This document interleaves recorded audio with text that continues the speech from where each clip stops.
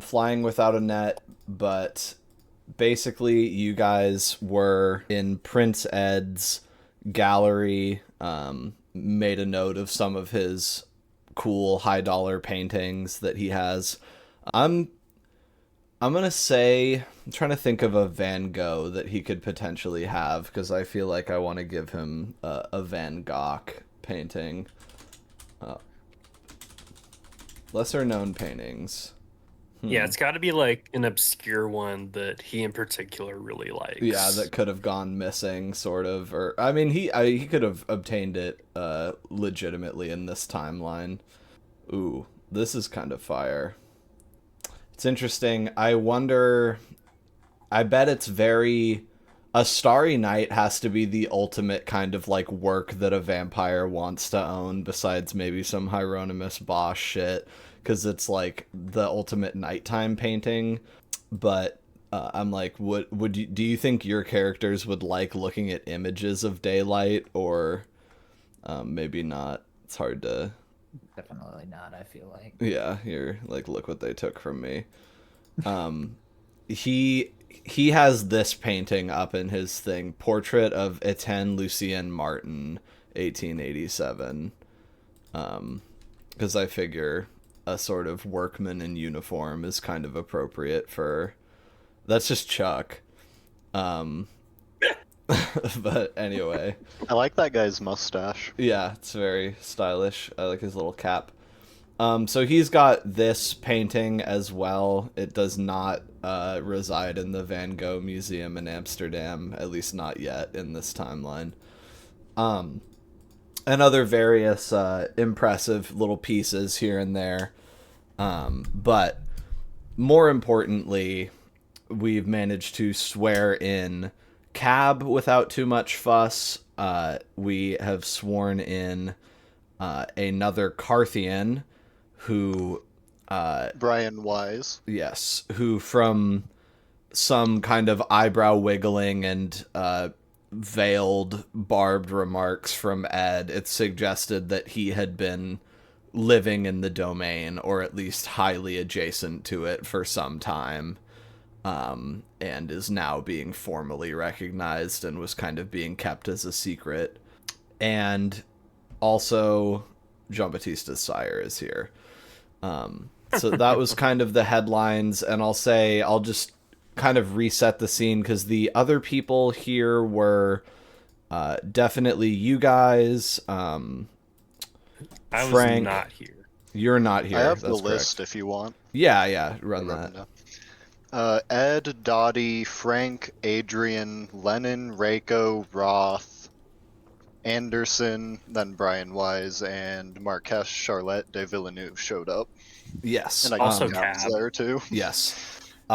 So I'll also say that Anderson has been recording all of this, but it probably would have taken most of you a second to realize that it was Anderson because he is wearing a mask.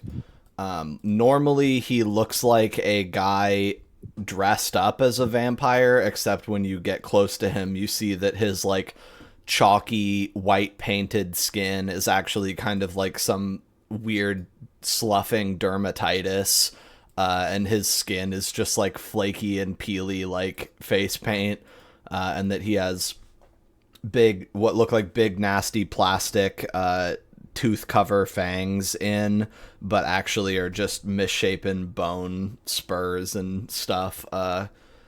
That his teeth are all one big fused together piece, yada yada. But today, instead, he's just wearing his kind of normal rain gear sewer walker clothes that he wears, dripping in strange fluids. And his on his face, covering his whole face but not his like slicked back hair, is a. My parents explained to me when I was younger that back in the day, in like the 80s, Halloween costumes, and this goes as far back as like the 50s, Halloween costumes were usually just like plastic masks that you would put on and like shitty, like cheap clothing. And so he has a plastic pumpkin mask on his face that's just like one sheet of translucent plastic that's been sprayed fluorescent orange and had little eyes and mouth detailing painted on the molded parts. And like it's cracked in the top, and it generally, there's like a little leaf stuck to it on one side. It looks like he just fished it out of a gutter and stuck it on to cover his strangeness. But Jean-Baptiste, without a roll, would be able to remember that it's actually pretty common for Nosferatu to just wear masks a lot, and that some even have weird ways of integrating them into their faces. So maybe this is the next step in some kind of evolution for this gross guy. So anyway, just wanted to spotlight that. I think I forgot to mention Anderson is wearing a mask now, and just kind of standing weirdly and recording stuff with his boom mic and setup. And Jean-Baptiste got... in the biz, they call it glomped, flying tackle hug, by his sire, who was, showering him with affectionate epithets and kisses and stuff, and then is being followed out of the room where she was waiting by a tall, thin man with pretty far receded hair, and a serious expression and little glasses that he's wearing, who is unmistakably a ghoul. He looks exceedingly old and French, he's probably like only late 30s, early 40s, but he has an extremely antique face and is wearing relatively modest but nice evening wear. And sort of following her slowly out to the floor. And then I think at some point he made his remark, is there anything like the love of a sire for her child? Ed said that. And then at some point you would be able to kind of extricate yourself and sit her up beside you. And you're next to Charlotte de Villeneuve, who, like I said, seems to be all of maybe 14, 15 years old. Yeah. What are your opening remarks to her, if you have any? A whole lot of like French terms of endearment, I think. Basically for anyone who does speak French in the room, they would notice that it's like the least diminutive things you can call your girlfriend in French, Yeah, that's funny. Like my soul, my queen, my accomplice, all this sort of dramatic shit. Right, and she's like, my little baby boy, my tiny, beautiful flower, the little apple of my eye, etc. And I think Ed is putting a pretty brave face on it. He's locked in today. And he knew that this was going to happen, but Frank is probably like averting his eyes, like, fucking A, dude, this is gross. Karth watching amused. Yeah. Like, oh, he has a weakness. And it's worth noting that you feel any affection that you would feel for her without a blood bond. It has been long enough that the sire and child bond is different. Like, blood sympathy is different than a blood bond. So you still have blood sympathy, but you do not have any levels of blood bond with this person. So there's no artificial pull.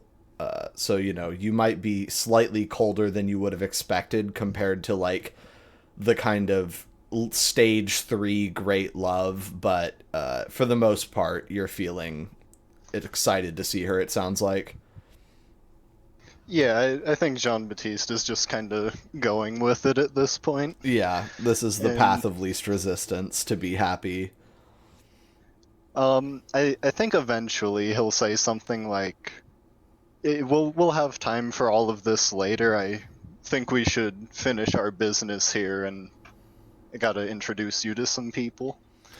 Okay, for what it's worth, Magni does have a stage 2 blood bond with Jean-Baptiste, and last session you worked against him in quite a major way.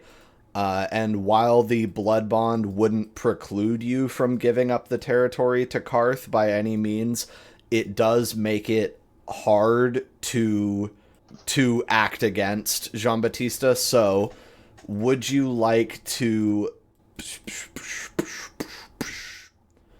You may exchange a willpower for a beat in order to... They're actually not related. You're getting a beat for that decision and spending a willpower to make that decision, essentially. Okay. So I'm going to knock you down 1 willpower and give you a beat. Because it just takes a little bit of sticking to your guns to kind of screw your face up and be like, I don't really care about what one of my blood voice takes over Best friends on the whole planet. thinks of this. I have to give this territory up. So that is something I was thinking about over the course of the week. And yeah, Willpower as a resource is great. it is really Big fan of cool. that system. Yeah. And speaking of which, you're definitely going to get a willpower back, Jean-Baptiste, for managing to make it to getting your sire here. Didn't go batshit insane. Yeah. And you spent like 3 during that horrible chase. I already bumped it up. So, not even a big get to put it back. There are storytellers that would refresh your willpower for this, but I want it to be a little more complicated than that, so you just get the 1. No, 1 is still nice. Yeah. And introductions wise, I would kind of just like to skim past introducing her to Ed and Dottie and them, because it's just, this is... I think the one interesting thing is he would probably just introduce her as his wife. That's funny. I think as long as he doesn't get the vibe that she wouldn't like that he's just gonna run with it completely. I think she would just basically take that because it's not... Neither of you are native English speakers, so it's like that's a good way of cutting to the chase. Yeah. And Gets the message across. also you don't really need to explain it to Ed because he's had her like locked up in his house for like 3.5 days, so he's met her. More of a formality thing, and sort of the whole purpose of all the introductions is subtly saying to everyone in the room that he's placing her above the hierarchy, or just below Frank on the hierarchy. I So see. he's sort of suggesting politely to Adrian and Dottie, it's like, yes, she is more important than us. Look at how impressive she is. You're getting introduced to her because she's more important. Right. And what do the other 2 kindred make of this young woman that has come bounding into your lives as a collective? Seems kind of insane, honestly. Like, how is she here? How did she figure this out? She took a plane. Blood Right? calls But to it's like- blood. Across the Yes, whole the damn world. dreams. Yeah. How did Cab find you? Listen, that was only a couple hours away. He's got a point. It was still in the same state. Magni, I'm imagining Magni, like, didn't we just kill a pedo last week? Like, what do we... but, What, are we just cool with this now? yeah, this is No, fine. just because they're I think- kids doesn't I mean think they'll, he'd be they like- won't fuck you up. Yeah, I think he'd be like, oh my god, that's weird. And then he'd be like, well, J-Bad is from a different time. And they're both I was just thinking of a Yeah. German really kid. 500 years old, as they say. Yeah. You're thinking of Oscar, you said? Yeah, Oscar. I would be like, yeah, no. Just because they look like a fucking kid doesn't mean they're not a fucking monster. Yeah. Yeah. Guys, Oh, get and my piss out. Speaking on that, I'm gonna mention that out of character and J-Bat in character was expecting someone that would mirror how he sees himself and be like this sort of dignified, fancy-looking, in-charge person. But she mirrors what other people see him like, which is an eccentric little French weirdo. Yeah. It's interesting, and I think I'll sort of give you this impression for the fact that she's in the room with you is if you were imagining a statuesque, regal, Ventru woman who is in charge of everything that she lays her eyes on, you're looking for Charlotte Sire. So there's a history of that in your blood that you can feel resonating. It's just that you had misplaced who was who, you know what I mean? Yeah, skipped a generation. Yeah, so that is fun, and you don't bother, I'm assuming, to introduce them to the Carthian camp whatsoever? Oh, no. Yeah. Last in line is the party. Yeah. And I think that also the ghoul would be notarizing her entry into the domain for her.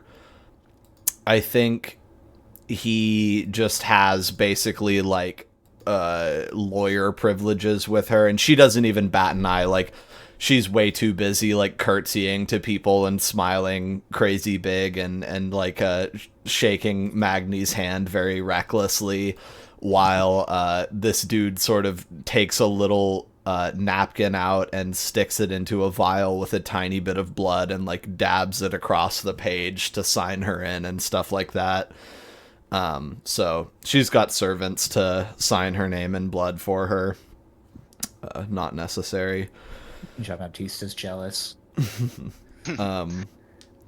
And I think there's a couple conversations that need to happen here, and I'll just kind of lay them out as far as like a roadmap for this scene, and then we can move on.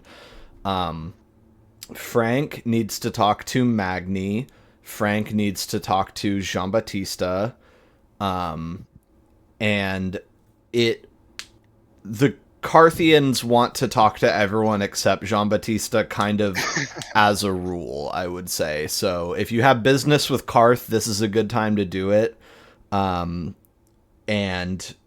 Frank needs to talk to a couple of you. So, Jean-Baptiste, what's your game to, if you need to, if it's made known to you that Frank needs to have a word with you, and he's not smiling very big, do you think you would send her away, or how do you want to manage that? She's kind of just like clinging to you as you move around the room. I think if Frank doesn't want her there, he's gonna make Frank say that. Okay. I'm trying to think of how it would sound for Francis Fabretti to be like gentle with someone and careful with their feelings.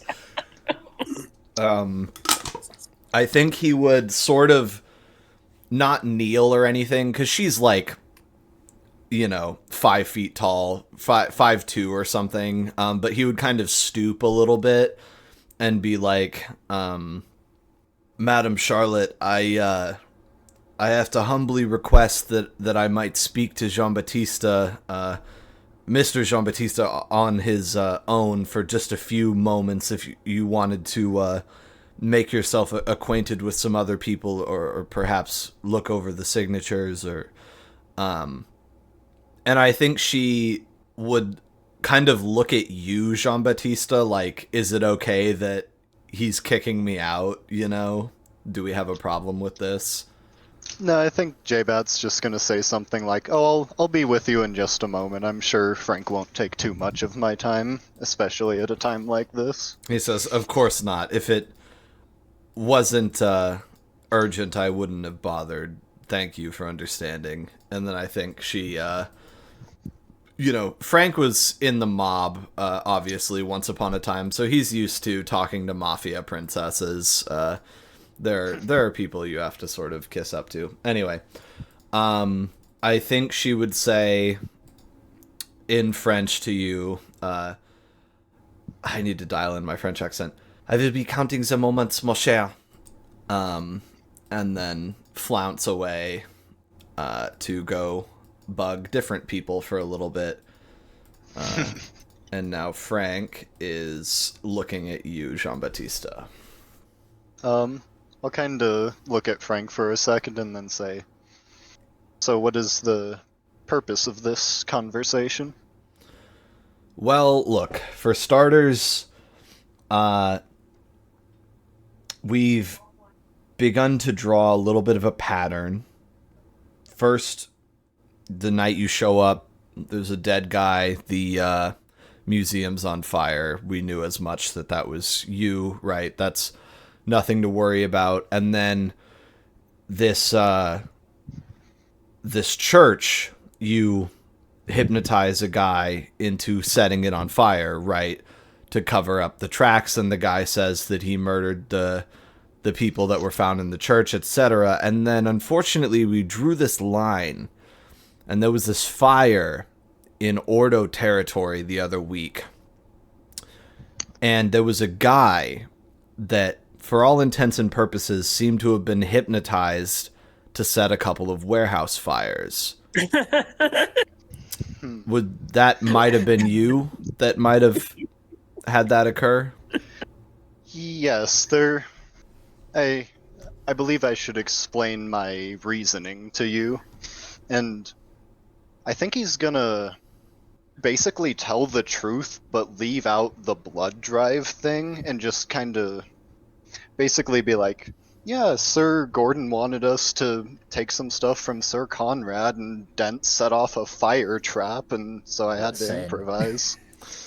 I think... And obviously he's a little more serious sounding than that. Yeah, you know? yeah. I was forced to do this. I think he's basically waving his hand at that. Like, he's like, I that's your business, that's your business. Like, he doesn't care that you were mucking around in Ordo territory or whatever.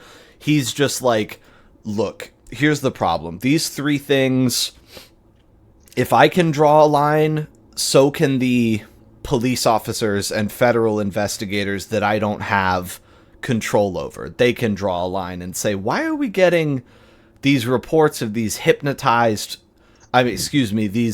tranced out freaks burning people's houses and convinced of murders they didn't commit? This is interesting. And so basically, this is not a formal citation.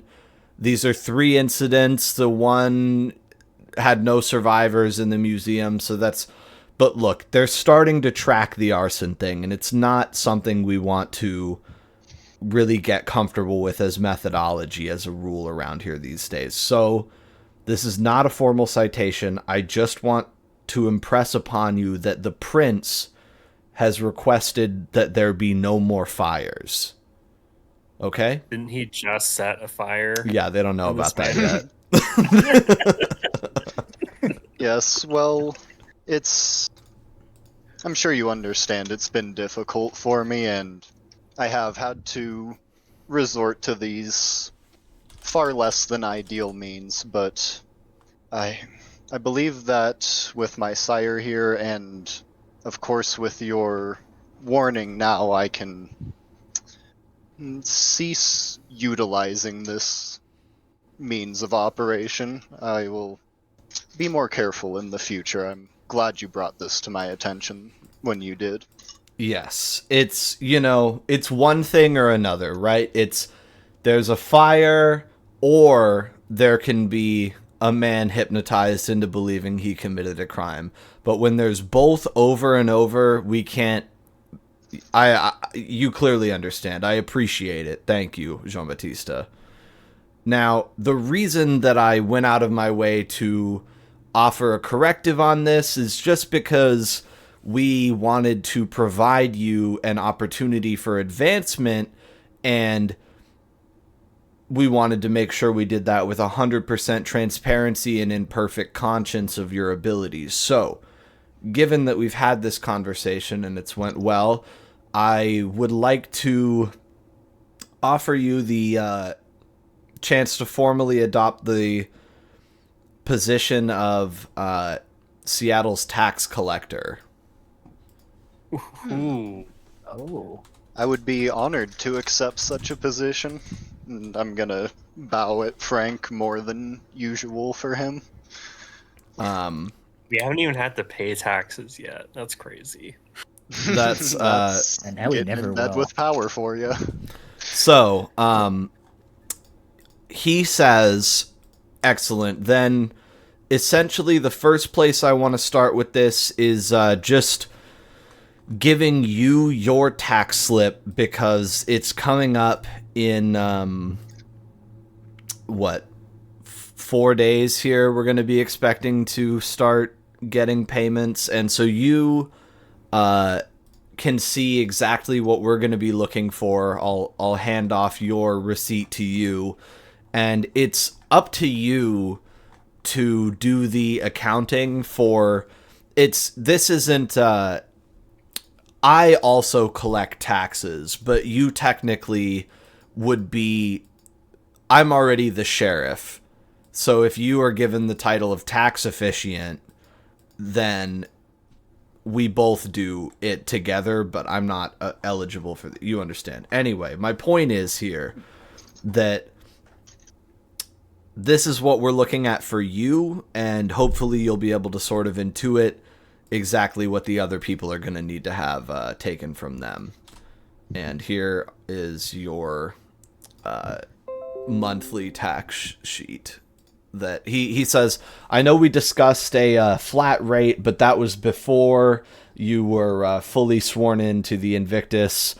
That was just on your legacy plan. So here's more accurate tax receipt befitting your rank. Gonna have to go door to door collecting taxes.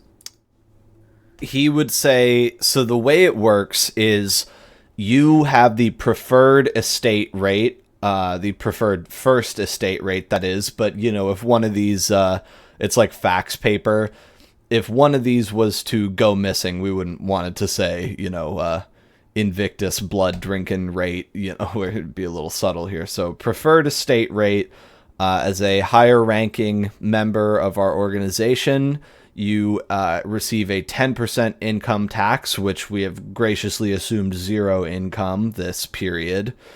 And this is only on active ventures, not... this is only income, not possessions. There's no tax for your, you know, just your holdings per se. And then you are able to, as a ranking Invictus member, have a protectorate of up to 5 kindred individuals, and you have 3 in your coterie. And your protectorate, rather than having the flat rate of a non-member, which is the flat rate is $175 normally, but by being protected and under the explicit representation of an Invictus member, these other guys are only being charged $100 a month instead of $175 a head. So your coterie is a $300 charge instead of individually having to pay almost double that. And then as ranking Invictus, you owe, you get to have one haven that they don't collect property taxes on. So that's your necessary property. You know, are guaranteed one place to lay your head, and it's just recognized as a $1 tax.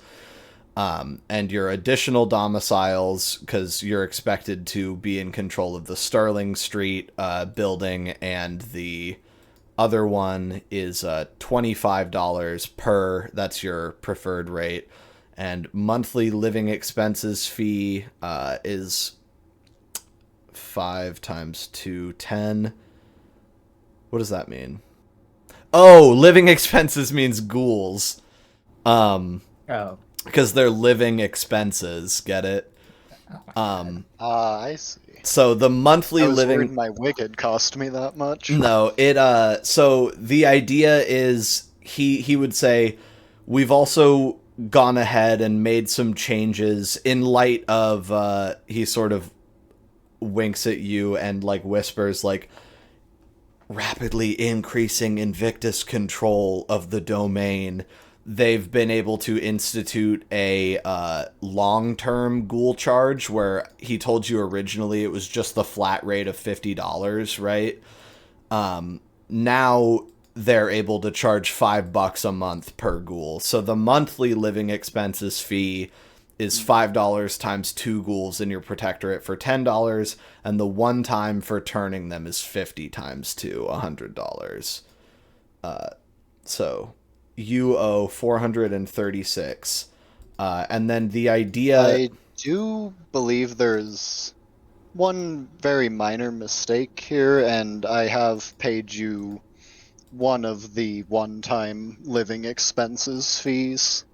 Of course, that was mostly included all for included. your record-keeping purposes as a receipt, not as an expectation of payment.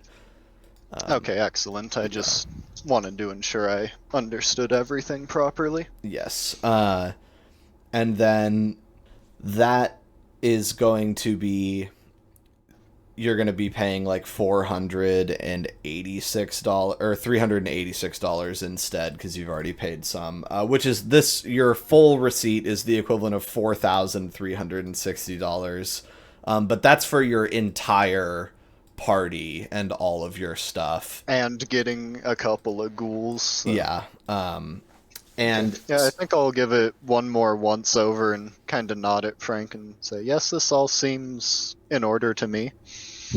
And then I think he would basically explain briefly, like, the typical estate rate is going to be a little bit higher, and he explains that, like, someone like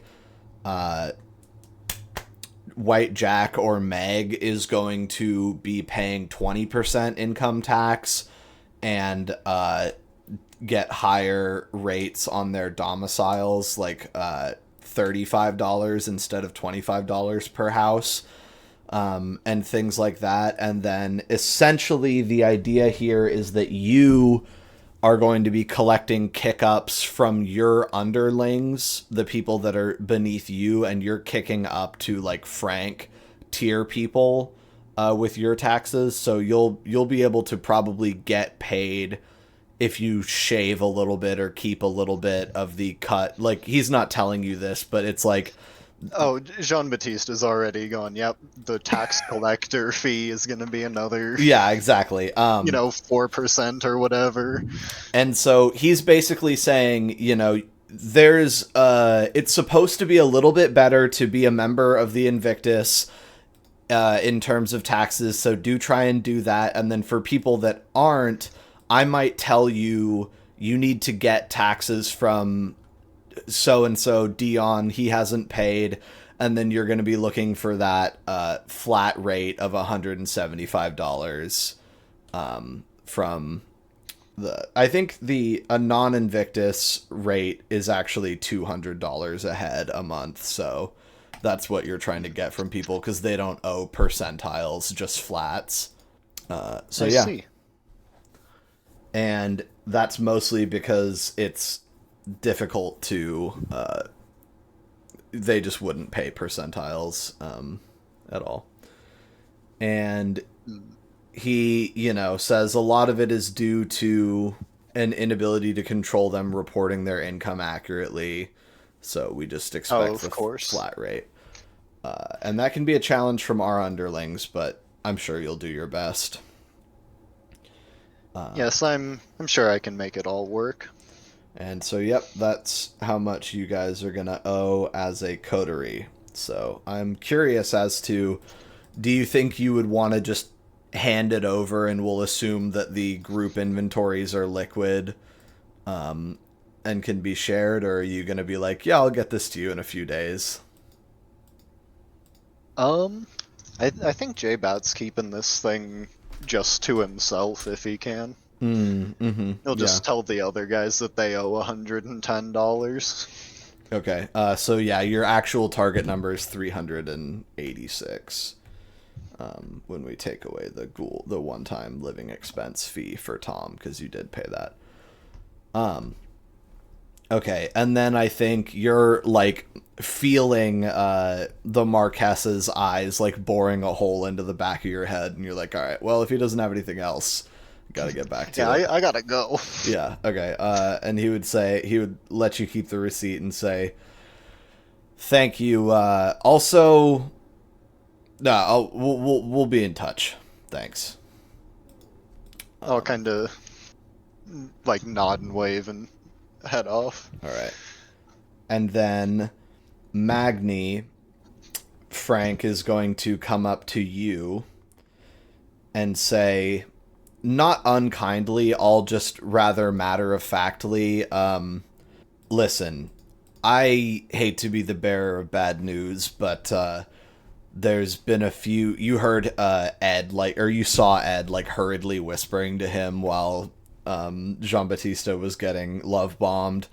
And so Frank is saying, there's been a few things I have to pass down to you. First of all, you are now no longer welcome in Invictus held properties without a ranking Invictus escort. So say if you were to go to this gallery, you would need Jean-Baptiste here, or you would be rebuffed from the premises.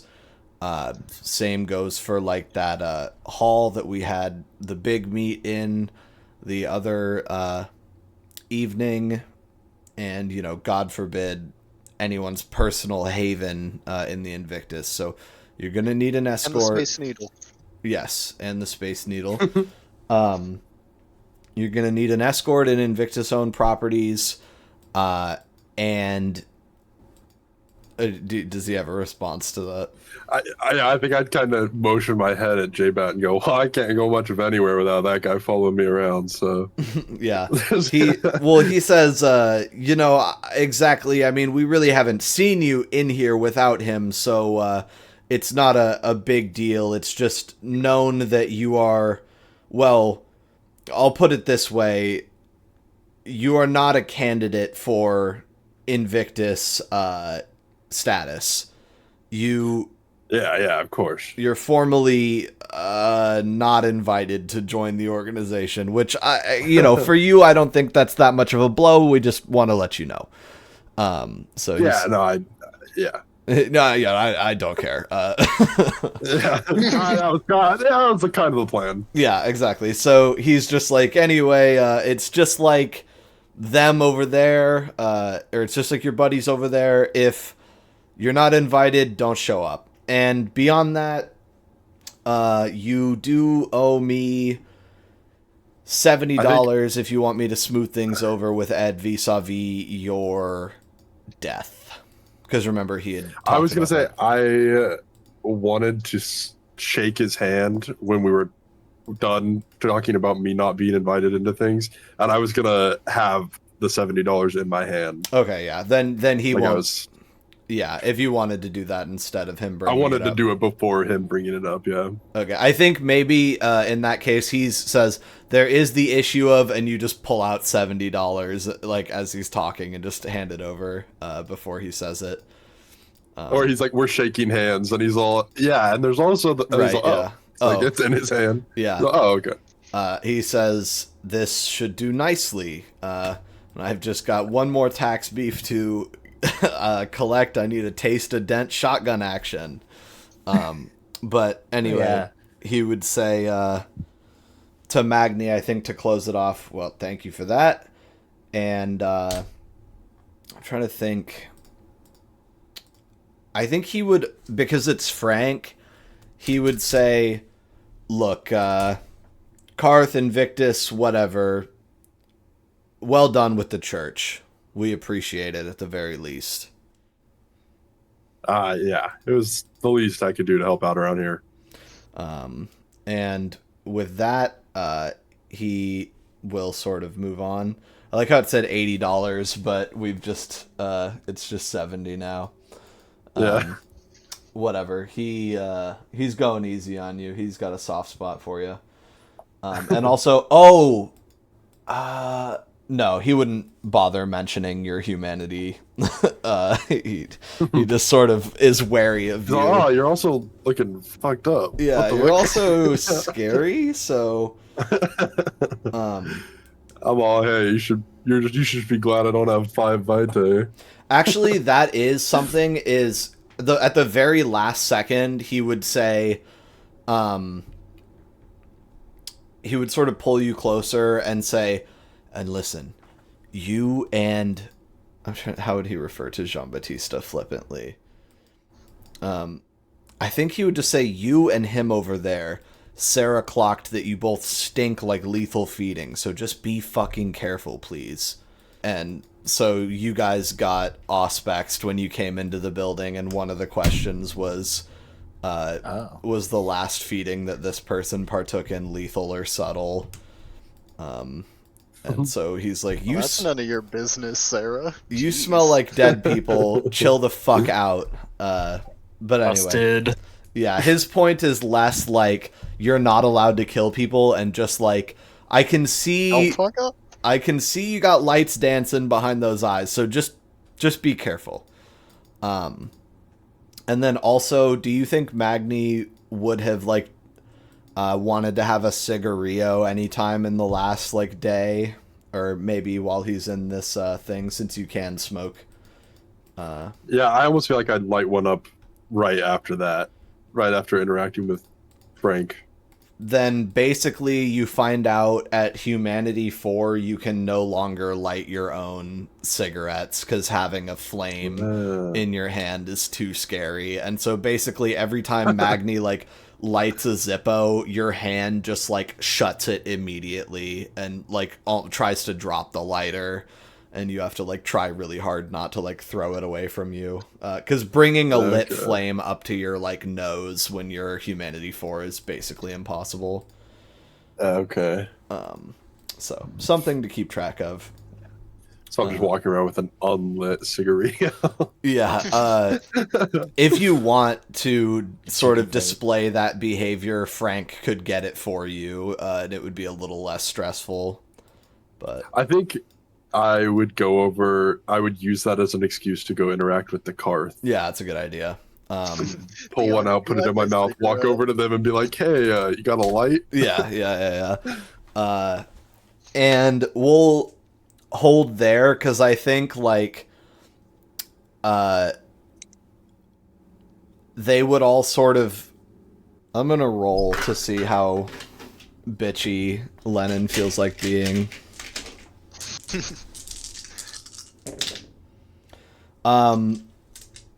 She claps quietly for you as you walk over, and then the group kind of breaks into a little round of applause for you as you come over for standing up to them. So, you know, they are more than happy to light your cigarette. The question that I was trying to determine from her was, are they going to disturb the peace by clapping right now? And the answer was yes. And yeah, they're gonna light that for you, and then we'll jump back. Basically, you think you're talking to Cab, maybe, Dent? Yeah. Check it in. I think while that's going on, and Cab sort of remarking on the swank place and stuff like that, and that he thinks he's gonna like this domain, Frank comes up to you and is like, how'd that shotgun work out for you? Oh, well, it definitely came in handy. I mean, here's the money for it. I really appreciate that. I don't know how much it was, though, honestly. He would say, so roll composure plus socialize. I got 3 successes. Okay. You feel confident in... because he said, look, you can keep it, just give me a taste of the action or whatever. And so you feel confident in just giving him $5, which is the equivalent of $50. Okay. So yeah, I'll tell him. I'll like describe to him us like taking down that fucking crazy monster, saving Cab. Okay. I'll just like tell him that story. He It was fucking wild, man. he says, "Well, that's excellent. I'm glad it worked out." And he takes your $5 and then just kind of holds his hand there in air. I'll like, is it like palm up? He's like, Yeah. gimme. He wants a little more money. Yeah, I'll give him another 5. Okay. That's funny. It was just a funny thing to, basically the social role was, that he will accept $5 as minimum payment, and then you just still got intimidated with no roll. And just gave him more money. Dent's the type of guy that like can't help but press like 20% on those like automated absolutely. He's like, I can't. Those are gonna ruin his life in the future. Yeah, he's fucked. He's gonna be tipping fucking $5 on a singular coffee. Yeah, that's great. And so you hand over $10, and the shotgun money debt is cleared up. He got his taste, and he says he just tucks it away politely after he gets a little extra, and says, "Well, here's to many more exciting adventures where it comes in handy for you. I'm glad I could be of assistance." And then... Yeah, well, honestly, I hope I don't have to use it again, but it makes me feel a bit safer. And I think he would sort of shake your hand and then shake Cab's hand and say, "Welcome to Seattle. We're glad to have you here." And Cab would respond in kind and is generally a very gracious guy. This is a polite crowd on this half of the room right now. Yeah, we are. And yeah, so that's a lot of the money problems cleared up. Jean-Baptiste still has to pay the big taxes, but that's for later. And I want to just check in real quick with Laszlo. Still in that laundry room. Yeah, you're working out. How long do you think it would take you to get attuned? Where do you think you're at with that? I guess this is the first time he's swapped, really. If you don't count swapping from nothing. Yeah, that's usually a little bit different. I guess he'll just go until he feels ready, and maybe he'll do like another round later or whatever. Right. So I think a lot of it is that you're just trying to feel out your limits and see how strong you really can be. And eventually the thing that would probably interrupt your training after like a good hour and a half of just experimenting with your body, since you really haven't ever pushed it to any kind of limit except in combat, is that Tom would walk in, which I can't remember if we did this last session or if I just sort of alluded to the idea that Tom might come in.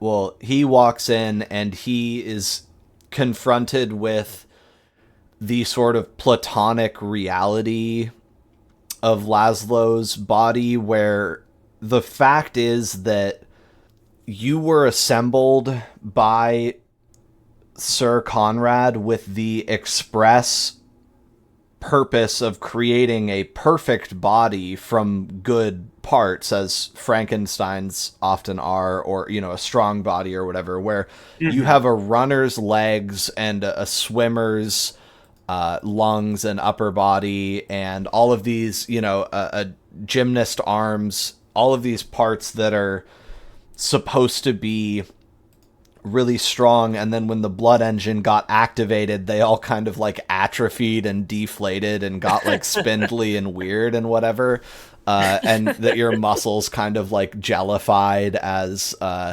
the lead resonance flowed through you and the blood engine circulated the funerary honey. But now it's like, yeah, this is what your body is supposed to look like if the runner's legs were actually sticking around and looking how they were supposed to. So now it's like you are 2 inches taller, mostly because you're standing up completely straight now, and you're not like sort of. I've always imagined Laszlo is very like hunched over, and kind of just having bad posture and being nervous. And now you're like standing up, Vitruvian man straight, and all of your muscles are like reinflated to the way they were when the people using them died.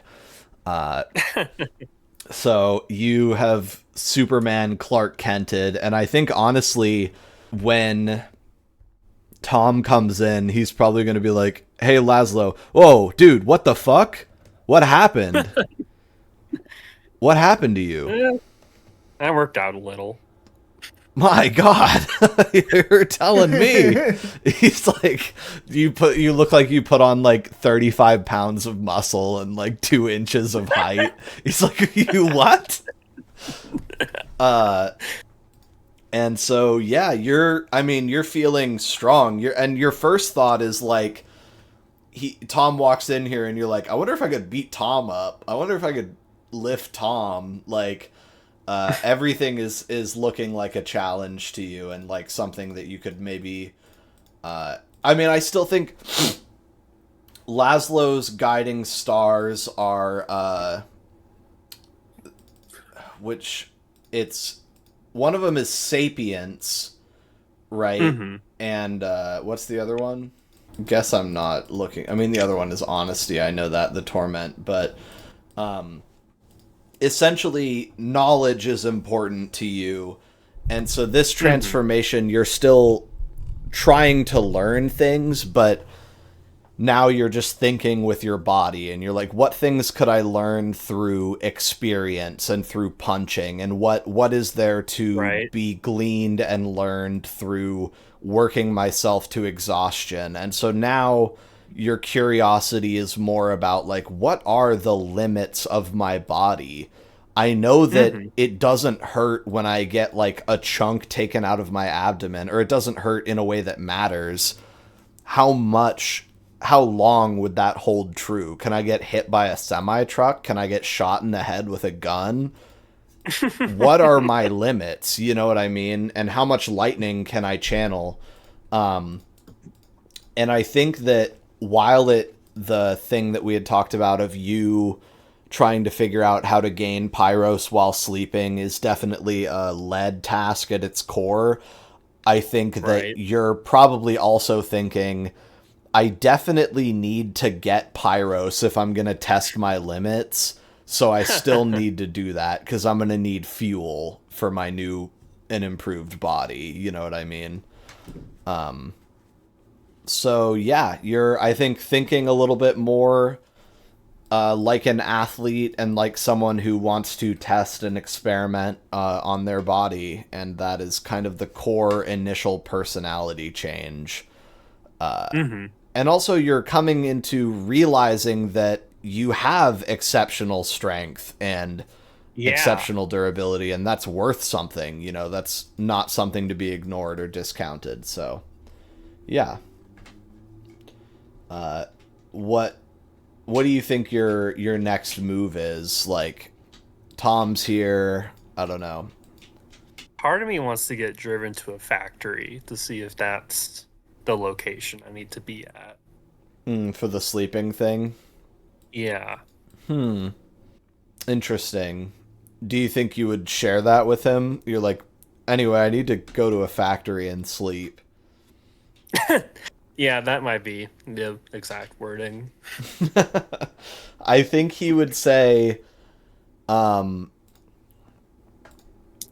look, I don't think that... Why?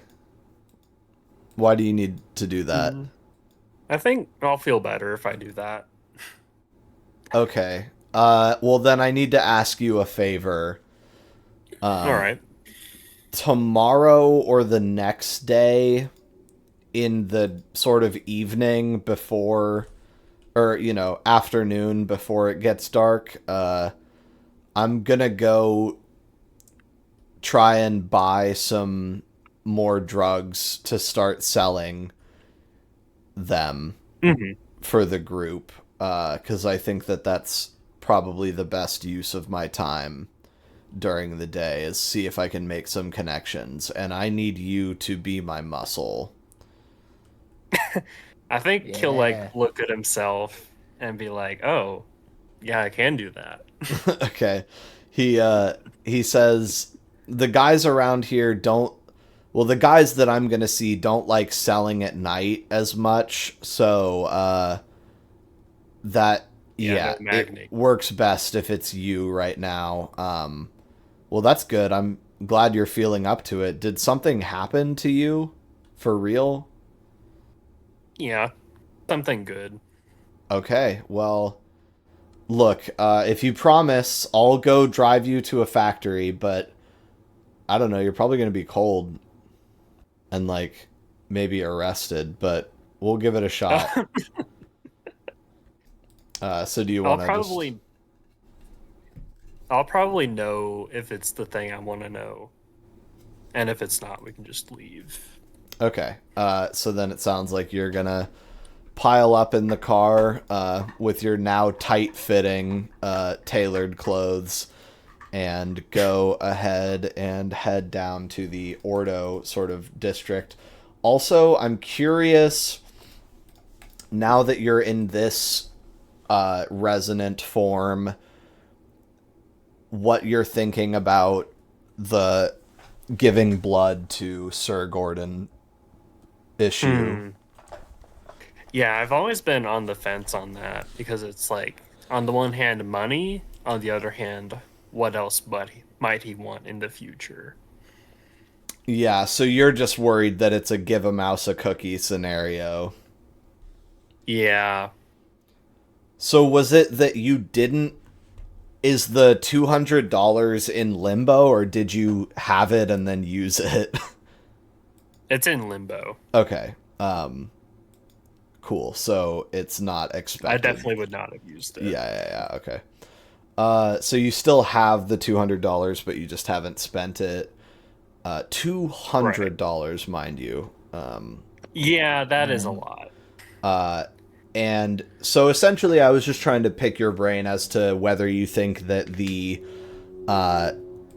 becoming refined in iron would change, because I could basically see it going one of two ways from my outside perspective, which is Laszlo is either yeah, take my blood, I don't need it, I got loads of blood, I can make more of this, and if you do anything bad with it, I can kick your ass and just deal with it. I would, that he would welcome the challenge of this going bad so that he could fix it. Or it's no, that's my precious fluid. This is my beautiful body and I'm in charge of it and I have to protect it and make it strong, and I will not let you make me weak and take my blood. So I don't know. It is up in the air, I guess, unless you have a way that you're thinking about it currently. Yeah, I guess I'm just conflicted on the whole decision. Right. Okay. Good to know. Then you and Tom will set out to see if you can find any sources of resonance, and it's good to note that you sort of felt an affinity to the idea of something changing into something else. Yeah, that's what I'm thinking. Factory. Right. Okay. Cool. And then I think I want to do Magni talking to the Carthians, and then we'll finish up with Jean-Baptiste and maybe talking to Charlotte a little bit, and then we'll move on to hopefully downtime.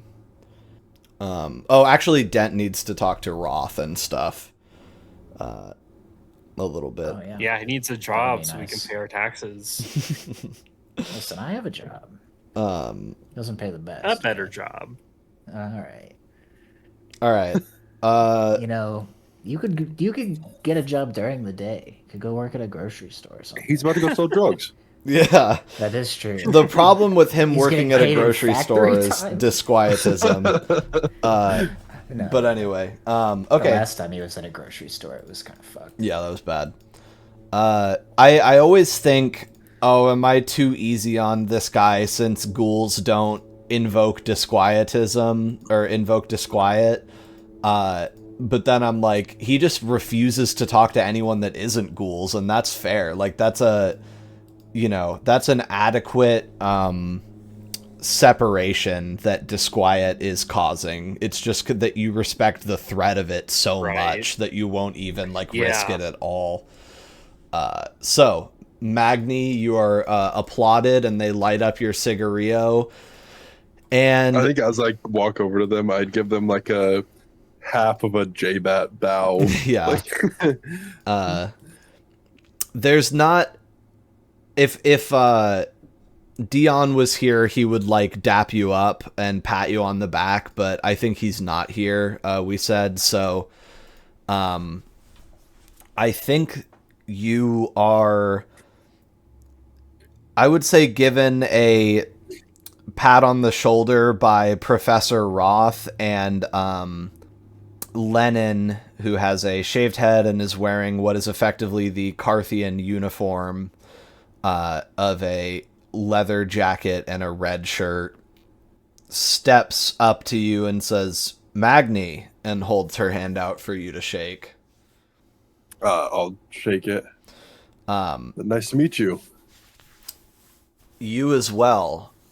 She has fairly androgynous features, mostly because of the haircut, but she still manages to be incredibly beautiful since she's Deva. It's just, she is beautiful in a very statuesque way, in a way that she looks like they should be building statues of her, is what I mean. She's a monumental kind of person, and there's just a lot of strength in her face and gaze that you are she feels like a revolutionary. She feels like the spirit of a revolution, you know what I mean? Kind of an ephemeral, non-human, some kind of hybrid between an idea and a person, her beauty. Yeah. Where she's iconic, I think, is actually the best way to describe it. Okay. Where when you look at her, you feel like you've seen her before in paintings of people storming the Bastille and stuff like that. Which probably makes Jean-Baptiste fucking hate her on sight. You look like the spirit of revolution. Anyway, and she shakes your hand and she says, we really appreciate that. We really, really, really do. That was a good choice you made, I think. Yeah, I keep an eye out for my friends. And, we feel the same way. Dion, well, it's funny. He's an extremely passionate man, and the first time that he met you, he couldn't speak low enough of you. You were his the latest disgusting Nazi that he had half a mind to destroy in the daytime or firebomb your home or what have you for standing up to him. And then, you all dispatched Powell, and the wind was blowing the other direction really, really rapidly. So it's now, he can't sing your praises enough. So I've been very excited to meet you, and I'm glad that these are the circumstances under which it finally happened. This is great. Yeah. I'm glad to finally meet you too. I say that, but of course we're still sort of under the thumb of our glorious patrons here. So maybe we can all head out sooner or later. You'd join us for, I don't know, a night out, drinks or something of that nature. Yeah. I think I'd look back at the group, and if they seem like they're busy doing things, I'll be like, yeah. I think Roth would be like, if you'll excuse me, Magni, I just gotta go bother your friend Harrison there for a moment, and I'll catch up with you all. But yes, it's great to have you on the team in a more formal sense. You've obviously done us more than one good turn before now. I'll be right back. And I think Roth would cross the room and go to talk to Dent. Yeah. How are we doing tonight, Harrison? Good evening, Cab. It's nice to meet you. Professor Roth. Cab, this is, I guess, an acquaintance of mine. He's one of the Carthian in the city and works at the university, actually. We know Dent through a sort of mutual arrangement, a good turn that his people did us. Dent is, well, he's going to make a fine lecturer if we can get him a slot. We're really looking to... Have you given that any more thought? Yeah, I mean, I would certainly like to try. I'm not quite sure how it would work, I guess, but the tutoring's been going pretty well. I have been able to do that mostly at nighttime, so... Well, there's been one thing, a class that I think I could definitely give up on my ethnomusicology slate. It would just... There's a... It's running through the rest, through the winter quarter, which is starting up next week, and it's only 2 classes a week. They're 2-2-hour classes, and it should all be taking place 5 to 7, so the light should be gone, and it's an introduction to musical theory course that I was hoping you could take over for me. I wanted to formally offer. The strings would all sort of be pulled behind the scenes. You wouldn't have to worry about... Essentially, if it suits you, the only thing that would change is that on official record keeping, I would be teaching the class, but the students would not know that. They would just know that you had been arranged to teach the course instead, and it would be your class, but you're not formally hired by the university yet. You would be being paid through me. Well, I mean, honestly, that sounds great. I think most people hate teaching the basics, but I've always found enjoyment in it.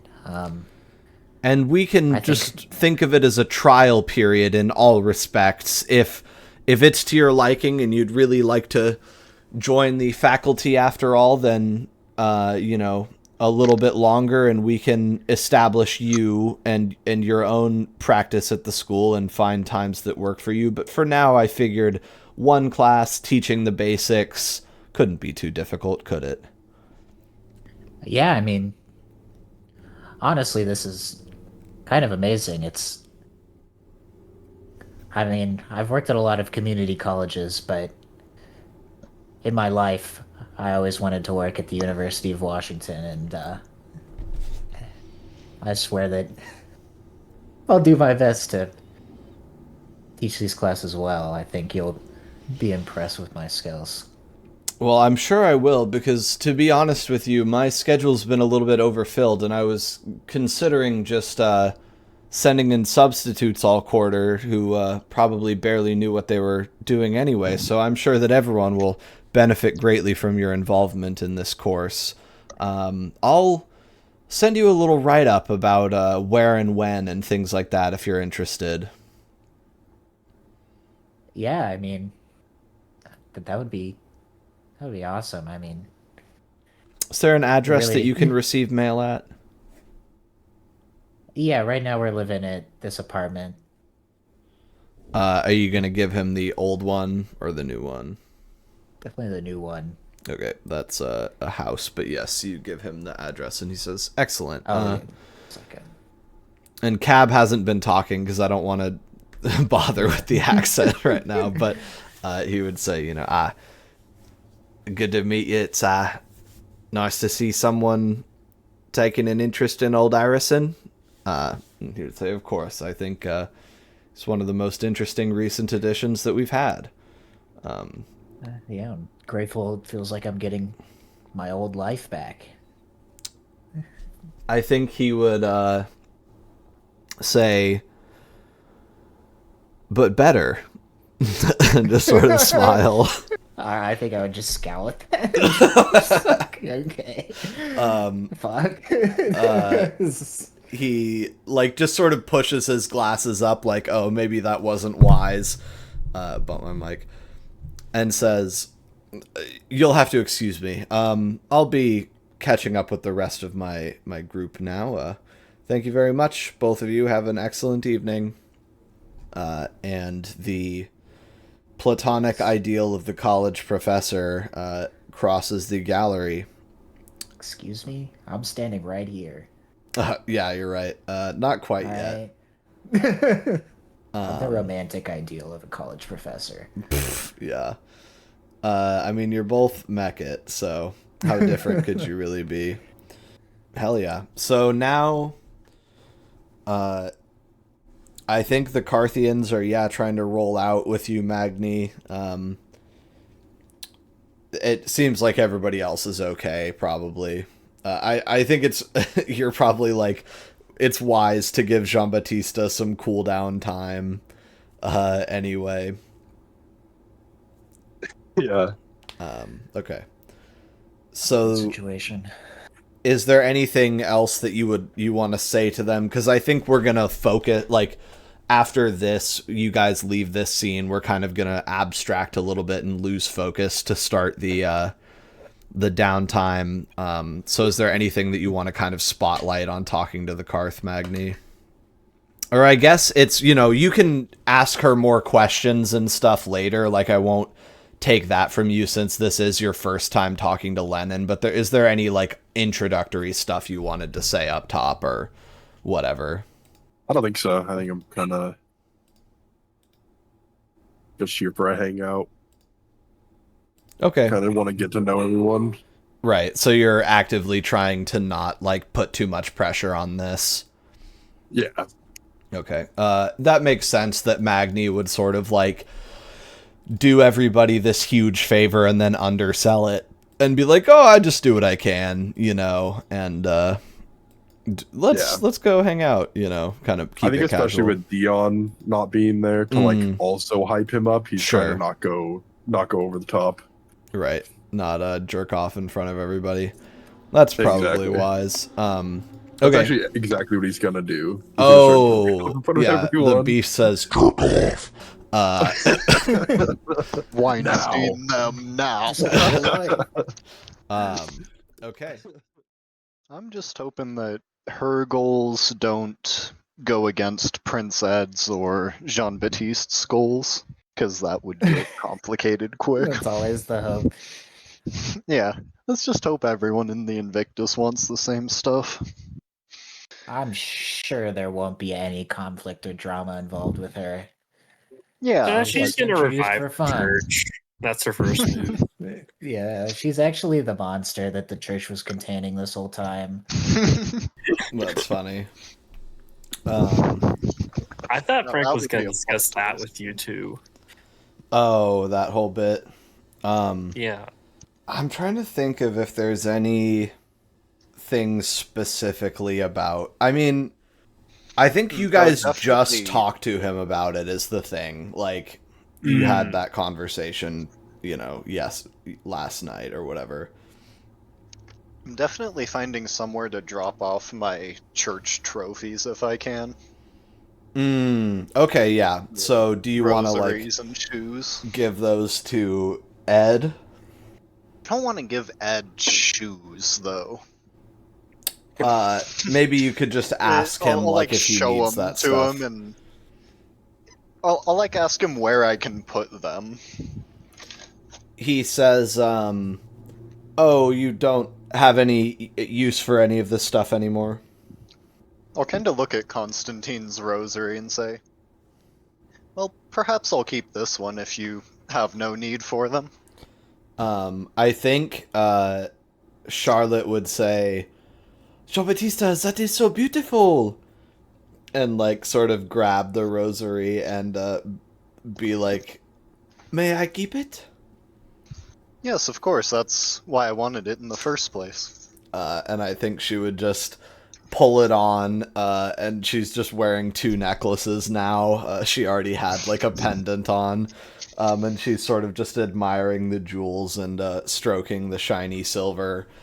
And says, how did this come to be in your possession?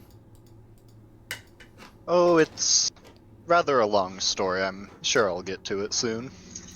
And I think he would eye the other one and say, did that belong to Delilah by chance?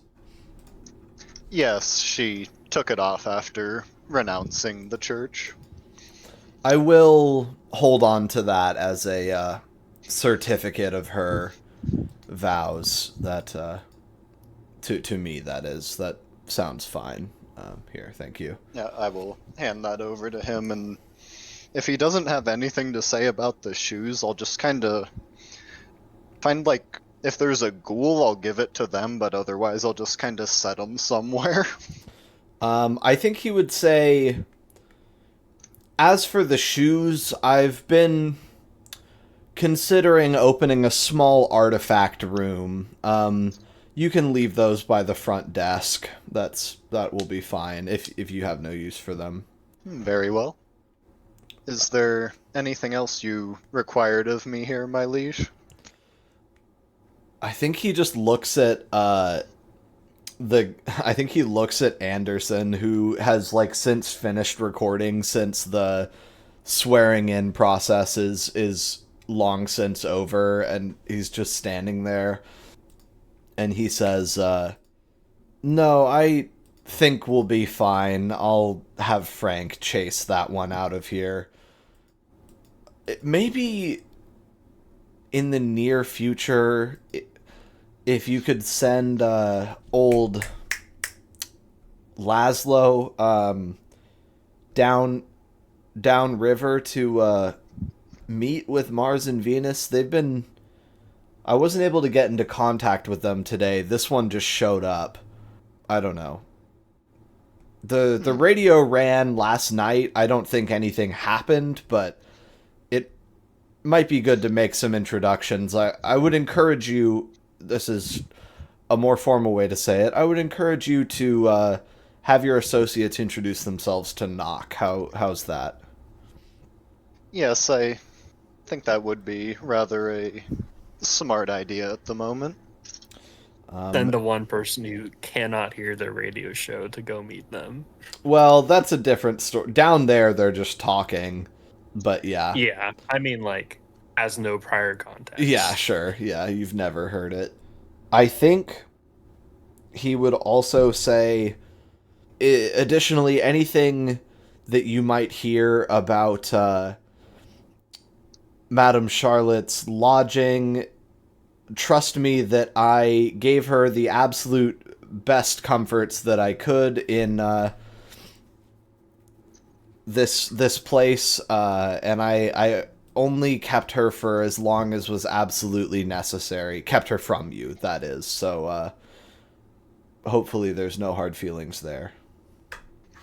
Yes, I'm sure you only did what you had to. I understand. Right. And no, I think Frank talked to you about everything else. Wonderful to see you as always, Jean-Baptiste. Thank you. And you as well. And I will bow to him, and at this point J-Bat's trying to get the fuck out of there. Yeah. And which is unusual for him. Yeah, what do you think that is? Just I don't know. It's a weird crowd. It's not like... Little bit of a weird crowd, weird situation, and he just wants to be somewhere where not everyone can overhear him talking to his sire. Yeah. The other thing is, do you think you would sort of... The only thing that I could picture Jean-Baptiste doing that you haven't is, do you think you would thank Adrian for his thing, or pretend you hadn't gotten the letter yet? Ooh, yeah, I think I would stop by and at least just tell him that I got it and thank him for that, and tell him it was everything I was expecting and needed, and etc. Yeah, I figured we would just sort of breeze through that. But yeah, he, returns the commendation graciously and is like, "Oh, it was no big deal. It was fun. I'm glad you had a laugh with it. Glad it was a good read. I, hope to see you around sometime." And Dottie similarly is just like, "Nice work with the church, Jean-Baptiste. I'll be seeing you, etc." Yeah, he's kind of making his goodbyes like he's at a wedding or something. Yeah, and I think that she's probably, if you had, I think maybe you would think that you're projecting, but she just seems a little bit awkward with what's her face around you. She's just kind of like, "I don't know what's going on anymore. This is a weird..." She also feels like it's a weird vibe in here, that's all. But is mostly quashing it. So, as far as getting Charlotte out of there, what are you picturing for the next step for you? Dent, you might be going home alone. Yeah, what the hell? Laszlo ditched I don't know. early. I was kind of Magni thinking we would just pretty much drive always home with ditches Dent. us. You want to go to your house?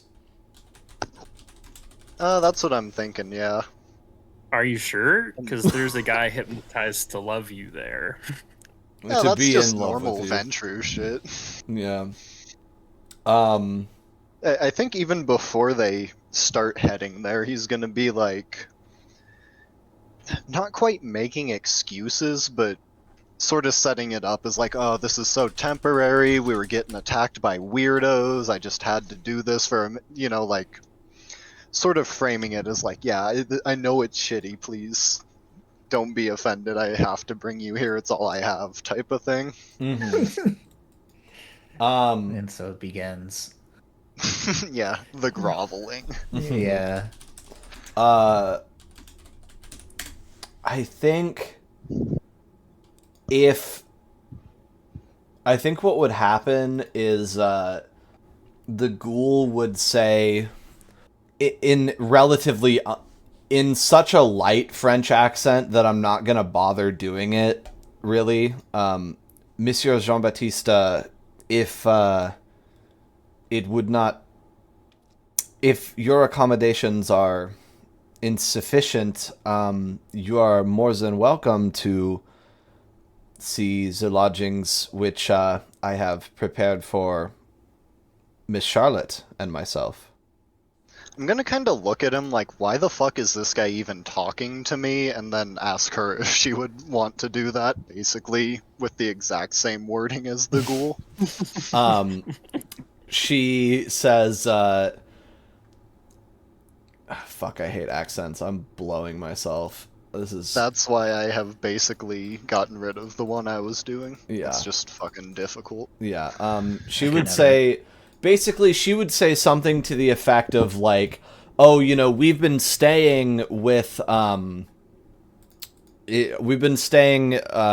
gracious host, Prince Edgar, but I have heard that Gerard," referring to the ghoul, "has booked us a beautiful hotel room, and that she was somewhat anxious to see the hotel that you guys that she's supposedly going to be staying in, because it just seems like she's not really intending to Bum around with the coterie. well live with your friends right now, so Yeah, especially not in the current. Yeah, Jean-Baptiste is definitely into going to a hotel and just kind of telling Dent that he'll be back at some point. Mm-hmm. Okay. Dent, get yourself home. I'll see you in the future. I'm feeling kind of weird about this. I'm going home all alone. Yeah, everyone ran off with their new vampire friends. I mean, think you have Cab at least. I was gonna say Cab will be like, "I'll drive you, mate." He'll take you home, and somebody else can take the car. Trying to see which hotel you would have been in. There's one that's still around. Motel 8. Yeah. It's hard because when you look up like historic hotels in Seattle, they don't want to show you ones that aren't around anymore. But I'm like, Yeah. I know there was. This is a good looking one. Yeah, it's got to be the Sorrento Hotel. So eventually you're gonna end up in a place that looks like this, with some rooms in it All right. that look like this. geez. Pretty damn schmancy. Yeah, this is like the Giga blowout, super fucking nice suite, and that is kind of the vibe in there. So anyway, big brick building, kind of got a L shape to it, right angle. And anyway, I think we'll mostly be in vagaries from there, but I'm curious. So you don't want to talk to the ghoul at all? Like, he's not a person to you? Yeah, not really. Or it's less like he's not a person and more that he's just very much in the, like, servant doesn't deserve respect tier in his mind. I think at some point on the way over, where he's driving you guys to the hotel, if I'm thinking maybe Magni takes the car and you guys take this guy's car and Dent catches the cab, as it were. Since Magni, yeah, no, that probably makes the most sense. Because I was just gonna say that at some point, no, I guess nothing would happen if you're shorting him like that. He's just not gonna worry about it necessarily, at the moment. And what do you think? Just before we kind of open up the downtime for the last hour, what do you think as you kind of take this drive and go into this fancy hotel where there's been a room prepared for her? What kind of questions are you asking her? Like, what's on your mind? I actually think Jean-Baptiste is starting mostly with explaining what he's been up to. Mm-hmm. And it's all like very woe is me. I woke up here and I've had to do all of these ridiculous things and just sort of in that tone the whole time, giving her a fairly detailed rundown of everything he's done in the last couple of weeks.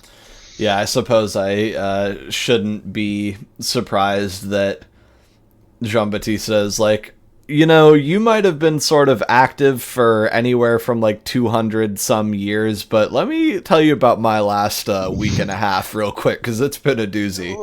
And it's also sort of, all right, let's make it so you know how fucked and clueless I am right now. Yeah. And do you also just a strange fun fact, he would definitely just explain stuff with like Mary and Helene as it happened. Like, I don't think he's really weird or embarrassed about that. Yeah, that makes sense. Do you think that he's sort of letting on like, I don't really remember anything? Because what I was gonna add is you basically only know about Charlotte what you out of character, like it's you're mostly working on inferences. Yeah, like there's not a lot of specific stuff that you can remember about your time with her, just that obviously you lived with her and she turned you and yada yada, and also that she at one point wrote you a note like at the kind of fever pitch post 11th hour of the French Revolution, where most of the actual aristocracy had died and even Robespierre had been killed, but then, hunters were kind of going around rounding up vampires, like that they were going to go to Belgium and then Germany and you were to follow eventually, that whole exchange had happened in letters, but other than that, you don't remember a lot, so yeah. Yeah, I think Jean-Baptiste is kind of trying to, like, lead up to that and kind of break it as gently as he can, that he doesn't really remember much at all, including about her. So probably sometime right after, and then I just had to burn the place down and frame another guy after my scoff-induced rampage for blood. Right.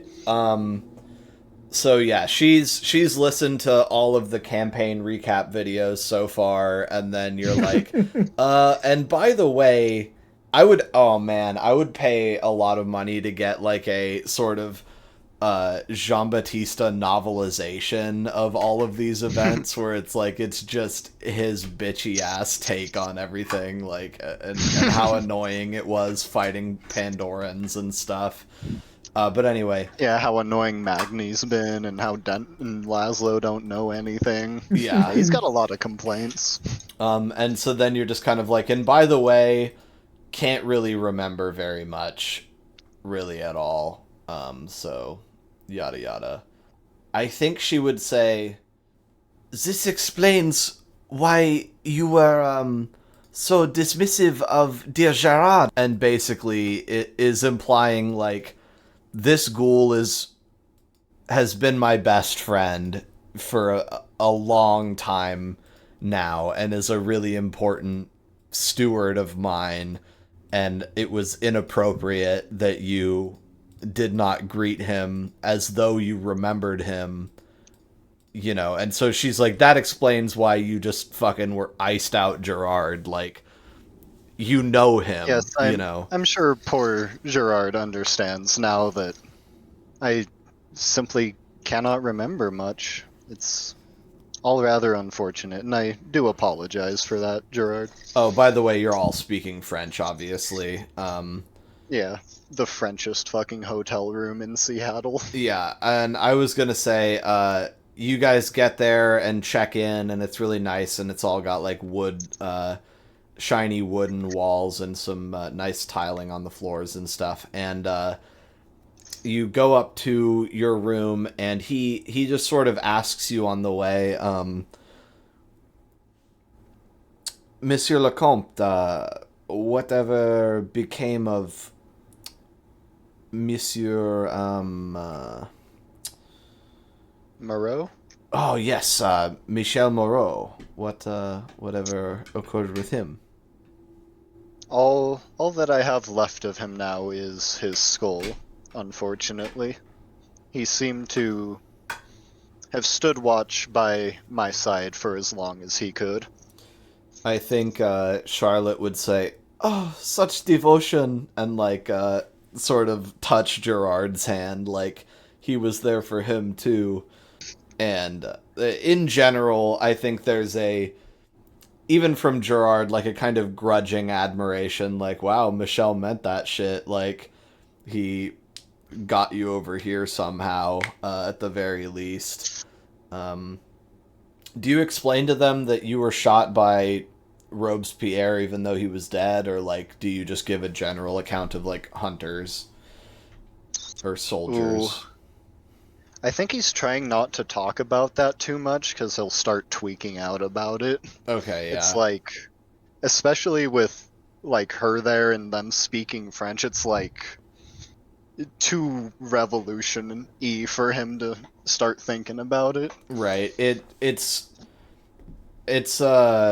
kind of the worst memory you have, and like also the context of, like, I think it would probably be disturbing to be in a room that doesn't actually replicate, but sort of evokes an era that you were a part of, you know, a little bit more luscious and, you know, in depth with the decor and things like that. And to be with people that you experienced the past with and still not be able to fucking remember anything would be, like, oh, like would maybe be making him tweak. So not Yeah, thinking he's about not Robespierre especially is, happy. yeah, because it's like, I guess you're just a creature of this era now, you know, like if the past is barred from you like that. But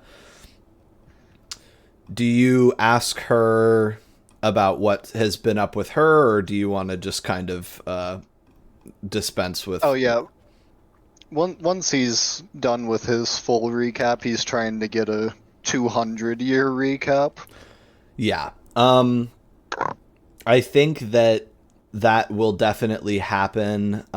So that's kind of how I imagine Jean-Baptiste spends the rest of his night, for sure.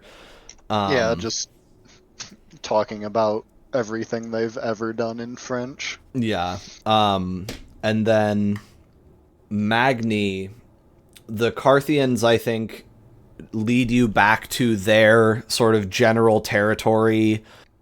You guys would probably meet up with, additionally, Claire, but both of the other dudes are seemingly busy tonight. Lennon would say something to the effect of, like, I'm sorry to disappoint, but Dion and Jordy are busy cleaning up the aftershocks of the church things, and we're gonna have to start establishing our border lines pretty soon on the new territory, so that's gonna be a busy couple of nights. They can't join us, but in general, I figured maybe we just take a spin around the hot spots, the best areas that we have access to.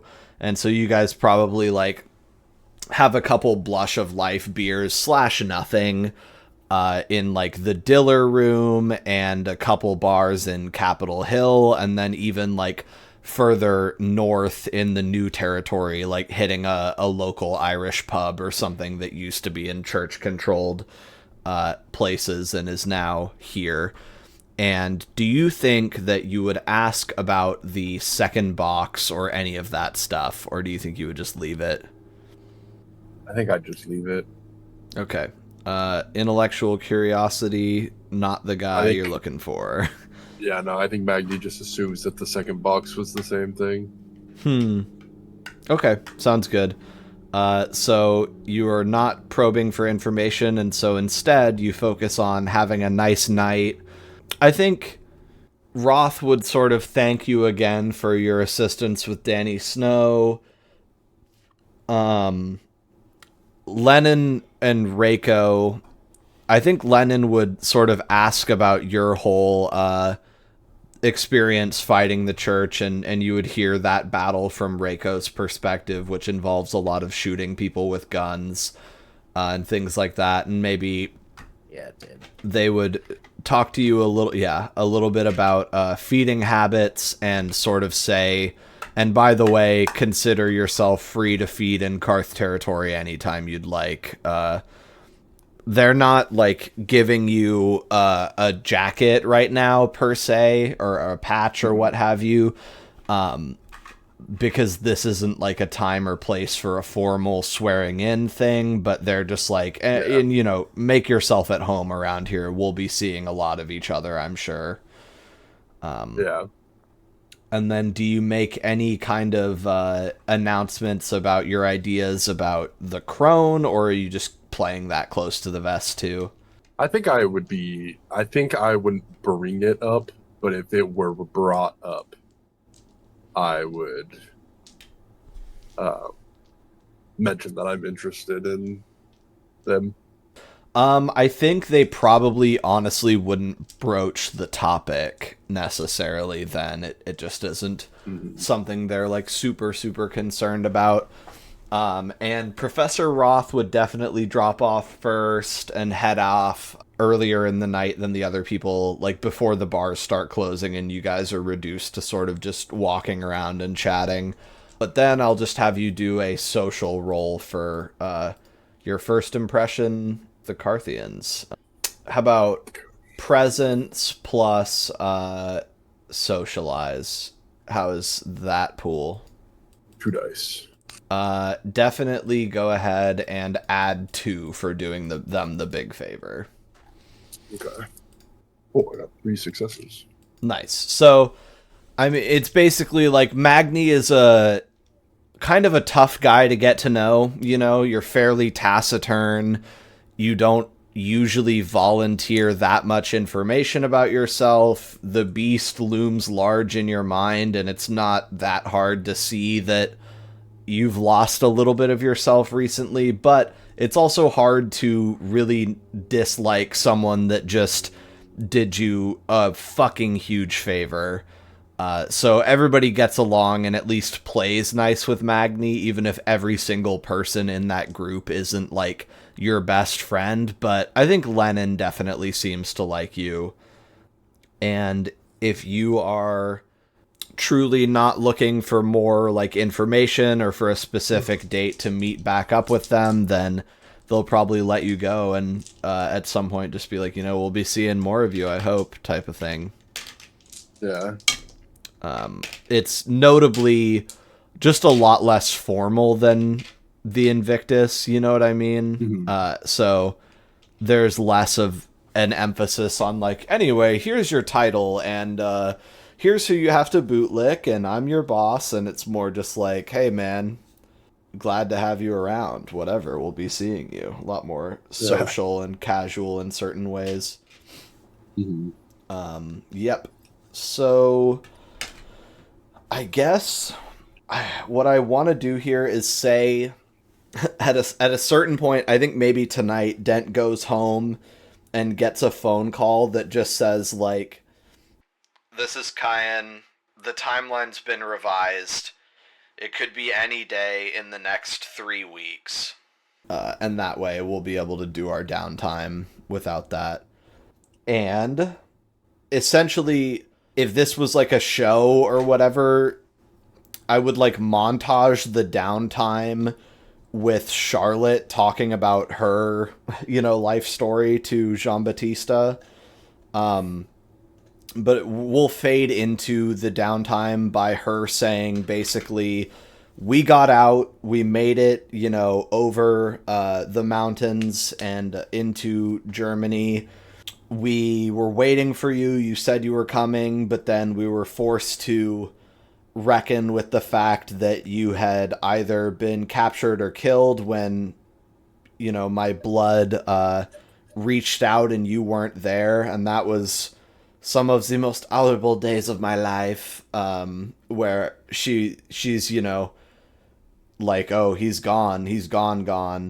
And also, she would say that Mother Lizette was also gone, or had gone away and was not available to her, and that she was alone in the world except for Gerard, and kind of describes, like, setting up something of a life there for themselves with the money that they had remaining, even though were they still the Holy Roman Empire, or what was Germany at this time?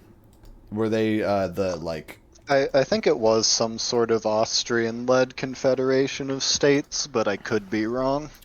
Well, I think, like, Prussia was just starting to really fuck around, like Bismarck hadn't been in power yet. Right. So, whatever the case, these guys, their limited street cred at home wasn't really doing them too much of a favor abroad, but they were able to sell their possessions in order to establish a small estate, and get their fingers into local businesses and start siphoning money upward to, you know, provide for their lifestyle as a vampire that has been scattered to the winds will often do, a Ventru. And then she basically describes that kind of subsistence lifestyle going on for some time. And then, like, I think it would be that she tried to avoid the pull of sleep, but ended up sleeping for, like, 50 years from, like, 1840 to, like, 1891. And so she got kind of like a mini version of your thing, where the long 19th century, a lot of shit changed in those 50 years. You know what I mean? Yeah. So she was out for, like, the most important leg of that industrial revolution and woke up with mortals doing very different things than they had been doing. Like, she slept through the Civil War, you know what I mean? And things Yeah. like that. Went from Napoleon to a world war, basically. Yeah, and so that is eventually kind of the rest of her story, is like, I woke up after, like, dicking around Germany for 50 years and then sleeping for 50 years while Gerard was able to sort of decant blood from my body to keep himself alive and keep our estate running. And then I decided I didn't want to be in Germany anymore. I wanted to go to my homeland of France. And she went back to France just in time for the World Wars.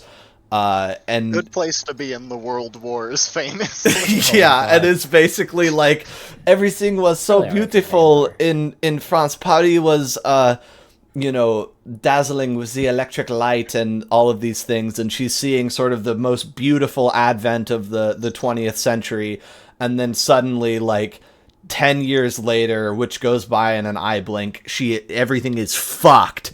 And she's like, it's like World War I is not good, and she's recounting it to you, and I think at the end of the conversation, Jean-Baptiste would be like, so there was, like, a weird, really bad inter-European war where, like, France got pretty handled, but ultimately, like, we came out on top and it wasn't quite as big of a deal. So there was a little war, and then there was this big, crazy war, which is World War II, because she's just not doing a very good job characterizing them as world wars. Because what I'm kind of getting at is that she's like, we were over here and it was fine, and then Germany took over France, and it was fucked up. Like, she's like, that horrible little man, Adolf Hitler, like, fucking ruined, she's not a fan of Vichy France, basically, and is like... And just one added character thing that's nice. Now Jean-Baptiste will have no sympathy for Hitler either, which is nice. Yeah, it's one favor. He does like a strongman leader here and then, but no one likes Hitler. Yeah, so essentially she's like, I woke up in a dazzling world of electric lights in the finest homes and imports from darkest Africa, enriching our tables with cuisines never before heard of. And spices from the Indies. Exactly, and everything was for a moment startlingly beautiful, and it felt as though mankind had kind of cusped over into this godlike opulence, and I could have whatever I wanted whenever I wanted, in Germany no less. Can you imagine those brutes?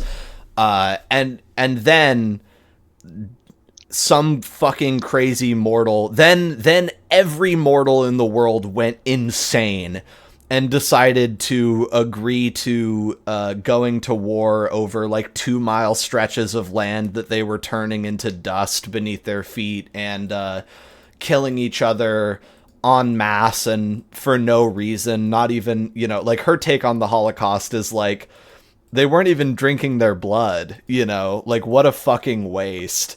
Yeah, Jean-Baptiste's take is basically, why didn't they just fucking send him to Hungary or some shit? Like, what is this idiot doing? Yeah. He's like... The extermination. Not even upset about the morality. He's just like, damn, Hitler sounds kind of stupid. Yeah, and so essentially she's like, we thought the Revolutionary War was bad, like, you and her are sort of just barely old enough to remember, like, I mean, Jean-Baptiste is explicitly sort of the first generation post the Great Dying, but it's like, I thought everything was kind of better, and then it, like, all got worse than it ever had been before. And she's like, it was basically too much. I had to flee France, and I had to watch, you know, these newsreels of these disgusting goose-stepping Germans taking over my homeland and blah, blah, blah. And then it was not better in Britain at all. And so I went to America, and like basically she's like, I went into hiding in New York State again for a time, and just describes kind of like hiding out in like New York State and New England and trying to like establish themselves. But in the intervening like 20 years post-war, she makes it sound like she's kind of just been spinning her wheels and having difficulty getting in anywhere, because the coterie, or I mean the domains of America are just like confusing to her. And like also the world wars like broke the brains of like every European vampire, and so there were plenty of European vampires trying to get to America. And, you know, people are like, listen, fucking little French girl, I don't care what kind of aristocrat you were. Get the fuck out of my face. Like, we do not want your ass in New York City, much less Alberta, you know, get out. Yeah. So I think Albany, will not offer Alberta. something to the effect of, well, at least Prince Ed seems reasonable, and he kind of likes me already, and I'm sure since you were there, he likes you now, so hey, maybe we can stay here. I think she would sort of self-pityingly say, like, yes, at long last, my quest has ended at the ends of the earth, sort of making Seattle, Washington out to be, like, the furthest place you can get from Paris, France that she would ever care to be, you know? And I mean, she's from like, J-Bat's perspective, that sounds about right. Like, what, are we gonna go to fucking Asia? yeah, and so she's basically like, well, this is a good point, and you speak true. There has been nowhere for me to lay my head. If this is what we are reduced to, then we will find a way, Jean-Baptiste. I know that things can be like they were if we work together. Yes, of course. I think J-Bat will kind of hug her or something. Yeah, give her a little bit of comfort, pat her on the back. Yeah, so it sounds like... Alright, at least I'm not the only one who's had a fucking horrible time since the revolution. Yeah. It's like sort of a shared misery type of thing. Yeah, so I think the broad strokes are just, she's landed here, and it sounds like they don't have probably a ton of money, because she was never really able to get established in America, and that the last, like, 25 years have kind of just been dicking around. But when you're that old of a vampire, and you've, like, spent that much time awake, 20 years does kind of go by in an eye blink if you're not resetting, so, you know. But she's been awake, I guess, for about, like, almost 80 years now, consecutively, with a 50-year gap, and then another 50 years before that, or whatever.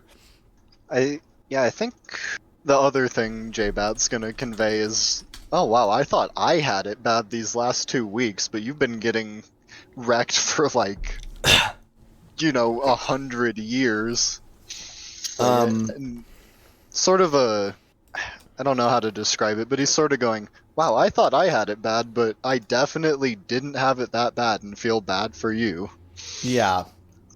I think that she would sort of say, like, I have tried so hard, but I am just not, I'm not after Cortesian you have always been. It is so hard for me to make these connections without, assistance. And she's just like, I suck at being a vampire. I suck at politics. I just want to have fun. And I think he'll console her with, and I suck at seducing women. I've had to fucking do arsons and murders back and fucking left, right, and center. And I think that Gerard would see her kind of crying and would reach into the center console of they're in the hotel. You're in the hotel. He would go and get a little box. It's like a silver, I don't know, little bowl with a lid on it, and he comes and opens it up, and there's a bunch of lollipops inside of it wrapped in plastic. And she takes one, and they're like, it's like a jewel red lollipop with a blood red center. Like it looks like liquid suspended inside of it in the center, or like jelly. And she just pops it in her mouth and starts sucking on it, and it seems to sort of ease her stress a little bit. I'm gonna try to take one and just kind of look at it and ask, what is this? She would say, "Oh, of course. You have forgotten. Are you still able to drink the wine with blood in it?" Yes. Is this similar? This is my version of this. You may have wine, and I may have candy. So she's able to eat sugar as long as it's mixed with blood. Just sugar. So this is a blood lollipop, yes. That's precisely what it is. That's fun. Yeah. It's a little trait that your little loose bloodline has. Something like that, anyway. I'm kind of thinking around that point in the night, they're gonna... It's like... It would go from them talking about, like, what actually happened more to just, like... Almost like platitudes and stuff, where it's just, like, them telling each other, we're gonna get through this, it's okay, we're perfect, type of stuff. Yeah. And talking about how much you've missed each other, and how now things are gonna get better because this is how it's supposed to be. Yeah, things will be more French now. I promise. It's gonna be so French. You don't understand. Prince Ed likes France. We're gonna make this domain like Little France, and we're gonna just have blood lollipops and blood wine all day, and it's gonna be awesome. That's probably literally what the fuck he's saying. And I think... other thing I'll just mention real quick is Jean-Baptiste isn't fiending for it, but if he's offered some vitae, he will take it. I think she eventually, like, you would close out the night by her being like, "I can see that you are hungry, Jean-Baptiste. Would you like to share some of myself?" I would love nothing more. Alright, and then I think she'll sort of go and get ready to sleep in a frilly little coffin that she has, a nice frilly velvet-lined casket thing. And Gerard would probably want to speak to you before you bed down for the morning. Yeah, I'll probably just be kind of hanging out in this opulent place. Yeah. Sort of just being like, yeah, this is where I'm supposed to be. And he would say, "You must not judge me too harshly for the difficulties that the Mademoiselle and I have faced in the previous 2 centuries. I wish to express that I have done everything I could to bring her happiness and safety, and to keep her alive despite the challenges, and I mean to say, it is good to see you again, Jean-Baptiste, and I am happy that the centuries were kinder to you than they were to her." I'm not sure I would truly say they were kinder to me, but I do appreciate your words, and I appreciate more than anything you returning her safely to me and keeping her safe all of this time. I'm sure it could not have been easy. And of course, I misspoke. Not that your sleep like death was easy, but, well, precisely that since you have had it all the time when you were awake. But yes, there's nothing. I have not had so many hard times. I understand what you mean. There's nothing in this world that I care for so much as I care for the Mademoiselle, and there's nothing that could bring me more happiness than her happiness, and to see you together like before, so much like before, it, well, not to speak out of turn, but it makes me feel as though I adore the way that you all do not change. You truly are portraits of yourselves. You two have not missed a beat in 200 years. I'm gonna kind of trying to think of the way to describe this, but I'm kind of looking at him with the look of, what changed about you then? Because he doesn't remember him, but he's kind of going, huh? But what? Not even what changed about him, but just like, what is this guy? What? Yeah, you think that you've learned and grown and she hasn't. What are you implying? Yeah, what have you learned and grown that makes you talk like this, little ghoul? But Yeah. he's not gonna say anything. And I think he would just say, sleep well, Master Jean-Baptiste. And I'll kind of nod at him. And he goes off to do whatever he needs to do, secure the premises, make sure nobody comes and does cool bullshit. housekeeping, as it were. So, and you I are am the housekeeper. yeah, you are able to bed down for the night and get back. I'm gonna say she's giving you 2. And your thing only works on mortals, your distillation.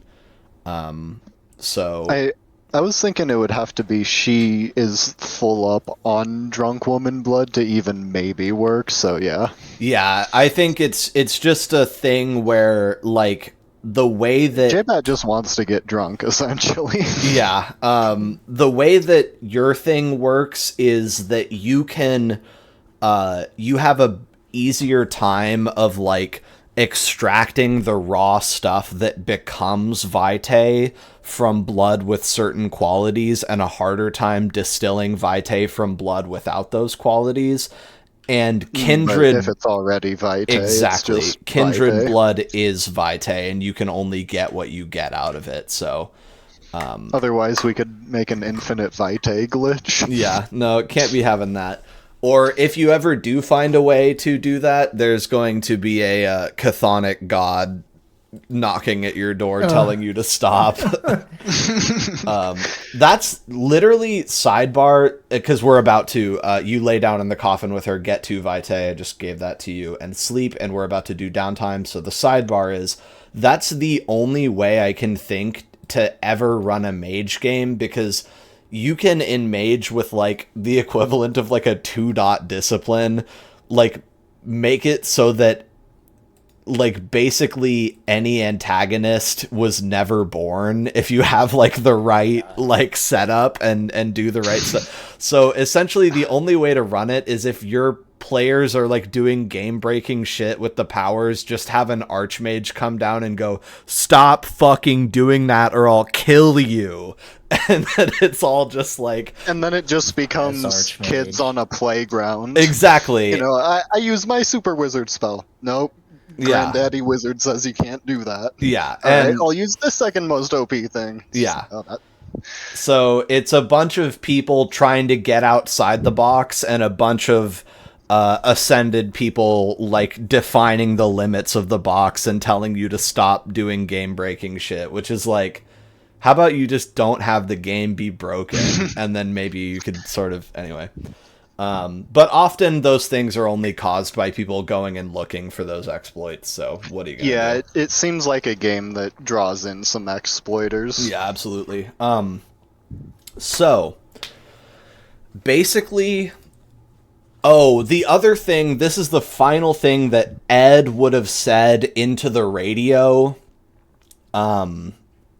He would have said, okay, thank you. Like, we've established these are our new members of the domain, and I just wanted to say to everybody out there, let's all take this newfound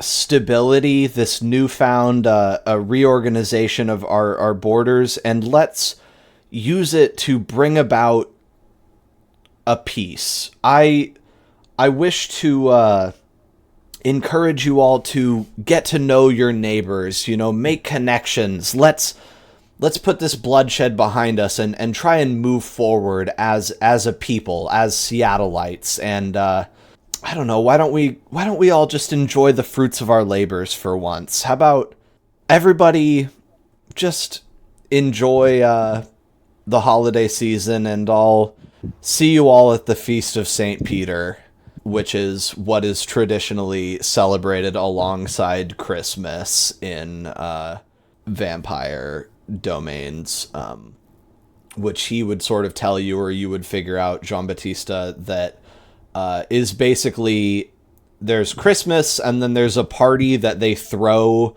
where it's like all of your domain's ghouls have a party together, and that's called the Feast of St. Peter.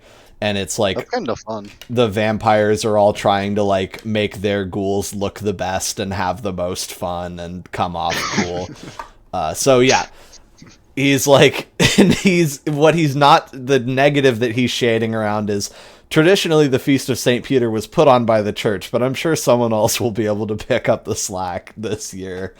So anyway, that's something to look forward to. But essentially, yeah, Invictus translation, let's consolidate our gains. Everybody, he's just saying, how about we all fucking relax? Can't we all just get along now that I've gotten exactly what I wanted, basically? Or more or less. Karth, you got some stuff too. Don't get greedy.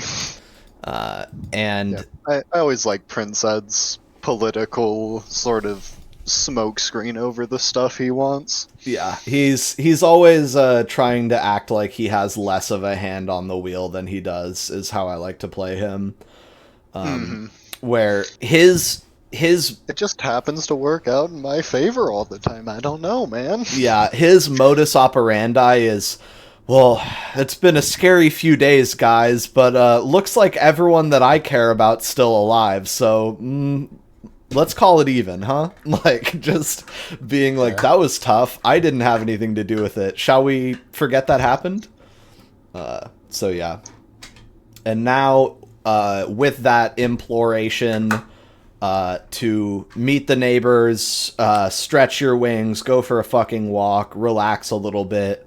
It's downtime. We're going to have a guaranteed week of downtime, and unsponsored, and for every additional week you guys vote on taking as a party, you get a beat.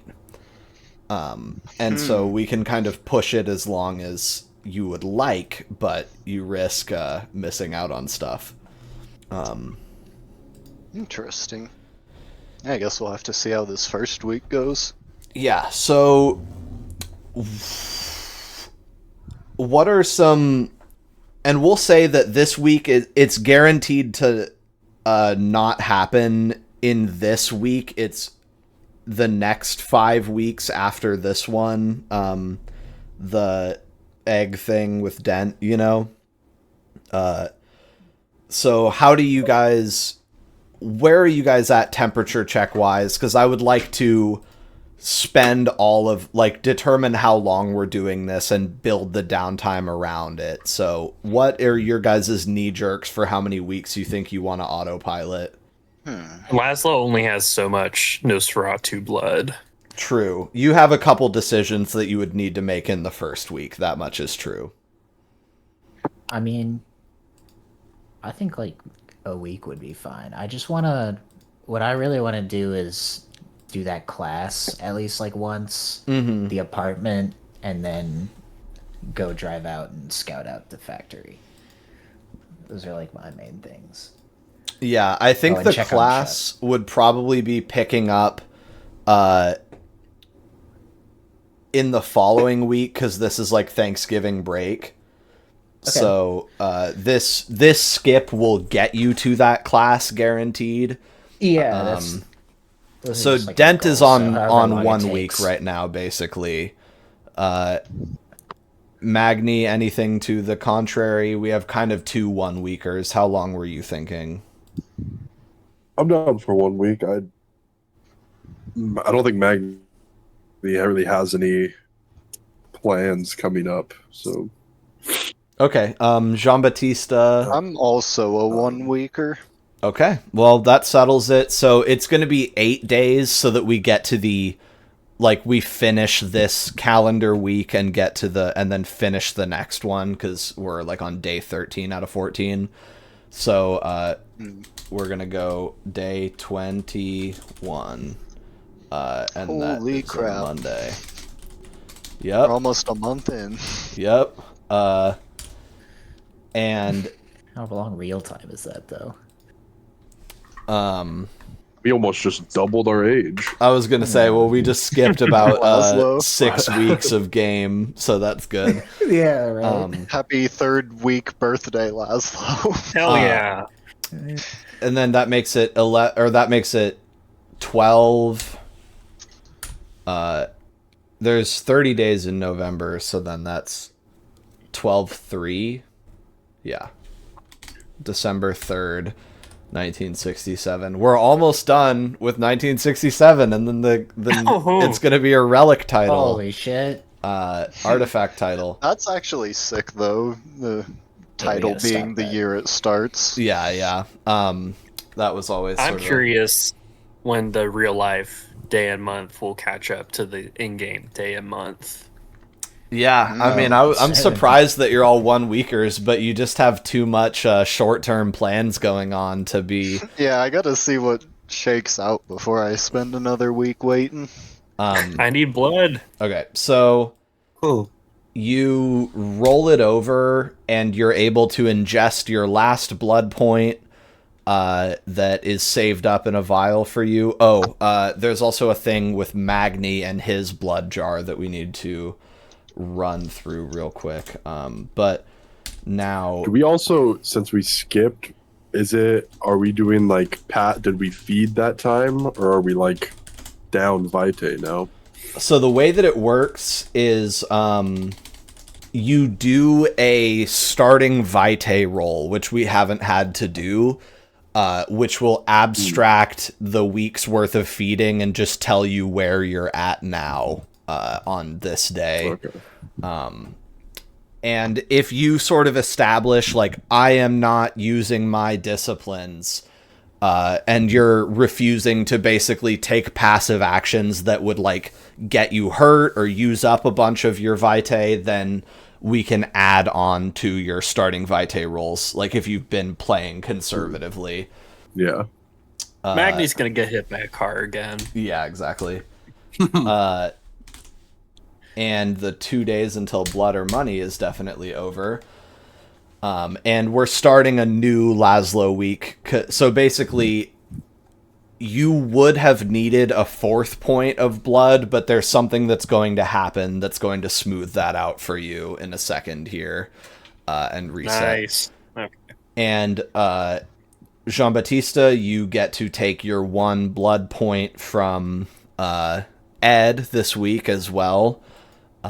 So that's a guaranteed bonus to your starting vitae. I've been trying to decide what I want to buy with my XP. You can always get. And I just realized, yeah, I guess so. And that's where I think my thing is, like, I have multiple things I already want to do, and humanity is not up there. Yeah, that's kind of where I was, but I'm glad I have 5 now. It feels like I can fall back down a little without being worried. Yeah. My top things that I'm considering is either another point of vigor, another point of resilience, or I'm at 4 blood beats, and I'm considering getting another blood potency. Bro's gonna be potent. Yeah, I don't know. Okay, are we all here? Yeah, Yeah. so we get a beat Oh, yeah. before the downtime. Not this one. This is not one where you any additional weeks past this one you get a beat. Okay. So you guys were conservative. So the kindred, go ahead and roll 1d10. Gotta find my lucky one. I got 7. Okay. 8 was a lucky one. I got a 2. Okay. That means that you have that number of vitae, and Jean-Baptiste, it's +1. So What? you keep yours at 9. Magni, you go down to 7. Damn, I was using a lot of vitae. And I I'll mean, just you mention, use one every day to wake up.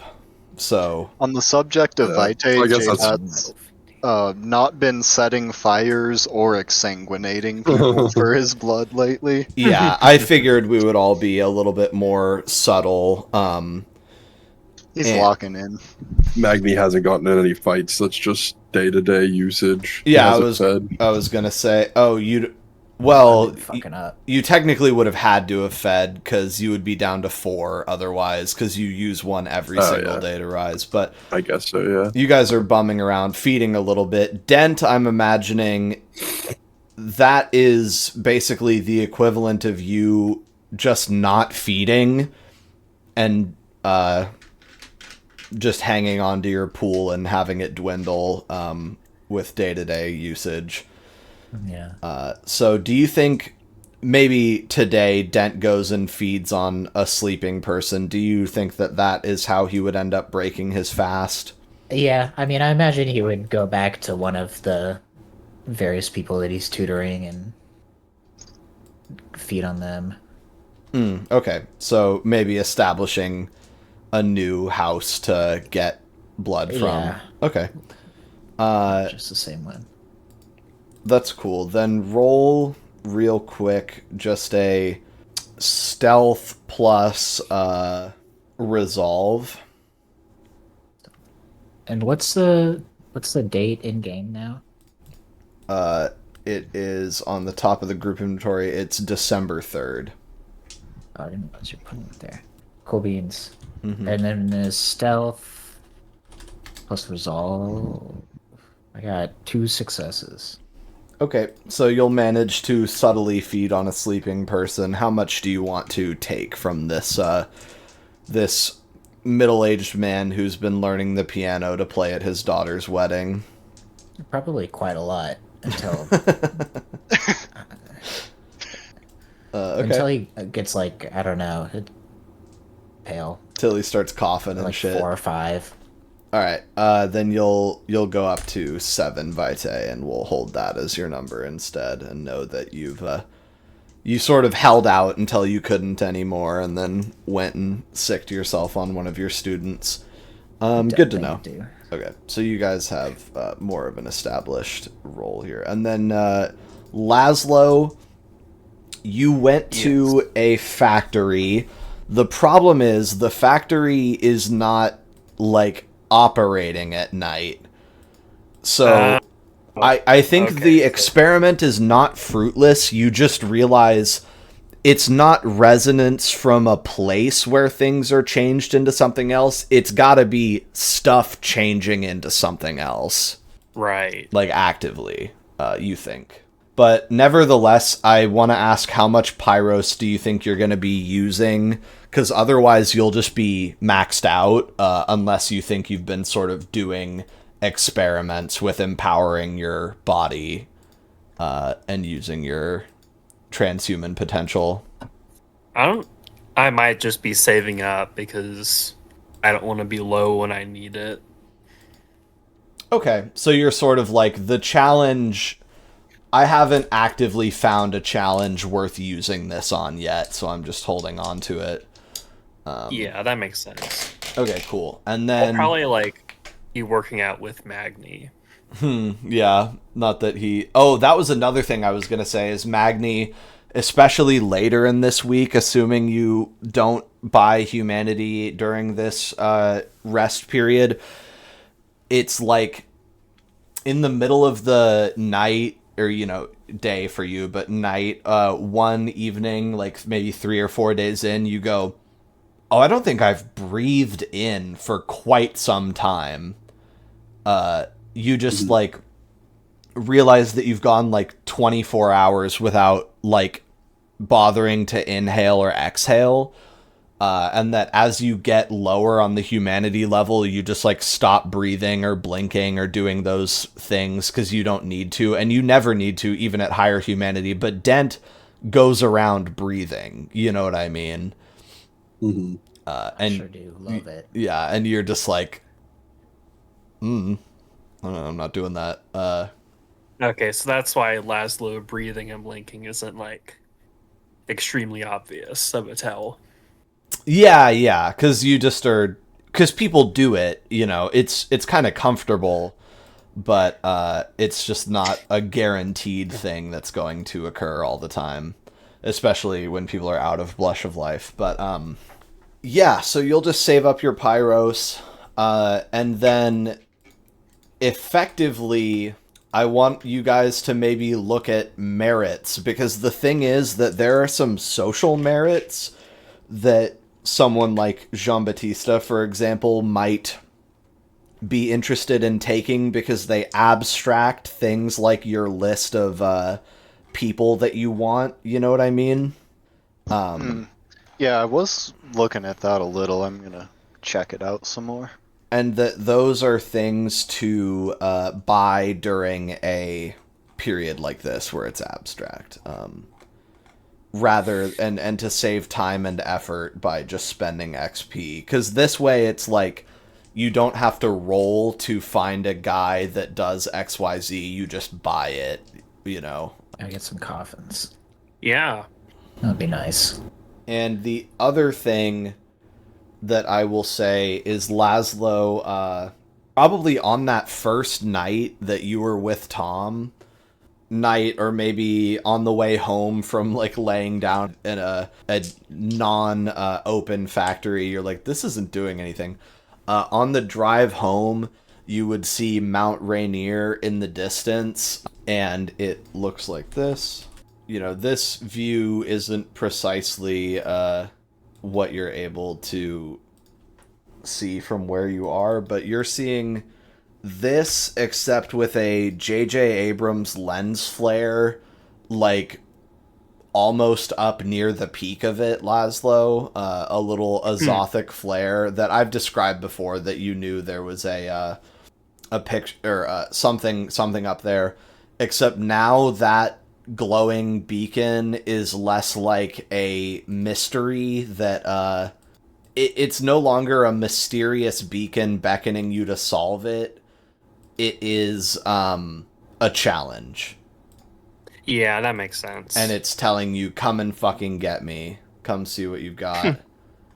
See if you're tough enough to reach almost the summit and whatever might be lying in wait for you up there. And that is kind of your big challenge on the horizon, as it were. Oh, shit. What are people thinking about doing in their downtime, writ large? I've got a few ideas. So, I'm thinking for a night or two, J-Bat's just kind of bum around the hotel and speak more French. Mm-hmm. Also looking to call Mary and maybe set something up this week. Okay. And the other thing is, he's just kind of generally looking for someone to maybe ghoul.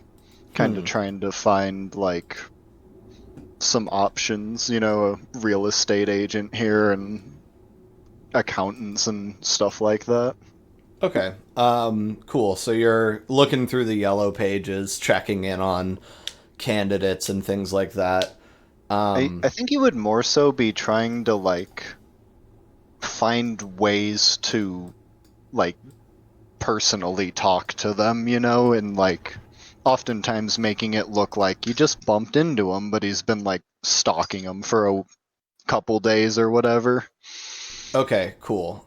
So you're sort of putting out feelers then in that direction and looking for people to bring in. Are you guys gonna try and passively take over Sterling Street? Is that like a Dent focused thing, given that you spied on the guy originally, or how are you guys gonna subvert him? Yeah, I would take J-Bat's lead on that. I think J-Bat still just wants to kind of keep an eye on the place, and essentially he needs his ghoul to start really going through with it, I think. Okay. So that's a slightly longer term plan. Did you want to spend XP on merits to acquire a perfect candidate? I don't have any XP. Oh, shoot. Okay. Spent it on a humanity, which might make it easier to meet people at least. Yeah. Okay. It'll just be slightly less automatic. That's fine. Do you ever give Chuck back his wallet? I think I'll take the money out and give it back to him. Yeah, I think you already did. That was Oh, good. Yeah, I listened to that recently. So you eventually return his wallet. That's good. And Maybe he'll get one of his own in the downtime. Yeah. Well, he needs his ID, so you know. I mean, J-Bat gets. Oh, a I wallet see. of I his see. own. I see. Magni, is there any thing you want to be buying from the, you know, the different social charts or things like that? No. Okay. Oh, Laszlo, be thinking about which, or did you already say which refinement conditions you want? Or, you know, transmutations and stuff? Not yet. Okay. That's something. You know, I think I'm gonna go completely off of what I was just talking about. I think I'm gonna buy a dot of majesty. Okay, cool. So I'm at 2 dots of majesty. So that costs 3 XP, right? Yeah, so I'm at 0 XP. Okay, cool. So you spend your time sort of focusing your Sexiness. yeah, focusing your aura into being more of an anglerfish and pulling on people and getting them to notice you. And also to sort of make up for the fact that your humanity has degenerated and makes it harder for you to relate to people and stuff. And I'm going to say that during the downtime, you are at some point invited to another basically Carthian hangout, and I think that they would probably just take you into a bar in like the university district that they have control over. It's another like Irish bar. You probably went to it on your first thing, and if you go out with them, they would sort of take you into the basement and try and swear you in, and you can get a dot of Carthian Covenant status if you would like to sort of go through that small ceremony. Unless you want to join the Crones. Well, here's the thing. You can have status in multiple covenants.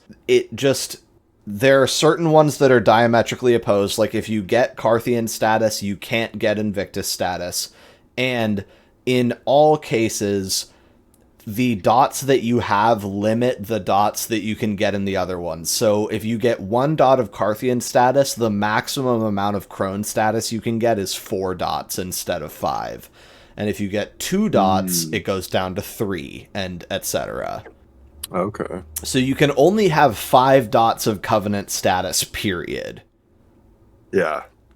And anyway, Okay. in any case, this ceremony would be like Dion and Lennon and that guy Brian. I think Jordy would be there probably. And they would have taken you down there and be like, so, this is Lennon. What do you think? Are you, I don't know, ready to shake hands? Are you committed to working with us in the future? Yeah. Yeah, I think I am.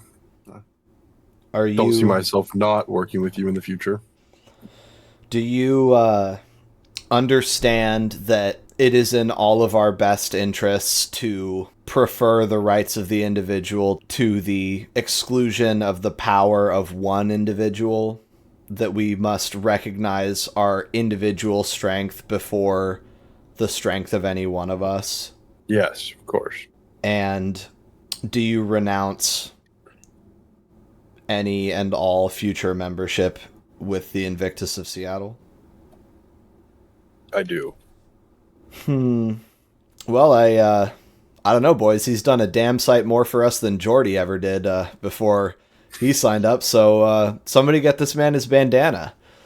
And they, I think, basically would go and get you a red bandana, and it just has some plain bandana patterning on it. It's nothing too crazy, but it's a bright crimson red.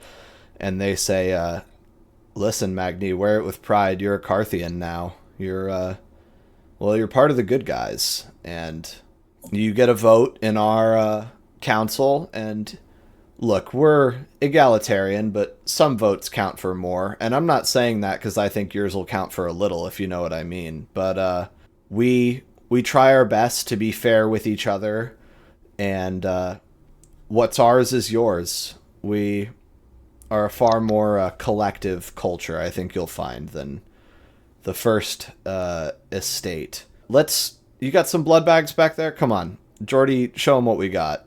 And then I think they would get basically IV bags, except they're full of hot blood, like they were exsanguinated from someone like half an hour ago. So they're like fresh and don't count as technologically stored negatives. So wherever these came from, it's good stuff. And I'm just imagining, like, where do you think Magni would tie on his bandana?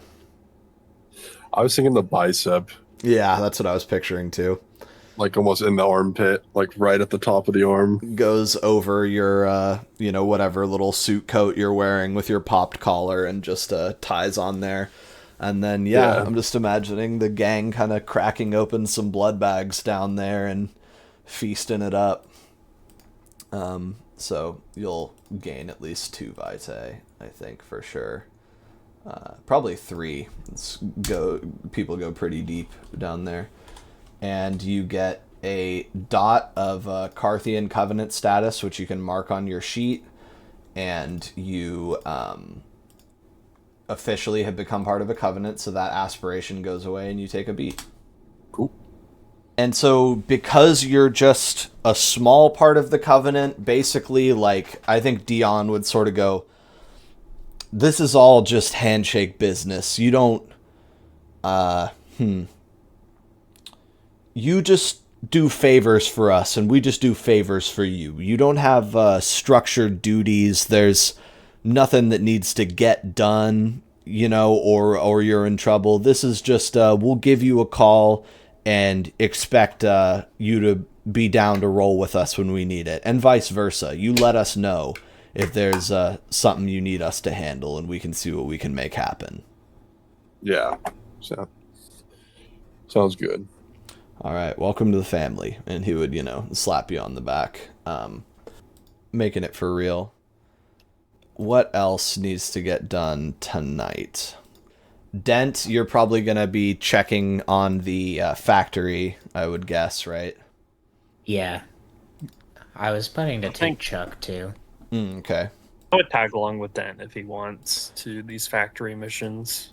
Okay. Now that you're all buff, you can definitely come along. Yeah. I think everybody would kind of have noticed, like, wow, Laszlo looks different. He's a lot bigger, and he also seems to just, like, want to do stuff more. Like, he's just down now for most things. And Laszlo, if you were ever to talk to a non-coterie vampire, there would have been a moment where you, like, they go, oh my god, like, what happened to you? And a small, still voice inside of you says, say that you increased your vigor, that you're like, I I was focusing on my disciplines and increased my vigor.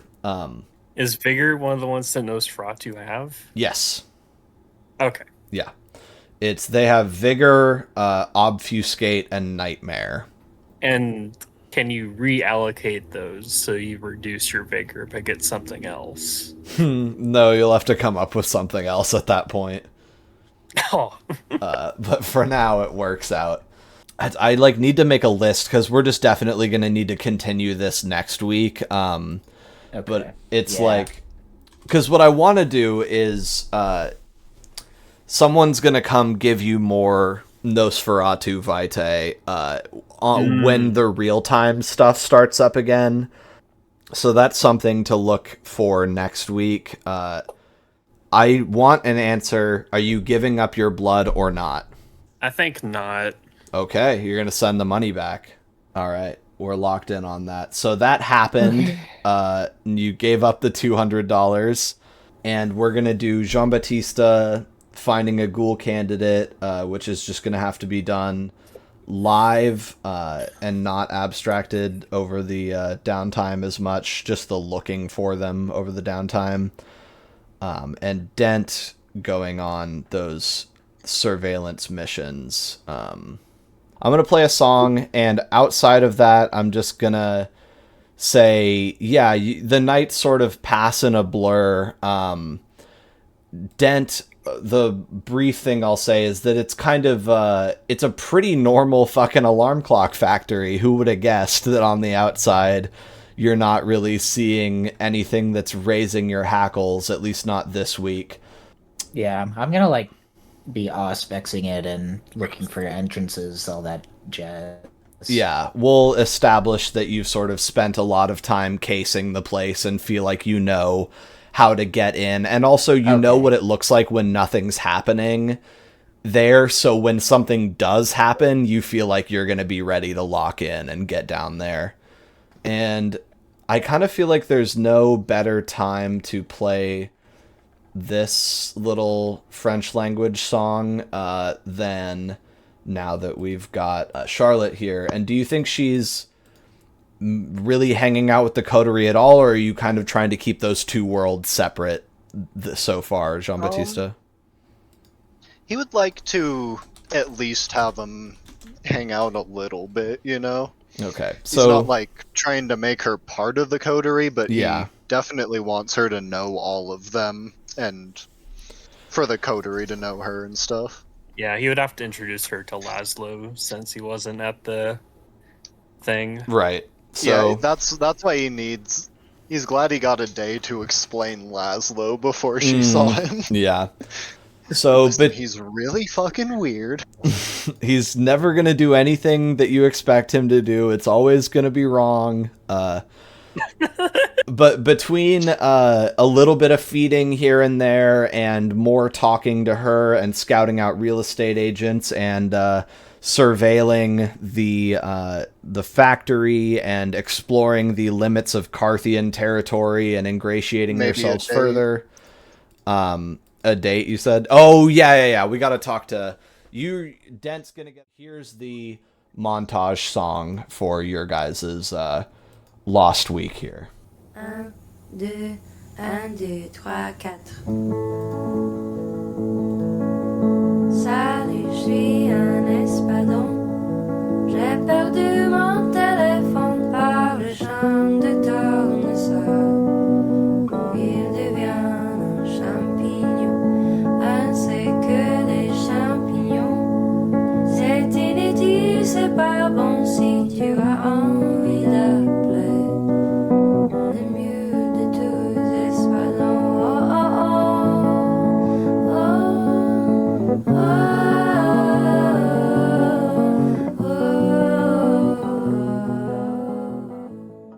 This session has to start off with kind of a weird recap / shuffling around of when things are supposed to have happened / going to happen, and then a couple of little scenes, because I'm trying to skip time, and it's a dumb, bad thing to try and do at this point, but we're doing it. One of the main things that I wanted to say is I want to lock in that at some point, Dent, you got a call from Keon. Keon at one point called you and said this could happen at any time in the next 5 weeks or something, but that was just me jumping the gun because I didn't know how long of a downtime we were going to do. In the end, what it is he was like, we got it wrong. This week it's not going to happen. And then in the next 5 days next week, there's a chance. So basically the downtime week, it wasn't going to happen. And you just were, you've been casing the joint, and we'll do a little bit of that.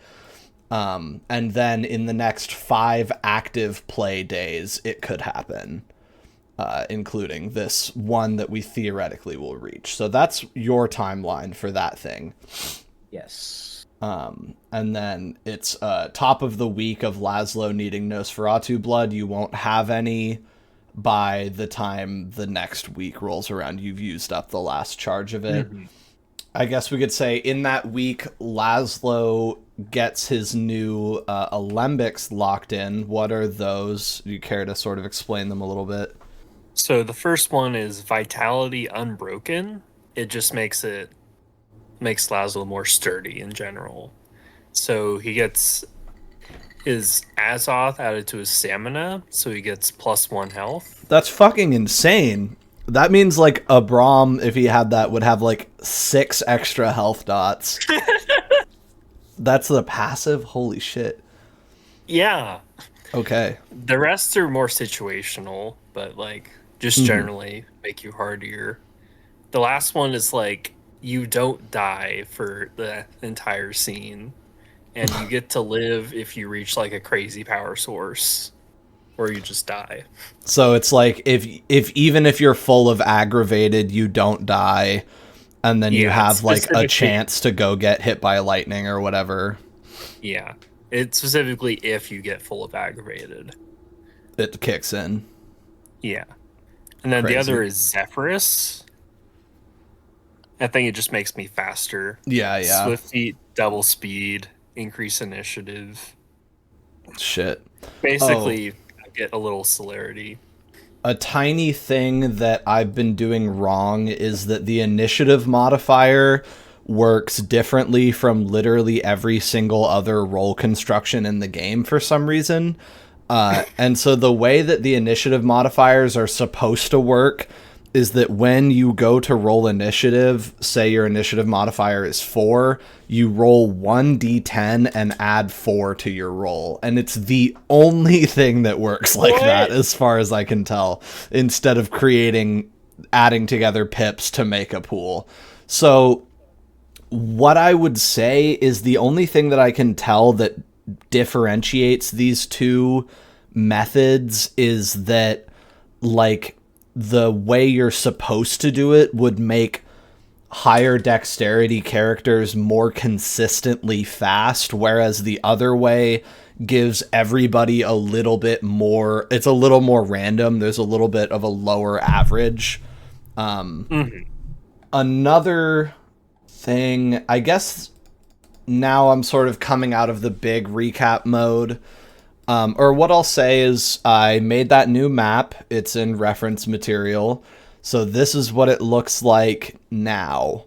The bridges are marked in yellow, except for one that's down where it says West Marginal Way in the Invictus West Seattle. There's another bridge over there. But mostly I've marked the bridges that are sort of being split between Carthian and Invictus control. Any thoughts on the new map? Yeah, it's interesting. Lots of purple. The Invictus claimed just about exactly what I was looking to get control over. Yeah, and so you can see right next to the word downtown is your guys' old house, and then right next to the word Ballard is your new house. I wonder, did Karth, like, double their land, I feel like? The thing is... a lot larger.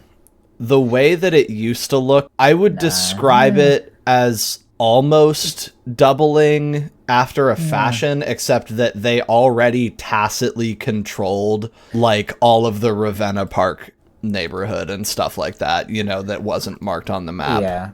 Because the lance was so weak. Yeah, that makes sense then. Doesn't change too much. Besides, I can't even go to Lake Union anymore. What the hell?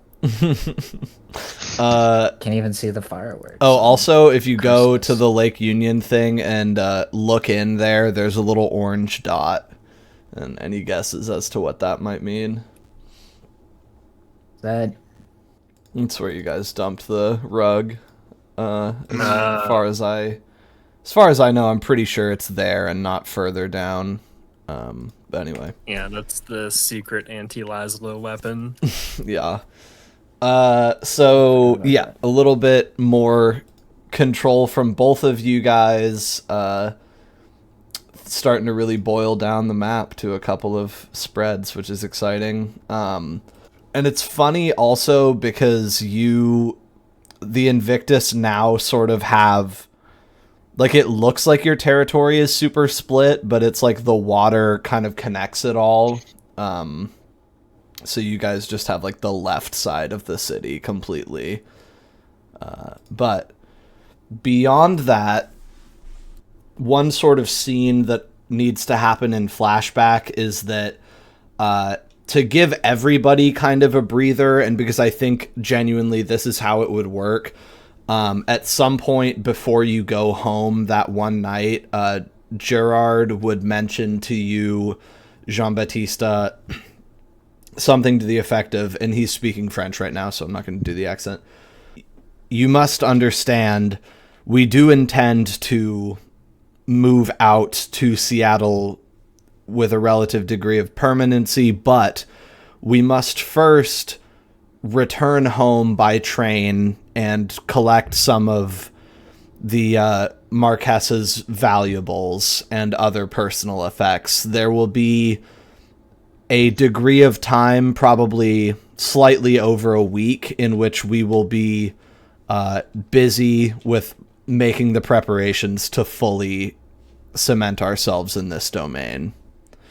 So essentially, during this week time skip thing, they're going to kind of be off the table, leaving you alone, because they actually have stuff to sort of still go and do and ties to sever, and just moved out here to secure their place in the domain initially. Okay. Yeah, I think I would say something to the effect of, well, I trust that both of you know what you're doing, and I trust that you'll keep Charlotte safe. And just sort of in general, I think Jean-Baptiste is trying to treat Gerard a little nicer and essentially, like, imply by how he's acting, okay, I get that you're important now. Right, just needed a little refresher. Yeah, it's like, bro, I just woke up. It's like, okay, now I remember. Yeah, that you're sort of not dirt. He, for what it's worth, I think would sort of take your approval graciously, not sneer at you for any of that, and just sort of be like, yes, well, I do my best. And so he's going to, like, probably in the next 2 days, would have gone and taken her out of the city, and you said your brief goodbye to her and things like that, and reestablished yourself with your coterie, but you were sort of gone for a night and a half or 2 nights or so. But I just figured this would be good, because I wanted her to be disruptive to the status quo, like that's intentional, but I also want to give you some time to, adjust to that, and give us a little bit of a buffer with bringing her into the story. So they're going to go back and forth a little bit, and that'll be good. One just funny scene I thought of before she leaves the city is her and Jean-Baptiste having a candlelit dinner of wine and lollipops. Yeah, that's probably the night that she sort of is going to go away, and you open the night with that. And I think she would probably just in general be very tearful, roughly, but not in a way that actually makes you feel bad about having just gotten to see you again and having to leave so soon. But this will be a great motivator to return post-haste and things like that. So what did you think of her character sheet, by the way? Got to send you that. Oh, you didn't see I it? didn't see it. Oh, shit. It's just a few up. Oh, she is healthy. Ah, there were. God damn. Redacted merit. Yeah. Yeah, see, now we're talking. Like I said, I knew she was going to be good at something, I just didn't know what. Yeah, needlework. What? Enticing, innocence. The fucking question mark. Sometimes you don't get to know everything. No. Dirge, coveter. That's good to know. Mm-hmm. Yeah. Yeah, wow, she really is healthy. Holy fuck. Hey, you said it. She's if there's one thing she's good at, it's not dying. Yeah, true. Good at not dying and choosing servants. Yeah. I would say there's no way to get away from the legacy of Claudia from Interview with a Vampire when you're designing like a child adjacent vampire character. Although she is like 10 years older than Claudia was when she's turned. But what I will say is she's not truly based on Claudia or referencing her in any major way, except that I was thinking, well, if you were a little French vampire girl, you would do to have more dots of stamina than Claudia did. She might have still been around if she didn't get cooked. So I was like, well, if you're going to be a little girl, you got to be tough. So that was one of the guiding stars of making her character sheet. But beyond that, they're very, very different people. Namely, she actually acts like a child often, where Claudia did not do that. So that's a whole... Yeah, I got the vibe of permanently a teenage girl more so than immortal vampire that looks like a teenager. Yeah, a little bit of arrested development can definitely occur. The curse bends the mind. Jean-Baptiste wouldn't know anything about staying in the past. No. Always looking forward. But speaking of which, yeah, so where do you think you're at sort of as that week goes on? You return home, start looking for the realtor that you're gonna use. Where are you at with her being back in the domain or going to be back shortly? Are you glad that there's a breather as Jean-Baptiste? Yeah, I think he would be glad to have some period of time where he knows who she is and what she's like without having her like actively doing stuff in the city. Mm-hmm. Yeah. Kind of gives him a minute to prepare and be like, okay, now I know what I'm expecting when my sire shows up. Right. Okay, that's good. There was kind of two things during the week for Magni. One of them is that you at a certain point during the week can tell that the blood in that jar is going to dry out and you're not going to be able to get any benefit from drinking it anymore if you wait past that day. And another thing is, I'm assuming at some point or another you like hung out with the Carthians. We sort of talked about, you got initiated and all that. And at one point, one of them, I'm going to say Brian Wise, to kind of ingratiate himself a little bit to you. The guy that is, like a very collegiate person. Seems like a very consummate, sexy grad student. It's like he's your TA that you want to fuck. And he would say at one point, one of our primary abilities as a group is the ability to use our blood bonds to supplant oppressive ones from the current leadership. And so there's a thing you can get with 1 dot of Carthian status, where if you get a blood bond with one of them by drinking your blood, it can dissolve the vinculum from another blood bond, basically. So you know how you have a blood bond with Prince Ed, and also there's this jar of blood that you want to drink but don't want to be bonded. You you can theoretically use the Carthians' kind of magic or whatever, which has to do with them weaponizing their auras, basically, to break off a blood bond and replace it. Okay. So, something to think about, that by the time the time skip ends, it'll kind of be too late for you to drink that blood, but if you want to drink it and then maybe get the blood bond cut, that's something you can do. So, Okay. I think there would probably be a small resolve check or something of that nature to throw away that vitae, since you are addicted, but it's something that can be completely ignored if you just make a quick roll. But if you want to sit on those concepts and think about them, we can also come back to that. But that is your main little time skip issue, as they sort of go and show you around Carthian territory, especially new Carthian territory, and having to like mark it out, and make cacophony notes and do some graffiti to show exactly who owns the territory now. Yeah, I do think Magni would really like the idea of lowering the blood bond with Prince Ed. Yeah. Because he's got you 1 rank, right? I believe so, yeah. Yeah, and Jean-Baptiste has you 2.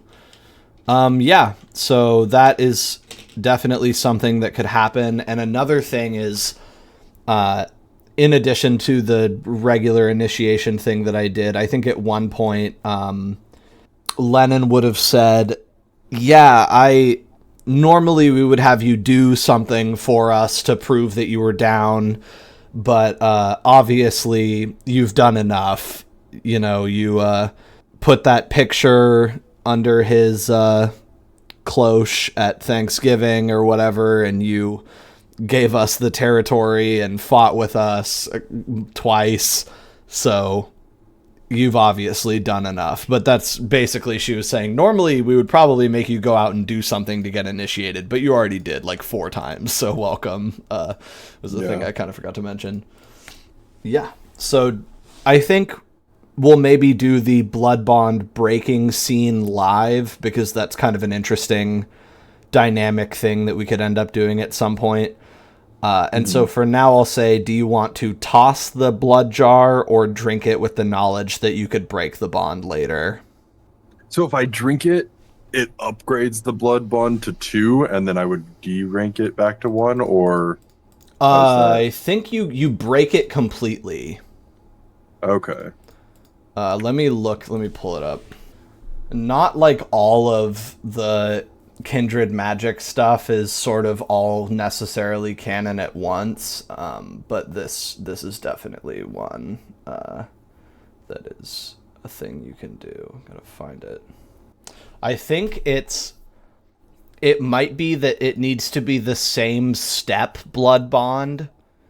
So if you have 2, you need to establish a level 2 bond to break a level 2 bond, but it does go away completely. But I'll check on that right now. I can't find the thing that was linked to So it's just like you become bonded to someone else? Yeah, you replace it with a Carthian one. Okay, yeah, 1.laws. Breaking the chain. The Carthian must feed from and become bound to a number of other Carthians, allowing them to shatter the bond with their regnant. Okay, so what it is if you had a 3-step blood bond, you would get 1 step blood bonded with 3 Carthians, and it would break it. Oh, okay. And so it like spreads it out, because it's like an egalitarian, like cultural support, peer-to-peer thing. Okay. And so they, since you're in good Carthian standing, you could theoretically use 2 of their bloods to erase that bond if you drink that jar, which you're assuming is Ed's blood. Okay. Yeah, I'll do that. Okay, so for now, we'll just say you go, you know what, this blood's going bad. My buddies said they could fix that up for me. I could break these bonds. So let's do it. Let me drink this blood. So you want to pop the seal on that, and chug it. Sure. All right. Wow. So you have quite a bit of vitae here. So I'll bring you to 11 vitae, but I think more importantly, I'm going to give you a willpower and a beat for this, mostly as your reward for... Actually, I'm going to give you a blood beat and a willpower. So now you have 5 blood beats, aka 1 blood XP. Because I'm thinking of, like, giving into the addiction to vitae to be, like, more of a blood beat thing and a willpower thing. And Yeah. because you have vitae, and it's, like, this would be nice another time, but we'll just sort of throw it on the pile in terms of actually replenishing your stuff. But that goes on. This is, you know, a couple days before this session's events are technically starting. You pop the seal on it. It smells good, and it smells strong, and you've been waiting and waiting and waiting to give into this, and you chug it all down in a couple of gulps, and it slides down your throat in the way that water won't, food won't anymore, but this will.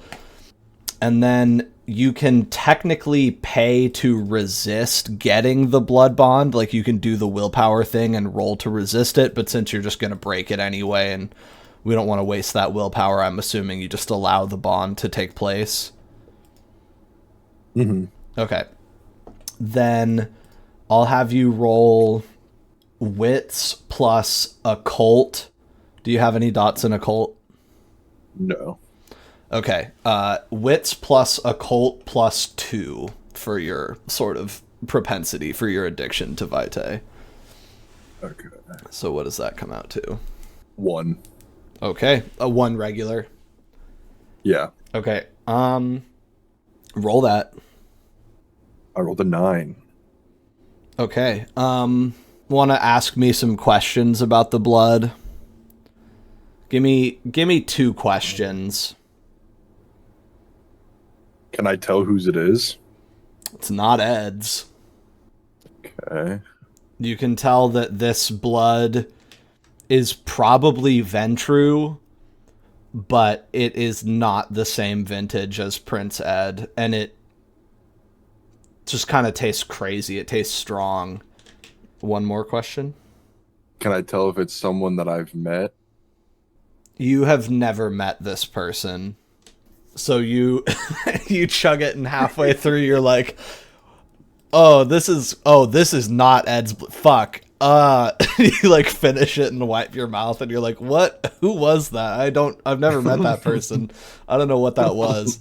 But nevertheless, you feel a sort of twinge of affection for the mystery donor for your meal, and Track him down. a blood bond sinks in, and you don't know what the fuck that was or why he gave it to you, but that was not quite right. Worst vampire ever rolls into town. Magni. No, I'm I like bonded that to guy. some stranger. Yeah, seriously. I'm gonna see someone and go, oh, this guy's cool as hell. Yeah. And I was like, why do you like him? But I know I like him. Yeah. So I like the idea that there would be a little bit of unease where you're like, well, this kind of puts a damper on the plan I was going to run, or it's going to be like different now. But at the same time, like, hey, blood is blood. Like, that wasn't so bad. You know, you don't start like growing bug eye stalks and arms or anything. Like, feels mostly like it's going to burn like normal blood for now. So, okay. And then eventually we'll get to you actually breaking those bonds at some point. So we'll put in your thing that you have a mystery blood bond with your boy Dent. Oh, yeah. But that's like universal. You guys have one coterie bond thing going on.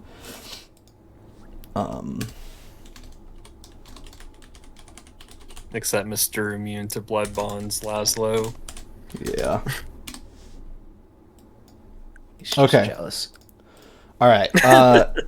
Now I think the last housekeeping. All right, we'll do Jean-Baptiste will set up your long-term role for getting... It's primarily the first thing you want to get is a real estate agent, like a realtor, to work for you. Yeah, that's kind of the main thing he's looking for, but I was thinking he might go to... I've seen it on the map a bunch of times, the Corinthian Yacht Club. Mm-hmm. And just sort of see what kind of rich, high-class people they have there. Okay. And also he's trying to all marry at some point and spin a story about how he's been busy with real estate stuff. Okay. So let's do... so you're primarily using social vectors to try and get this guy or girl into your circle, right? At the yacht club.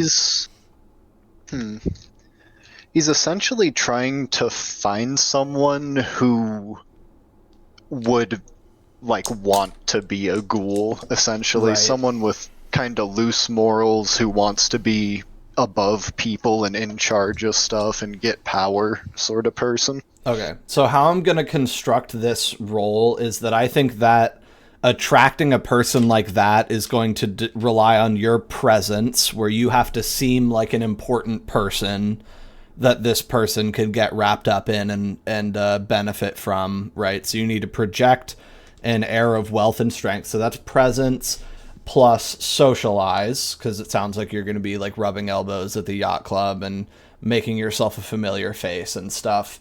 Yeah. And then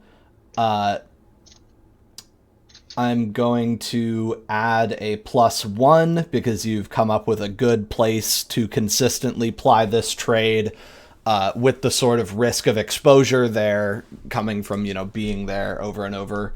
What's that pool?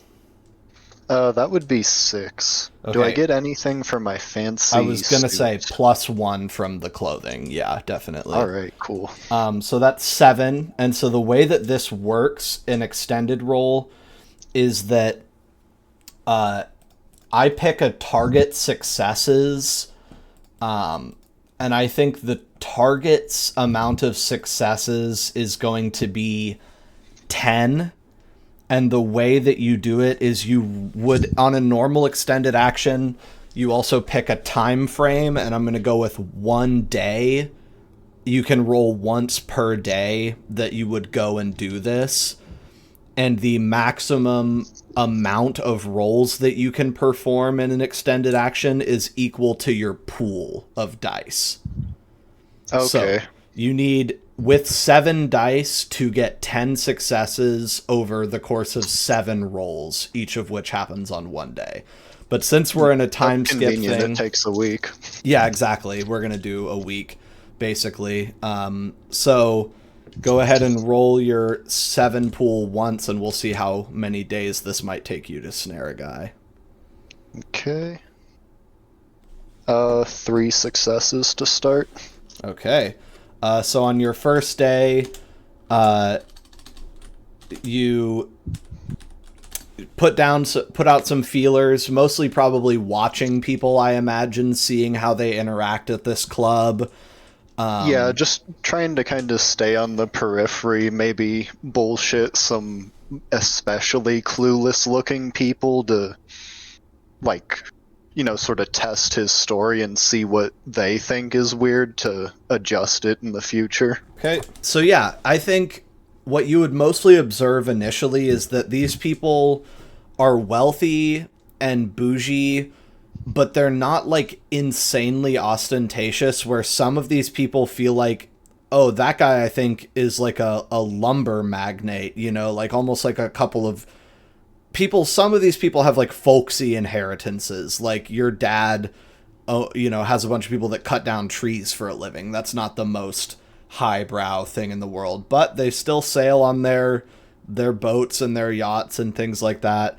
And they drink a lot of wine, a lot of beer, champagne, and they, compare boats subtly with each other. It's not super outright competition, but you can still you can sense a little bit of, tension between people when they show off their latest toy or whatever, but it's not the craziest, most cutthroat environment.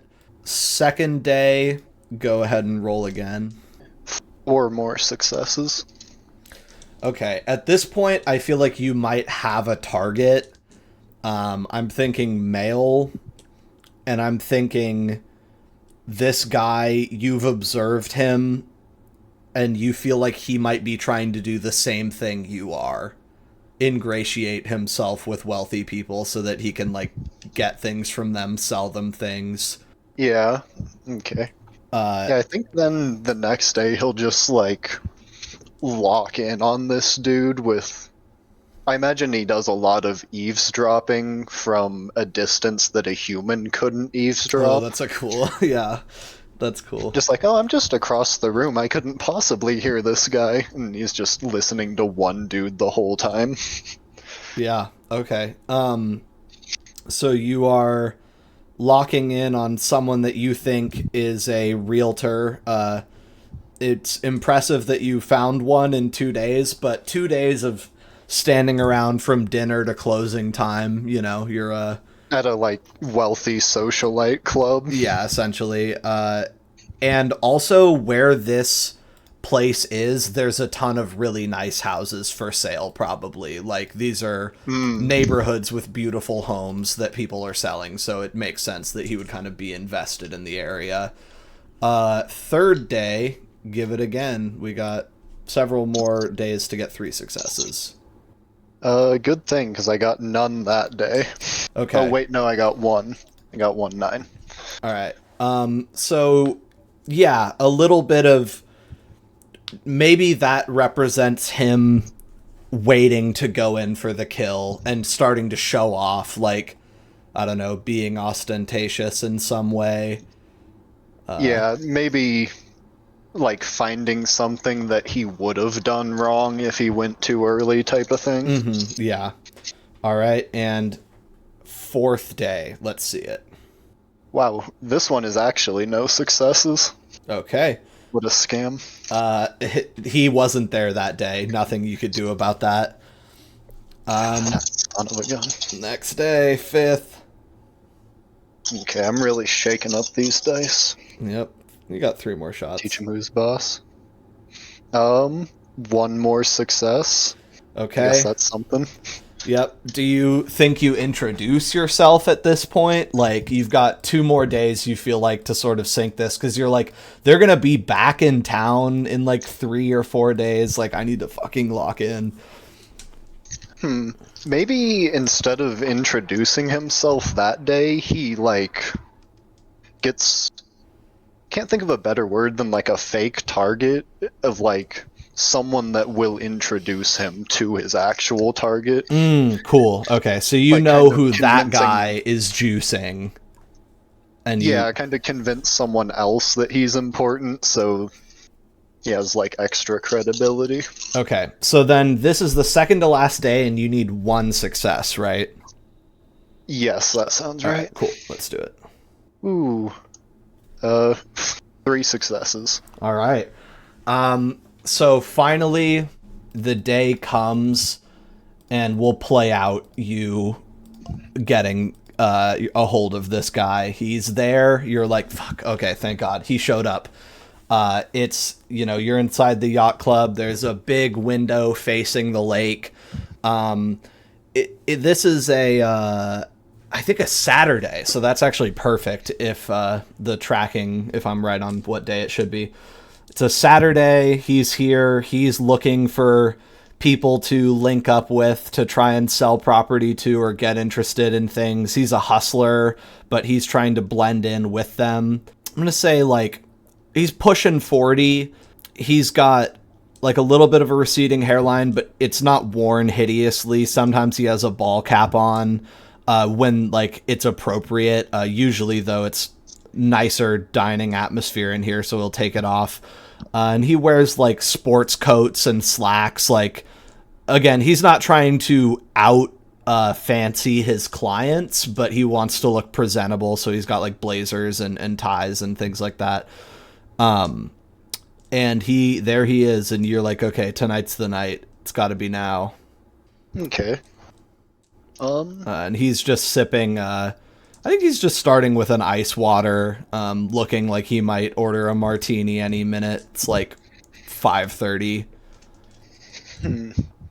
I think Jean-Baptiste is gonna wait until he has like some sort of even slightly negative interaction with someone else, and then kind of come in and be like, geez, that guy's an asshole, isn't he? Probably not quite those words, but man, that guy was just certainly rude. I don't understand why they even allow him in here. Okay, so because you've got all your successes, that gets teed up basically by him being like, hey, Marianne, you know, I was hoping, were you able to talk to your husband about that thing? And she says, you know, yes, he's not interested, but thank you again. Some other time, perhaps. Walks away. Oof. Oh, that was rude of her. Well, what are you gonna do? You know, I don't know. The hard sell. What do you? Sometimes yes, sometimes no. What's He looks you up and down. What's your name? I am Jean-Baptiste. What's yours? My name is Camden Banks. Camden Banks, at your service. Oh, what is it you do, Camden? Well, I am a realtor to the stars of the Puget Sound, I guess. I sell houses. Oh, what a coincidence. That's what I do as well. Oh. And here I thought, you know, you looked like somebody that could, you're in the game. Excellent. Do you work the area? Are you, you sound like you're from out of town. I mean, I don't mean to pry, but. Well, yes, I've only gotten here recently, but I've been looking at some properties that I mean to acquire. It's just the amount of bureaucracy and forms and citizenship papers and everything in this city is just ridiculous. Oh, so are you more of like a landlord, or like do you flip houses? You're trying to buy property. Well, yes, right now I'm looking to buy in this city. I have other properties back home in France. Oh, because I'm like a broker. I just sell the houses, you know what I mean? But it sounds like we might have even more of a mutual interest than I could have possibly hoped. What areas of town are you interested in plying the trade in? Oh, I gotta look at the map for a second. Carthian territory. Well, I have been looking at some things around here in downtown, actually. Most of it a little further north, and also in the Ballard area. I just think it's very nice up there. Yeah, I mean, it really doesn't get much better in a lot of ways. Plus, there's,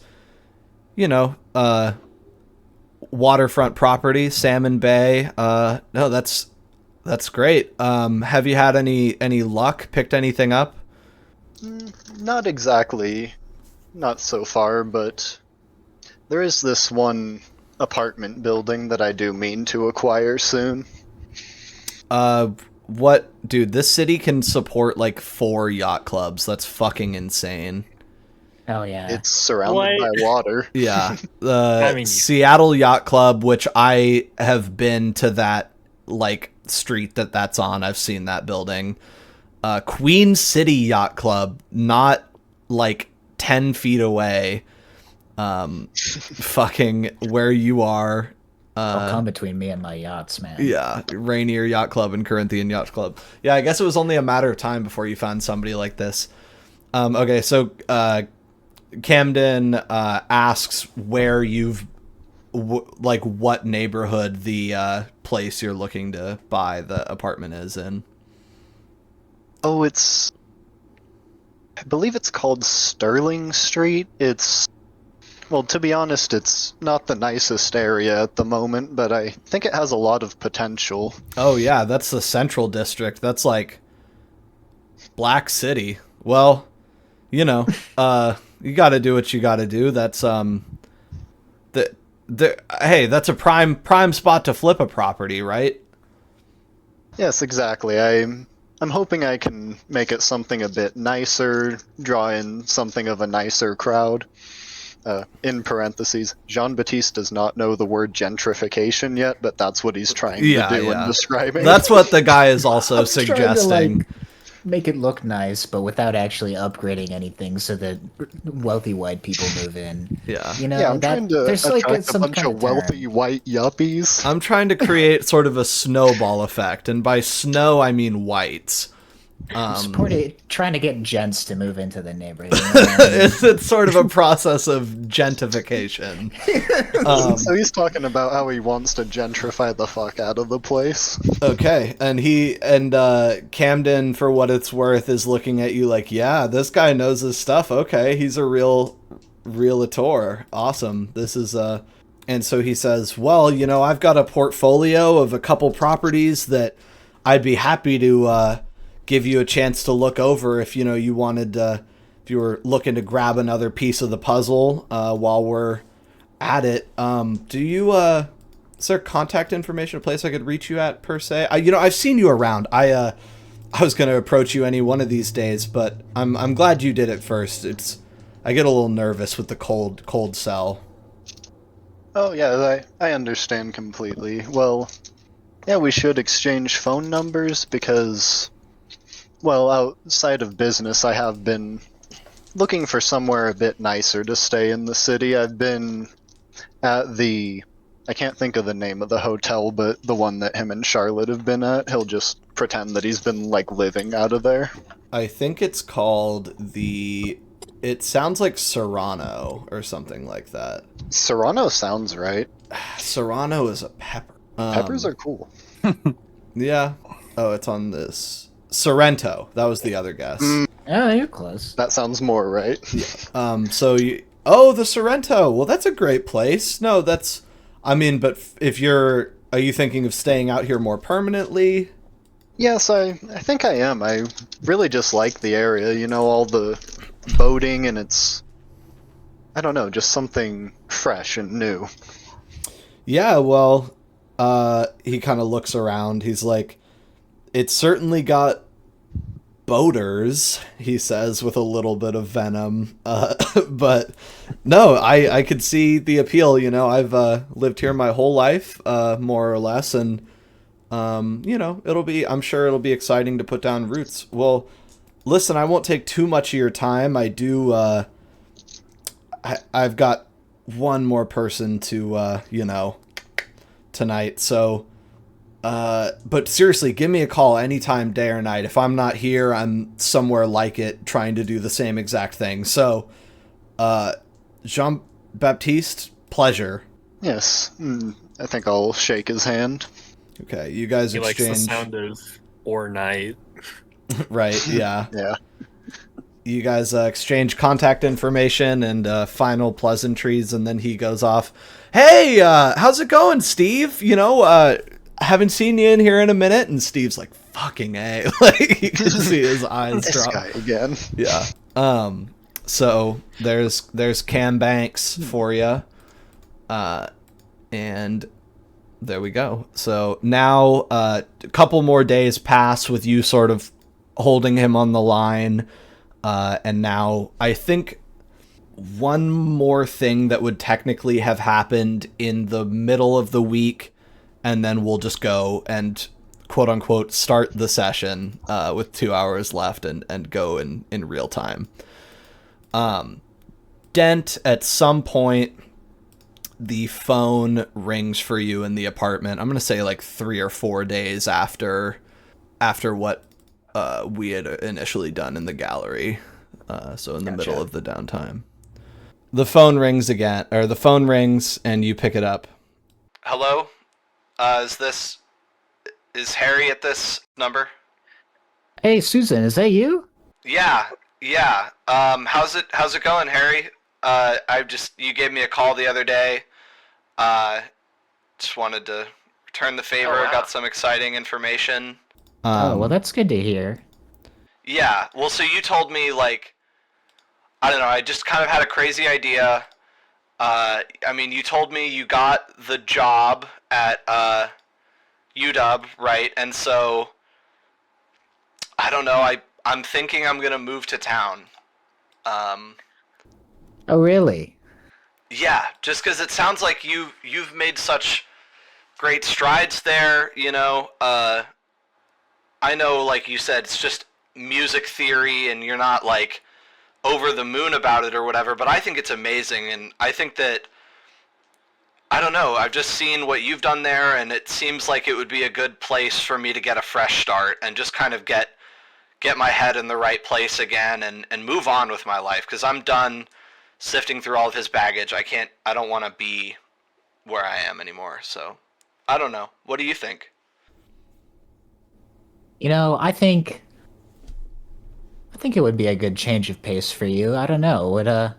Have you been looking at any places in the city? What sort of area do you want to live in here? For the record, you didn't call her and tell her about that. Yeah, Okay.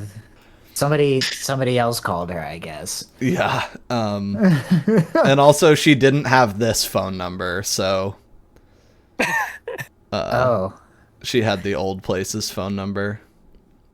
Yeah, and I just wanted to ask, like, how did you know to call here? I mean, I moved recently, but I don't remember. I hadn't gotten to reach out to you yet. You gave me the number. When you called me at the payphone? When I called you at the payphone? I don't. What? It was like 3 days ago. You don't remember? Well, no, I mean, you know, you told me about the job. You told me you got the teaching position. Were you drunk? Did that happen? Did you get the teaching position, Harry? I mean, I haven't been drinking at all recently. I mean, I did get the position, but I was gonna wait until I actually started to call and tell you about it. You sure it was me? Well, would've it remembered, sounded I like swear. It sounded like you. Look, I mean, you told me I mean, are you messing with me? What are you I don't get it. You know me. I wouldn't do something like that. I don't like to joke about these kind of things, okay? What did they ask you about or tell you about? Well, they sounded a whole lot like you and told me that you were sorry about how the initial conversation or whatever went with the PI and all that stuff, and that you were feeling more settled in Seattle. You got a new place. You gave me the number, and you said that you had good news, which was that you were going to start teaching at UW this quarter. And you asked me what was new with me, and I said that I got rid of most of the last of my ex-husband's stuff, and that I thought it was great that you were doing good, and that nothing was really... Oh, you know what? Now I do remember. Yeah, I was drinking quite a bit that night. I'm sorry about that. Yeah, yeah, that's okay. Well, listen.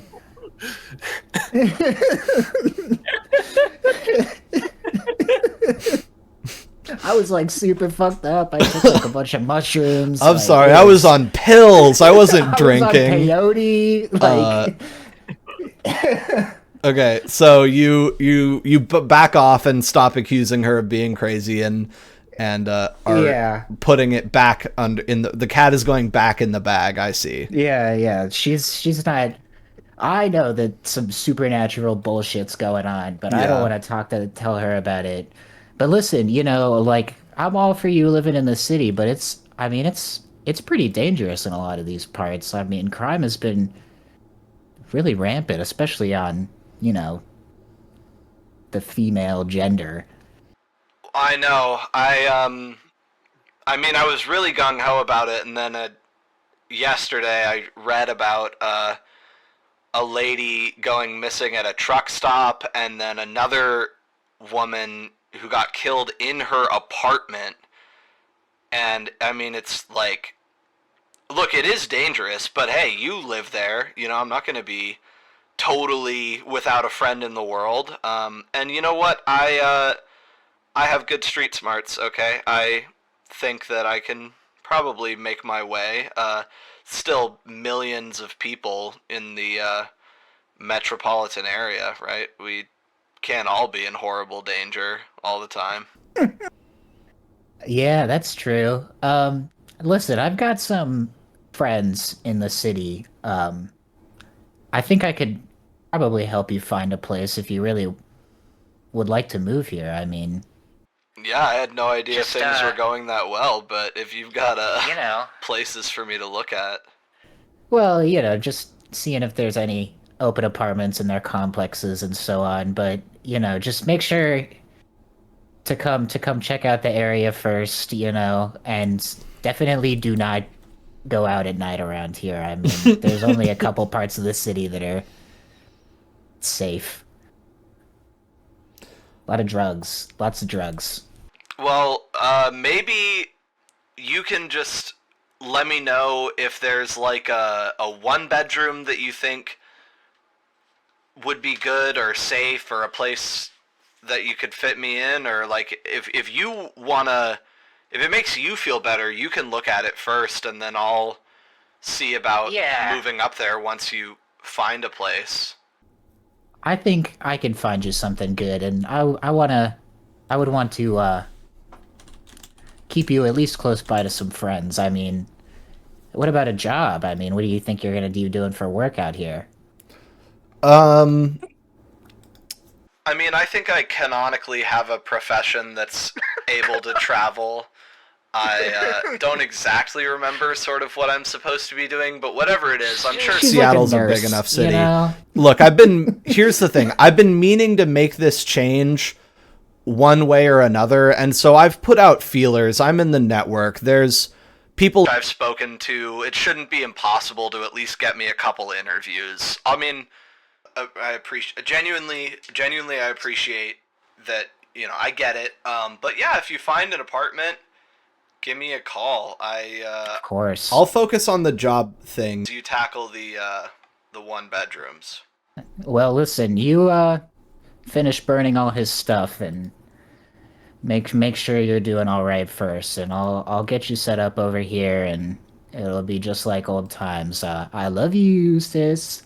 Okay. Good to hear from you. I'll see you later. Love you, Harry. Bye. All right. Bye. Amazing. Yeah. So that's not auspicious. I thought you were gonna hit him with the "I love you." Okay. Yeah. I was ready for that. Yeah. They definitely have a bit of a sibling banter. Okay. They've got a cool relationship. They've got it. Yeah. Nobody can remember what she does. I don't think I ever gave her a job in my epic backstory. Okay. Well, now somebody has told her to come to town. Someone that sounds like you. Yeah. That's not scary at all. Certainly the freaky weirdo who broke into that apartment earlier wouldn't do something like that. I'm sure Frank's got an extra room open. Yeah, we'll get her a place. Oh, Jean-Baptiste, he's like a realtor, right? He's got have all apartments. Sorts of real estate soon. Hell yeah. And I'll just have her move in with fucking Chuck, honestly. You need to live with this guy, okay? He's Dearest sister, fine. The city is dangerous. You must move in with this man you've never met. He's like my best friend, okay? That's true. Yeah. He will do whatever I tell him to, so just live in his house. Exactly. Anyway, so that was a scene I needed to get to, and now I think everybody has had something to do during the downtime, except Laszlo. At one point, you would have in the daytime followed Tom to what he said was going to be a drug deal, He went into a coffee shop downtown and told you to stand outside the front window. And then he went and talked to a guy with like slicked back black hair and wearing just like a jacket and jeans. And the dude, you could literally lip read him saying, "Fuck off out of here," at one point. And then he just left and got rebuffed. And so the first attempt at Tom getting back into the swing of things did not go so well. And he would have just sort of come out and said, "All right, we'll try again later," but he doesn't trust me right now. Anyway, now we're caught up. So night falls on day 21, a Monday. You guys have been getting strong, developing bonds with the various covenants, talking to your sister, getting ready for class, crucially, brushing up on your do's and don'ts of musical theory and introduction to music. And you've been finding goofy realtors to get your claws into. And now the nights are spread out before us again in real time, and we won't be jumping around. Although I feel like those scenes did the downtime relative justice, more or less. Especially because a lot of Laszlo's was like meditating and fixing your alembics in and making Rocky sure workout montage. Yeah, getting strong now, gonna fly now. He is getting fucking strong. Yeah, everybody would have been like, "Holy shit, this guy is bigger than he used to be now." But He got a dot of vigor, I'm not worried. are we thinking? I'm trying to think of. Okay, Magni needs a new aspiration. That's for sure. Oh yeah. Jean-Baptiste, do you have aspirations? Yeah, I'm still trying to reconnect this dang touchstone. Okay, alright. That's a good... Perfect. So I needed a scene for you, and I kind of need a scene for Magni, except we mostly have a place that we're going with that, with the touchstone thing. Or not the touchstone thing, the blood bond thing. But I'm like way more morally correct than Jean-Baptiste, okay, guys? I promise. I mean, that is true. It's objectively true. Good news, though, Jean-Baptiste is on an upward humanity trajectory now, so less of a Ted Bundy, more of a Rockefeller. A different breed of sociopath. Yeah. Yeah, it's like that thing about stealing not lowering humanity. Gentrification doesn't lower it either, because humans do that shit. Yeah. So, actually, first, Jean-Baptiste, you rise on this evening with a head full of thoughts of reconnecting with Mary. I think we've said you've sort of just been feeding pretty loosely, like not sticking to your usual haunts, trying to vary the diet a little bit. Is that more probably or less? Like slightly scuzzier bars than usual. Yeah. Probably a wide variety of bars, just kind of going into random places. Okay. So kind of trying to spread the love a little bit. And then today you wake up though, like, okay, I got to get back in the college girl scene. I got to get after Mary again. That's going to be good. And then you find that Kieran or some other entity has brought in the newspaper, and that it has a little...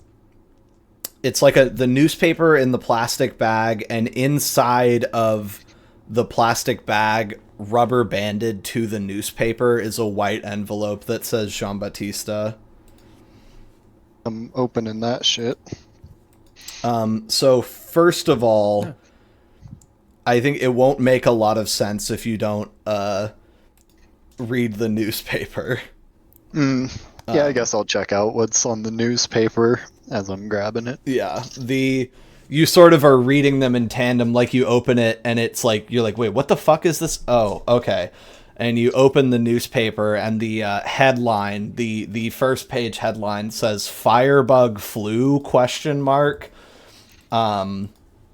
And it basically goes on to detail that in the last month there have been 4 arsons, or 4 things that looked like arson in the city, basically. And it describes, okay, the museum caught on fire, and there was a dead guy in there.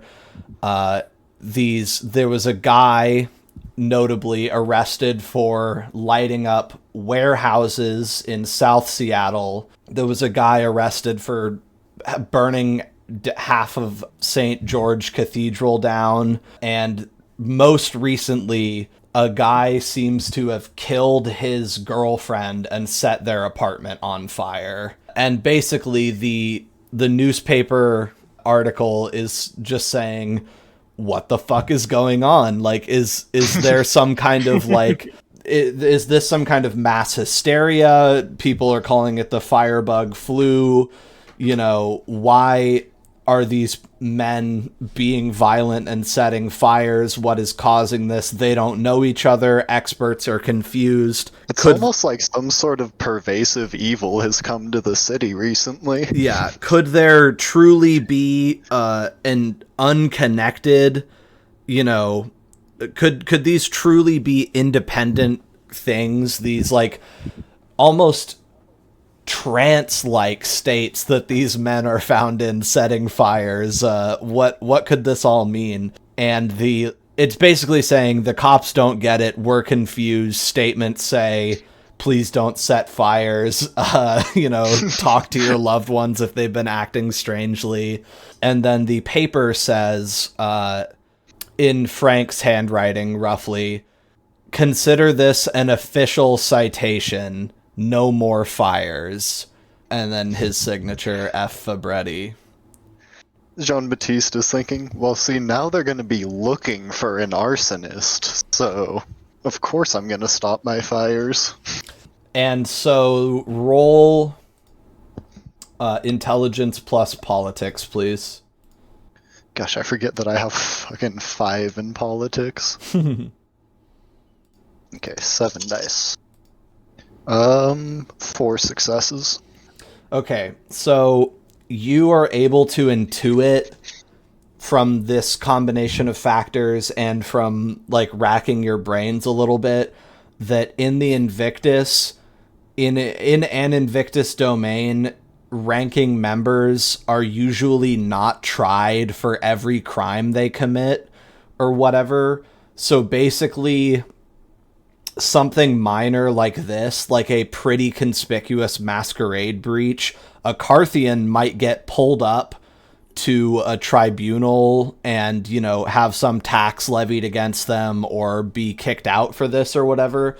But instead of going on trial for every minor crime as a ranking member, you instead get a citation.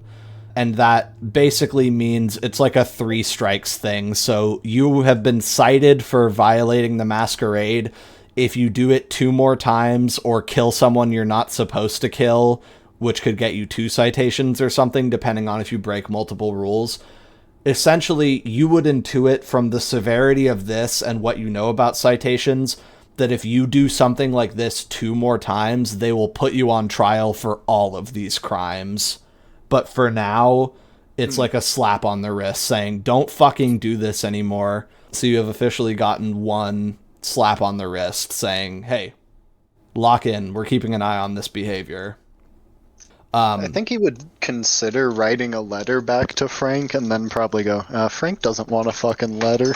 Yeah, and I think the other thing is you would be able to intuit with, 4 successes in all of your politics, that this is probably because you didn't tell him about the 4th fire that was going to be in the newspaper, and that he said, are you good? Are you not going to set any more fires besides these 3? And you'd already done one, and you said, yep. And that pissed him off. Well, I'm not going to set any more fires. Yeah, so that, if you had been honest with him... going, damn, I didn't think you would find out about all of them. Well, yeah. Don't people just, do a little arson now and then? Yeah. So The best way to basically, deal with kindred. people are not necessarily looking for a single genius in this, but they are like, check your bread for mold or something. Like, is this ergot? Like, why is this happening? It could be a gas leak. Yeah. So firebug flu is spreading around Seattle, and you're the prime suspect. And that is, needed to get your official citation out of the way. So we did that. Magni, do you think you would ever bother going down to the facility, the alarm clock factory, or is that something you're going to leave to them? I think I'd probably leave that to them. Okay. Then later we'll have you maybe break your blood bond. Dent, tomorrow night is your first night class. It's a Tuesday, Thursday, hour and a half long lecture. And tonight you're sitting in a car parked, I think, sort of like a street up from the alarm clock factory, and that street is up on a hill, so you're not like on a big hill or whatever, but you're far enough away up a rise that you're able to kind of see into the grounds of the facility a little bit over the sort of small fence that normally encloses it. It's just like chain link and gets locked up at night or whatever, so people don't use the parking lot for overnight parking. But how many times do you think you've been out here in a week when you knew it was not going to happen? I would say probably only like twice. Once would just be like a survey of the facility, and then the second one I would try and get up close and look through some windows and shit. Okay. And auspex it. How paranoid do you think you would be that it would happen during your night class tomorrow? Oh, probably extremely paranoid. Okay. I think I would honestly might ask Chuck to like keep an eye on it or something while I'm at class. Okay. Give me a call. Let's go over what you found out when you auspexed it. So how about you roll? You can add 1 to the pool for repeatedly like casing the place and staring at it over and over. Okay. I feel like we did auspex it already, but no, I can't remember. Didn't. We just mentioned that you would do it. Okay. And I basically said, yeah, that happens, but like we will do it later or whatever. All right, I got 2 successes on that. Okay. Questions, and you're able to auspex locations now, so. I guess, what is the security like? Would be the first one. Mm-hmm. And then just if I could get any information on what's going to be happening. Like, what is the thing that I'm looking for? Or, yeah, okay. What exactly is going to be happening? I would ask when, but I don't know. That feels... It'll happen when it happens. A padlock locking close the chain link fence and some barbed wire around the top. That's all visually evident to you, and then you can also sense, mostly through hearing a really faint beeping, that there's probably a code deactivated security system inside. So if you open any of the exterior doors while the system is armed, you can tell like it's pretty standard. It's going to give you like 30 seconds to punch in the code or it calls the cops. Wait, is that like a thing that could happen in the 60s? I feel like we looked that up before and they had like home security systems and shit already. Yeah. I think that's all basically viable, unless it's like you're going to need that like requires way more like computers than I think it would. No, because like, you could do that with just like relays and like electronics, like just like magnetic sensors on like the windows and doors and shit. Right. Invented one of the first home security systems in 1966. Oh my god. Well, that's home though. So it's new tech. Well, that's what I was going to say, is it stands to reason that there would have been industrial security before that. Oh yeah. Basically, I'm going to say that's all true. You think there's some kind of electronic system that's going to alert the police if you don't punch in a code, and if that's not all exactly diegetically possible, fuck you. And Fuck you. that is what you can tell about the security. It's pretty basic, and you'll just have to peel a code somehow if you want to go in through like a normal door. And so you wanted to ask about the nature of the event? Yeah. Clean whatever information I can. You feel like somehow standing outside of the car and smoking your little cigarette and watching this very plain rectangular building, somehow this facility, this alarm clock factory, gives you the sense of watching someone like spin a washer on a string, and you're watching this washer get spun, and it's being, you know, spun in the air so that it's completely taut, and then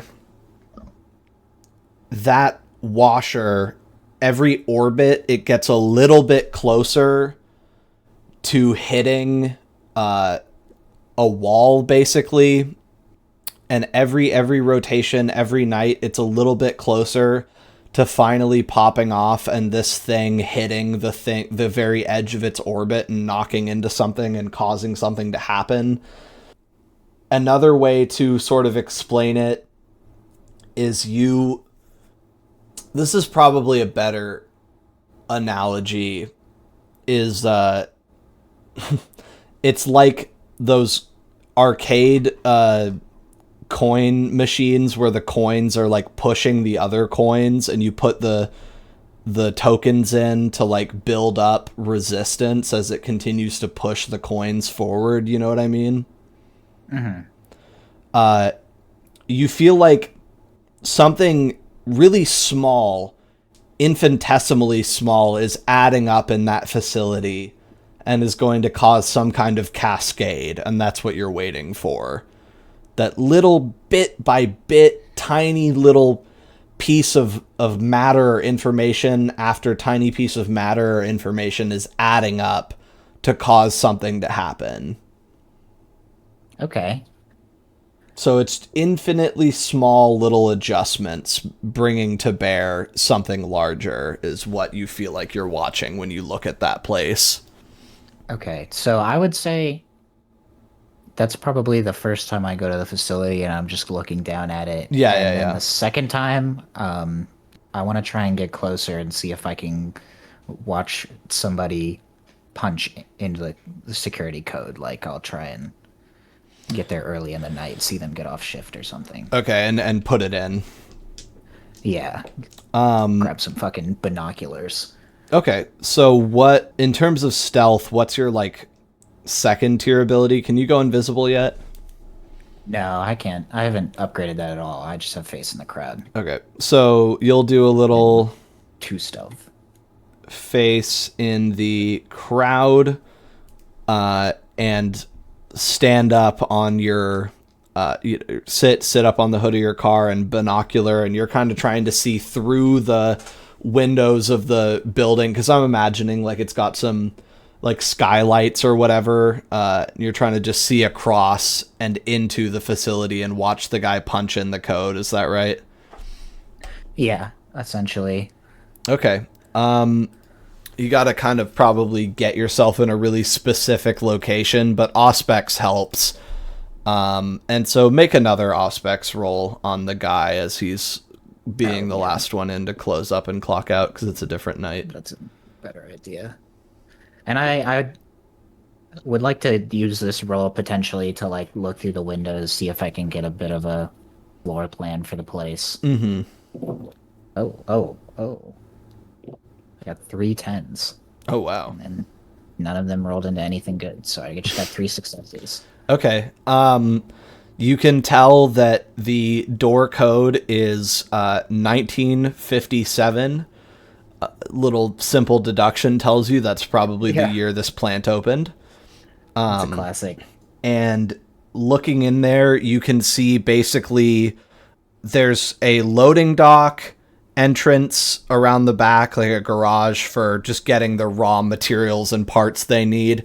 And then there's kind of a large assembly floor where there's all these big like machines that are designed to do like injection molding.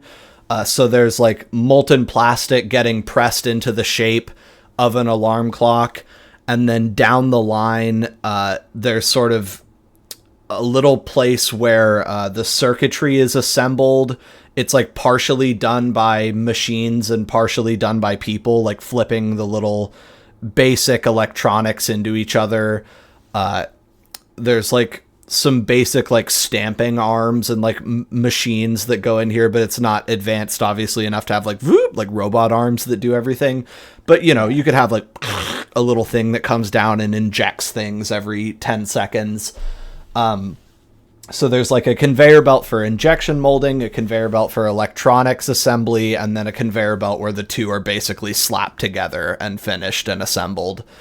And it's like a rough basic floor that flows from one thing to another, and then like a place where then the finished product is hauled off to go to like Q and quality assurance testing and be packaged. It looks like another smaller area that's like off to the side that you would have to go through another door to get into, that's just for packing the clocks, and then you know they would get shipped out the same door that they come in on. And then there's like another, like there's a catwalk that goes to the like boss's office, and then there's like a break room and personal lockers and storage and stuff like that all towards one side of the bottom floor.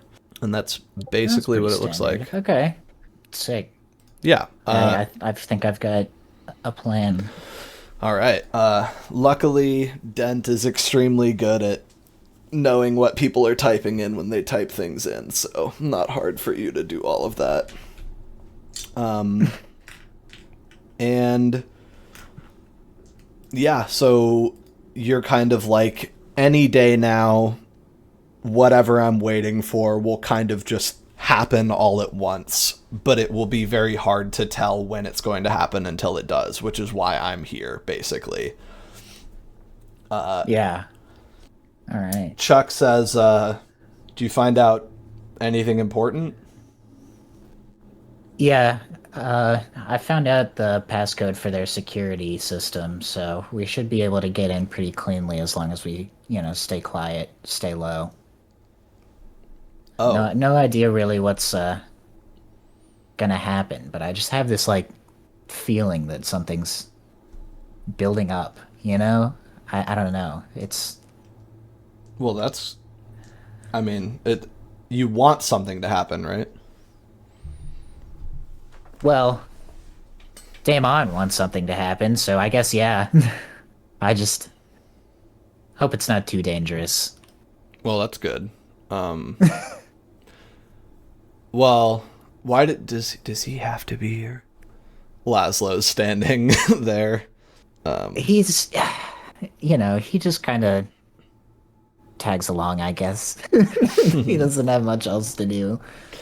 Laszlo. No, he's solid in a fight. He can look out for us. Plus, Well, he has been looking bigger lately. Yeah, right.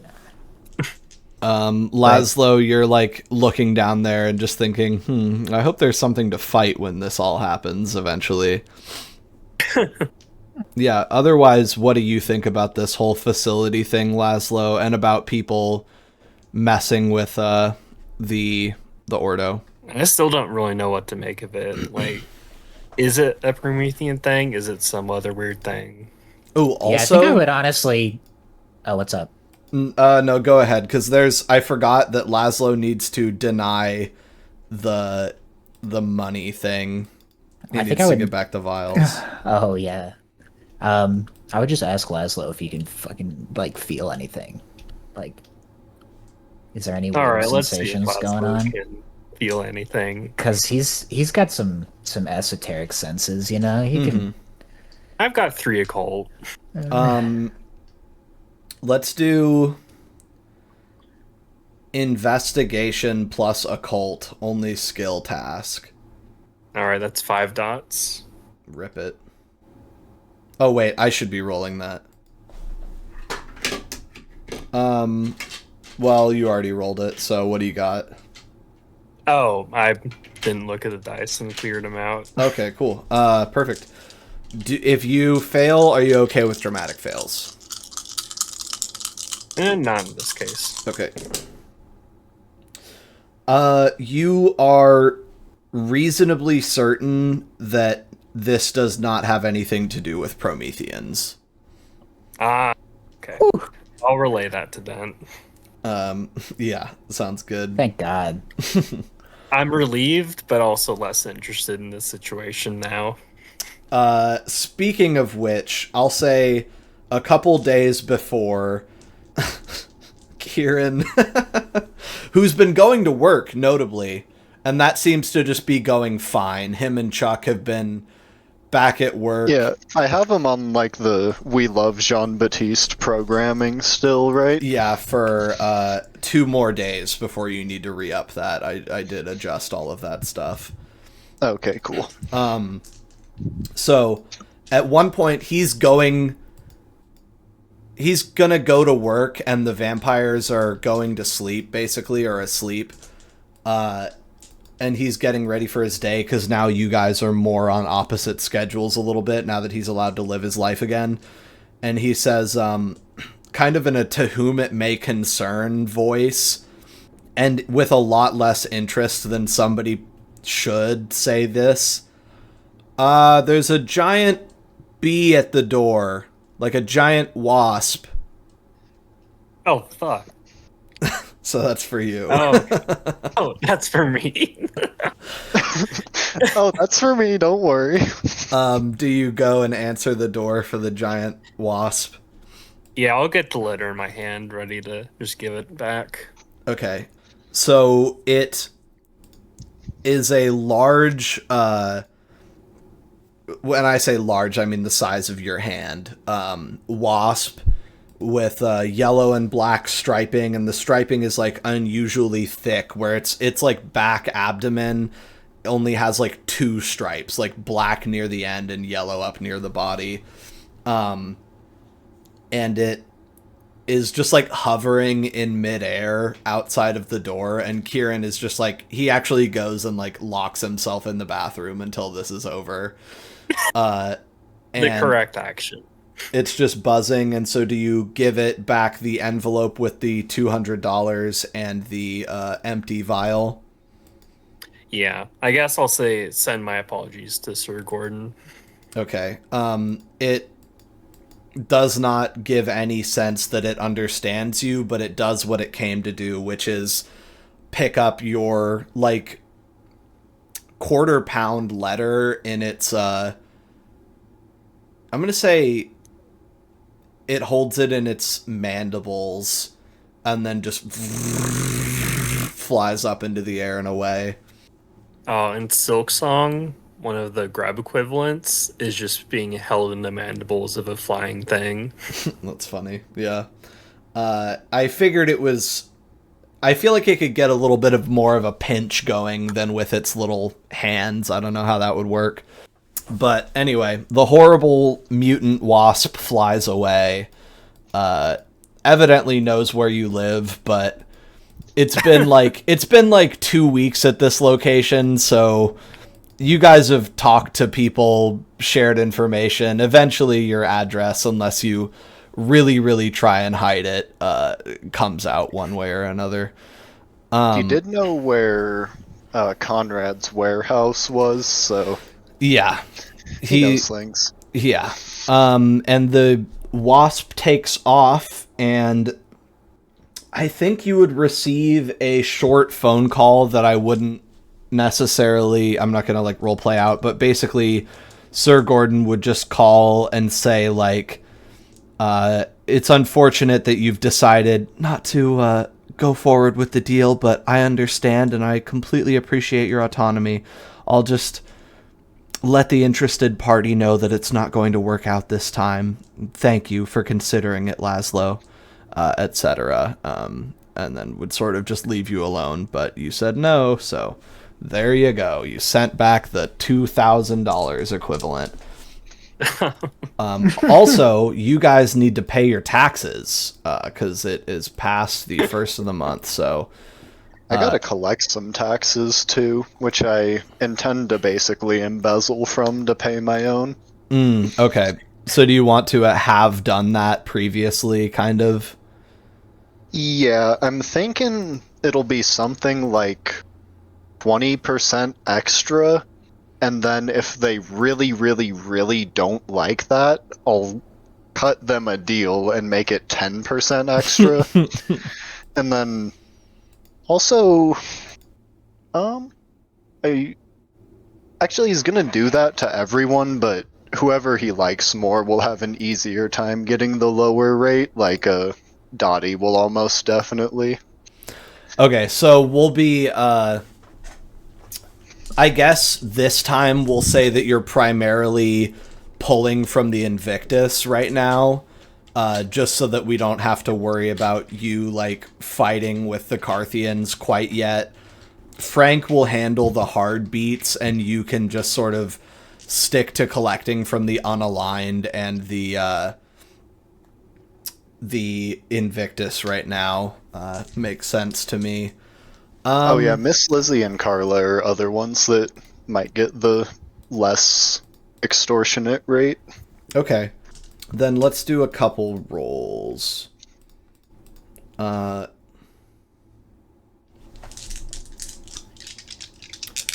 Roll manipulation plus subterfuge. Okay. This is gonna be contested right now. And this is generally, I'm gonna say this is for the Invictus.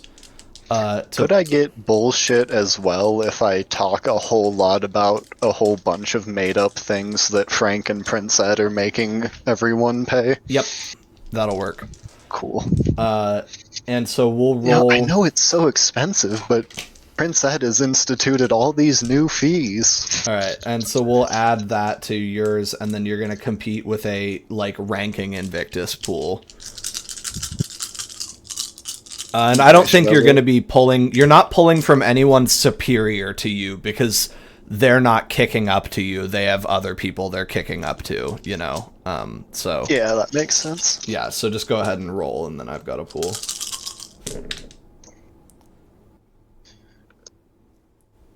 Two successes. Okay, tied. Go again. Oh boy. Ooh. 4 successes. Okay. Everybody pays up from the Invictus without too much of a hassle. At this point, I'm almost thinking that you tell them, like, certain fees are, like, one time, you know what I mean? So right now, you get away without having to strong-arm anybody because you got more successes. But in the months to come, continuing to do this to the Invictus might pose different problems, or people might start to get tired of it. But right now, you've succeeded in collecting a little bit more than you otherwise might have. And then let's go same roll for... Ooh, theoretically, I should have given you an additional dot to that roll for your covenant, or a couple dots for your covenant status, but you already won the roll, so... And there's not really, like, grades, it's just, like, you succeeded, so the good thing happens. Now let's roll it for the unaligned and just do that exact pool again. Okay. Oh, 1 success. Okay. Tragic 4 7s. Miss Lizzie says on whatever night you go and do this, Jean-Baptiste, these rates are outsized, and I would advise you to speak to your superiors and see if they can't cut them down. Like, looking at you, like, speak to the little voice inside your head and see if you can't fucking snap out of this. I think I'm gonna say something like, Yes, well, Prince Eddie's just so upset about the entire thing with the church, and, I obviously understand that you were instrumental in helping to bring Miss Kitty back to reason, but he seems to view it the other way, and, well, at least this month I don't think I'm going to convince him of much of anything, but I will do my best in the future. What is your dirge? Let me see. Authoritarian. Okay. So she says, because she won the role, she's going to push you, and you got to make a decision as far as how you're going to play this. And there's definitely a willpower in it for your authoritarian dirge if you bring that to bear on her. But she eventually looks over your list of demands that you call a receipt again and says, this is extortion and I'm not going to pay you. Is that clear enough? So, are you saying you don't want the protection of Prince Ed, or I'm saying I'll any pay what I future pay. such services, like me and Dottie and the rest of my coterie coming here to clean up some bodies because a Carthian went insane?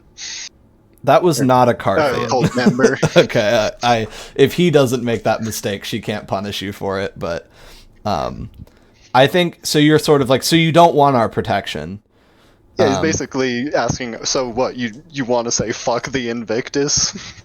I think I'll give Frank a phone call and just see what he has to say about me paying a substandard rate. I'll just go.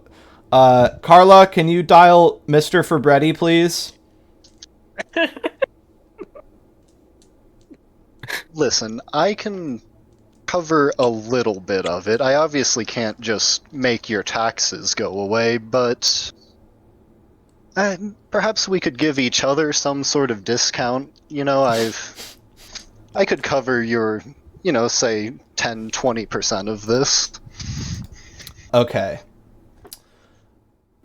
I'm going to say she's pushing you, so I'm going to want composure plus persuasion.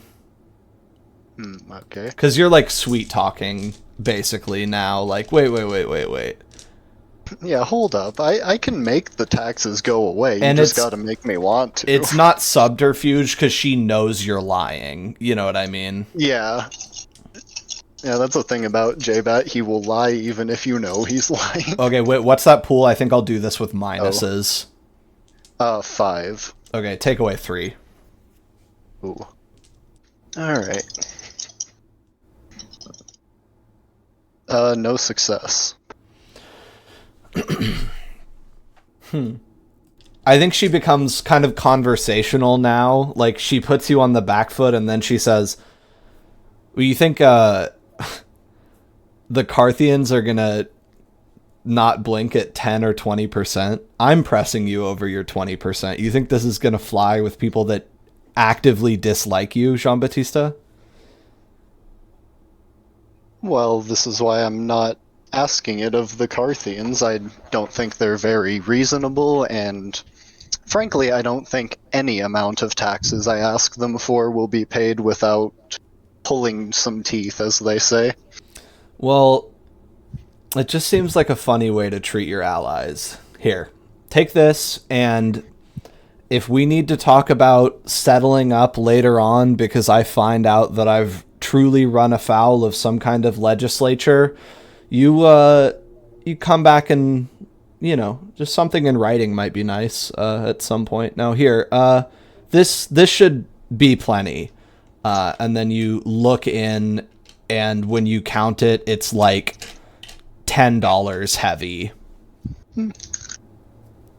Yeah, I think I should be able to convince Frank this is a fair amount.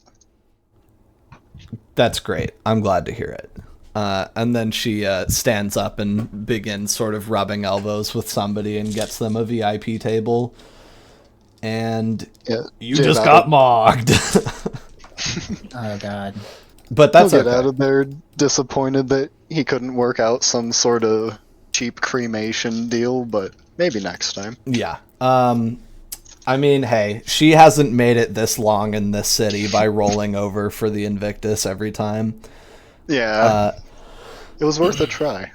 Yeah, and you successfully juiced your subordinates. And if you want, I would say that you could get rid of the put your subordinates in their place aspiration that you have and take a beat for that. I don't Since think I had that as an aspiration. didn't you? I think that's a willpower thing. Well, I mean, that was definitely the willpower that we were gonna be working on, but I was trying to make that for Miss Wendy. But you mentioned the other week or whatever, I thought you said something about getting a beat for putting someone in their place, but maybe that was a willpower thing and I misinterpreted it. I don't have it as an aspiration. It's basically, it would probably be the next aspiration after I reconnect my fucking touchstone. Okay. Well then, what happens with your first round of tax collection in that intervening week is that you are going to be up by, like, let me sort of see what, if you're putting 20% on... Forcing you to do, what is it, tax work? Yeah. If I do 20% on 5 of them, then that's just that much extra. You're netting an extra $130 right now. Okay, and that's not accounting for giving any to Frank, right? Yeah, that's like, basically what I'm saying is that you will get all of your kick-ups from the Invictus and give those over to Frank, and we'll have $120 left over. Pure profit. 130. Yeah. The 10 is Okay. from Miss Wendy. Okay. Not Miss Wendy, Miss Lizzie. Lizzie. Yeah, I think I'll plan to give 30 to Frank. See if I can get away with that or not. The worst tax collector ever. Bro, embezzling is my job. Yeah, it's like constantly trying to fucking take as much. So how much? What are you? As he What is can. the 30 for? Just to give to Frank. Oh, so you're Directly saying is, I got some extra taxes. I Here see. you go, Frank. Don't Okay. ask how much extra I got. all right? So let's bring your dollars up to $115, and at some point you give your bundle to Frank, and it's the equivalent of $300 heavy, and he thumbs through it and says, "Oh, you know, you've really got a nose for this. Glad I set you to work on it. Thank you. I appreciate this, Jean-Baptiste." Yes, just one thing. Next time, if we could, perhaps together, get something in writing for Miss Lizzie. She was a little bit obstinate. Well, look, we'll think about it, but I don't want you leaning on her too hard because it's important that she's on our side tacitly. So my point is, try not to make her squirm too much, or she'll be an actual unaligned instead of quote unquote unaligned. You know what I mean? Yes, I understand, and I think having something in writing would help with that. Yeah, I'll talk to the boss, but I'm sure we could make it simpatico, make it worth your time next time around. Excellent. And I think you were just like in a bar. Frank was just waiting on collections in a bar, and you just handed him a big envelope with a bunch of money in it. Sounds about like Frank. Yeah, so Jean-Baptiste did a little tax collecting. That's good, and you're up. And so then paying your taxes from the group's pool, how much was that, and what do you want to do for that? It was enough that I might have to scam some more people. $436. You could just make Dent do it all. Scam Dent. What the hell? No, Actually, I have we to gotta up split that it. number. Honestly, You gotta- Jean-Baptiste might just do some petty crime. You got $200 from running that scam. I scaled it poorly. Okay, cool. 230. So then you paid the extra 30 to Frank. I actually might just tell everyone in the coterie that they owe the powers that be $120 and see where that gets me. Not extremely far with Magni or Laszlo. Yeah. Do you guys not have money? They got $40 and $40. And I'll suggest they take a loan from Dent. Oh my god. you guys do need to pay this on time. God, So I'm gonna tell everybody to go get a job. That's your job. You're the one who's gonna teach. Magni, do you Listen, want to I'm not try your and dad, pull okay? money from the Carthians? Not really. Parthian's got a lot of money. Not Yeah, like but stealing. I don't want to but- give that money to Princess. Well, somebody has Well, to. you're gonna give him some money. Jean-Baptiste will start bullshitting you guys with his saying, well, no one likes to pay taxes, but if we didn't, then Prince Ed would just fucking kill us. How much of your 215 are you gonna pony up, Jean-Baptiste? That's my question. As much as I have to. Okay. Dent, how much, like, how hard is he gonna have to talk to get you to pay these taxes on time? I'm trying to think about how much I trust Jean-Baptiste to actually tell me correctly. I feel like Dent honestly would think that Jean-Baptiste wouldn't like scam him. Well, he because we're all, technically in isn't the here. coterie. So I would just pay my part of it essentially, and then people can, I don't know, make some deals or something. Ask me nicely. Okay. It sounds like Laszlo will grade your papers. Laszlo is doing bodyguard duty for you. Maybe that's why Laszlo's standing guard at the factory. Is he's like you're like I'm needing like, to pay him a wage for it. I think I would look at Laszlo and be like, what do you do all day? Push What do you do ups. during the day? Look, all right, look. I think I would, Laszlo. I'll help you pay this time, okay? But let's go. I'll look for a job together that you could do. All right. How do you feel about that? Because I would remember that you're like a baby. So Maybe he could find work with Oscar.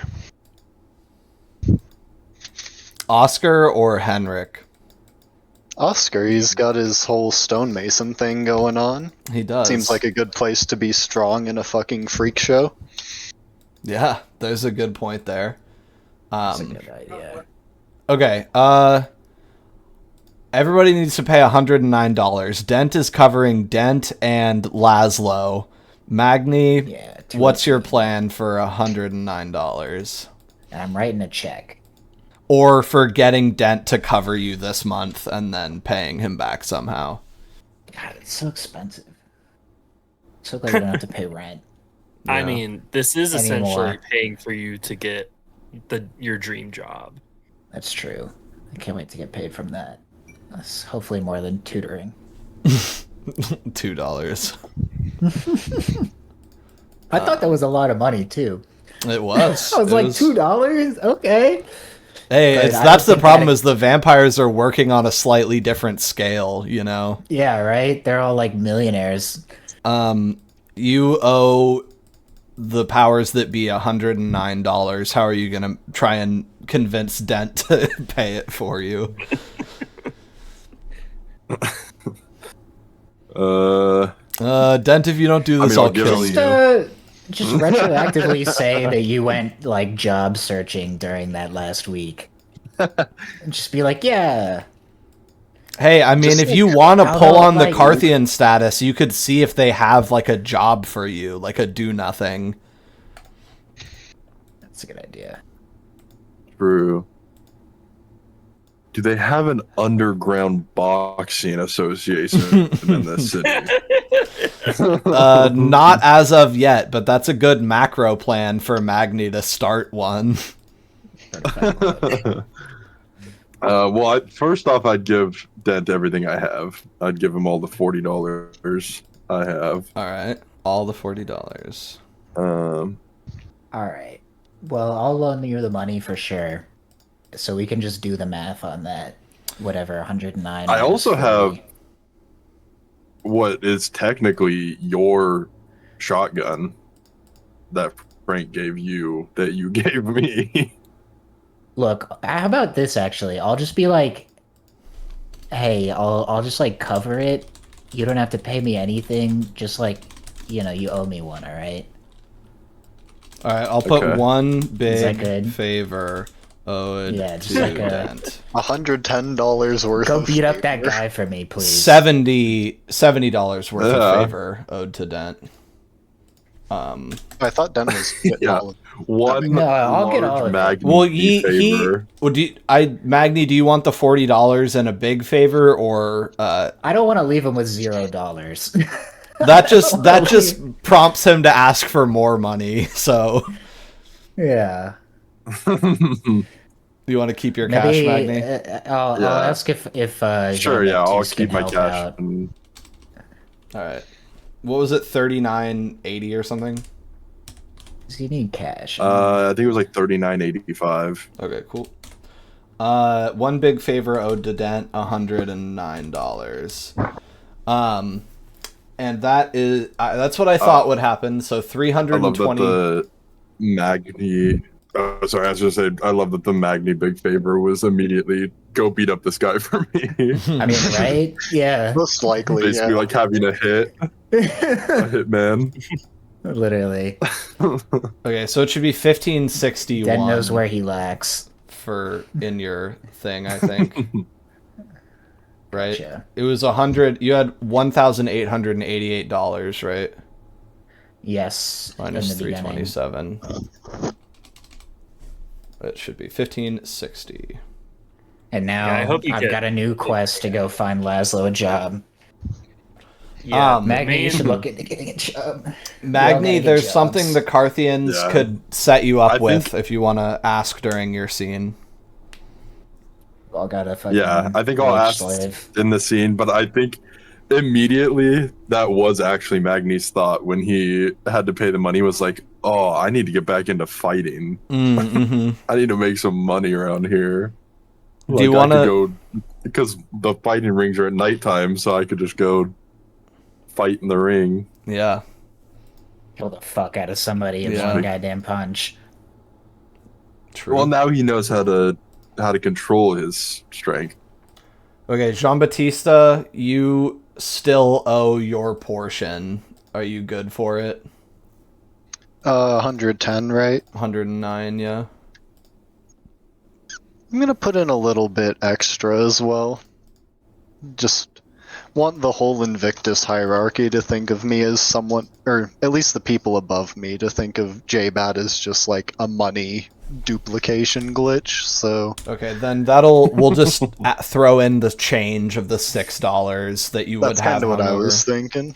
Okay, so the envelope is even heavier, and your guys' debts are paid up for the month. The month of December, or I suppose November. And yep, Frank is very complimentary of your resource management skills. This paying on time your first month definitely makes a good impression. So that is good. And Dent still has his cash and just pulled that out of his bank account as a check. Just one big check. Hell yeah.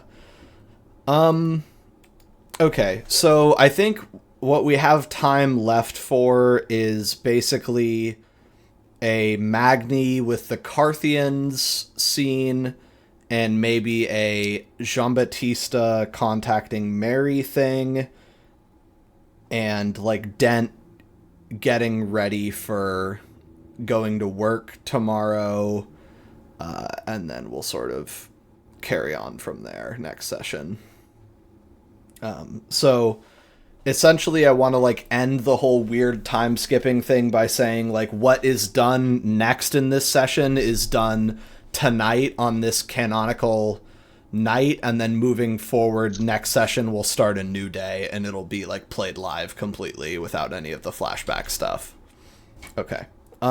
Magni, on this Monday night, set up a Carthian hangout that you want to have. Who do you want at this meeting where you're going to potentially ask about employment and talk about breaking a blood bond? I think I want Dion for sure. And I always forget the leader's name. Lenin? Mm-hmm. Yeah, Lenin. I want them there. I think the professor. Roth? Yeah, Dr. Roth. Okay. Odds or evens? Evens. Roth can't be there, but Claire can. Okay. Do you want her there? She can also not be there. Yeah, I'm fine with her being there. Okay. I'm trying to think of the people that were there when we helped with Danny. Jordy was there, Roth was there, and Yeah. Dion was there. And you don't really like Jordy. Okay. Yeah, I was like, yeah, I want If you want to get to know except for Brian, Jordy. Brian could be there, and that's a reasonable group. Claire, Lennon, Brian, Okay. and Dion. Yeah, I'll do that. Okay. Now that we've got that set up, I wanted at least one or two of the people, attempt to have at least one or two of the people that were there when I helped Danny, so that I had like extra hell yeah. people that liked me, but I would like to meet some new people too. And I definitely did not want Jordy there. All right. I was just imagining Magni says, "No, I don't want Claire there," and then she's just there but invisible. Yeah. That would be funny. I'm still I don't fucking got no issues with paranoid Claire. about Claire. I don't like that she can mimic people. Yeah, that shit's fucked up. It's Kind of a crazy power. it's some crazy powers. It makes you think, you know, who called Yeah. my sister? Exactly. I think it was Lord Atticus Montresor doing something. Yeah, no, she's I hope she doesn't die. My humanity is like the one thing I've got going for me, so I would be curious on who called her though, because it couldn't have been Montresor, because he's got the fucking weird mouth voice thing. oh yeah, he's got his weird way of speaking. Yeah. You know what I just was thinking of just now? Lord Atticus has a ghoul. Almost Yeah. certainly. Who would For probably sure. do some True. shit like that for him. But it's like, yeah, because like, who else hates me? I mean, Karth doesn't hate me, right? Like, what did I do to them? I helped them My out. sister's coming to town. Who hates me? All right, like, Who Who did this else to me? might have done it? shit's crazy. Maybe Simon Spencer's just fucking with you. Oh no, he Oh. can't talk over the phone, so it wasn't him. We can rule out Yeah. Simon at least. Yeah, The cult has a Mekit. They might be fucking with you. yeah, it could just be somebody we haven't even fucking met yet. So that's True. Well, Like the blood that I drank. yeah, can you imagine? I'm back. It's gonna be the same person. The Yeah. guy shows up. I love him for some reason, and he sounds just like you for some reason. My fucking gut is telling me that she's gonna like move to the city and then she's gonna get kidnapped and we're gonna go on an epic quest to rescue her. And Your that's sister? what's gonna happen. Yeah. That's funny. We were trying to figure out who might Don't have say that. done that. Yeah. Right, and then also talking about the Claire. blood. Competitors right now are Lord Atticus, Lord Atticus's ghoul, random cult Mekit, but definitely not Simon Spencer. Or Montresor. Yeah, true. Claire might have done it too, but we don't think Karth hates him. All right, so Magni, you guys are up on a billboard. It's like 4 a.m, and you guys are up near kind of the upper limit of Carthian territory and to the west, so like the edge of, you're like on top of a billboard near Woodland Park, up in the top left. And you guys are just kind of hanging out, shooting the shit. And I think Claire and primarily Claire and Brian, with supervision from Lennon, are sort of using big buckets of paint and paintbrushes to mess with the messaging on this big billboard, and are basically painting a mural of sorts, where what is effectively being done here is they're using regular paint, and then some of it is blood mixed with paint, so that when a human looks at this mural that you guys are going to finish, they'll just see a mural, but to a kindred there will be a coded message.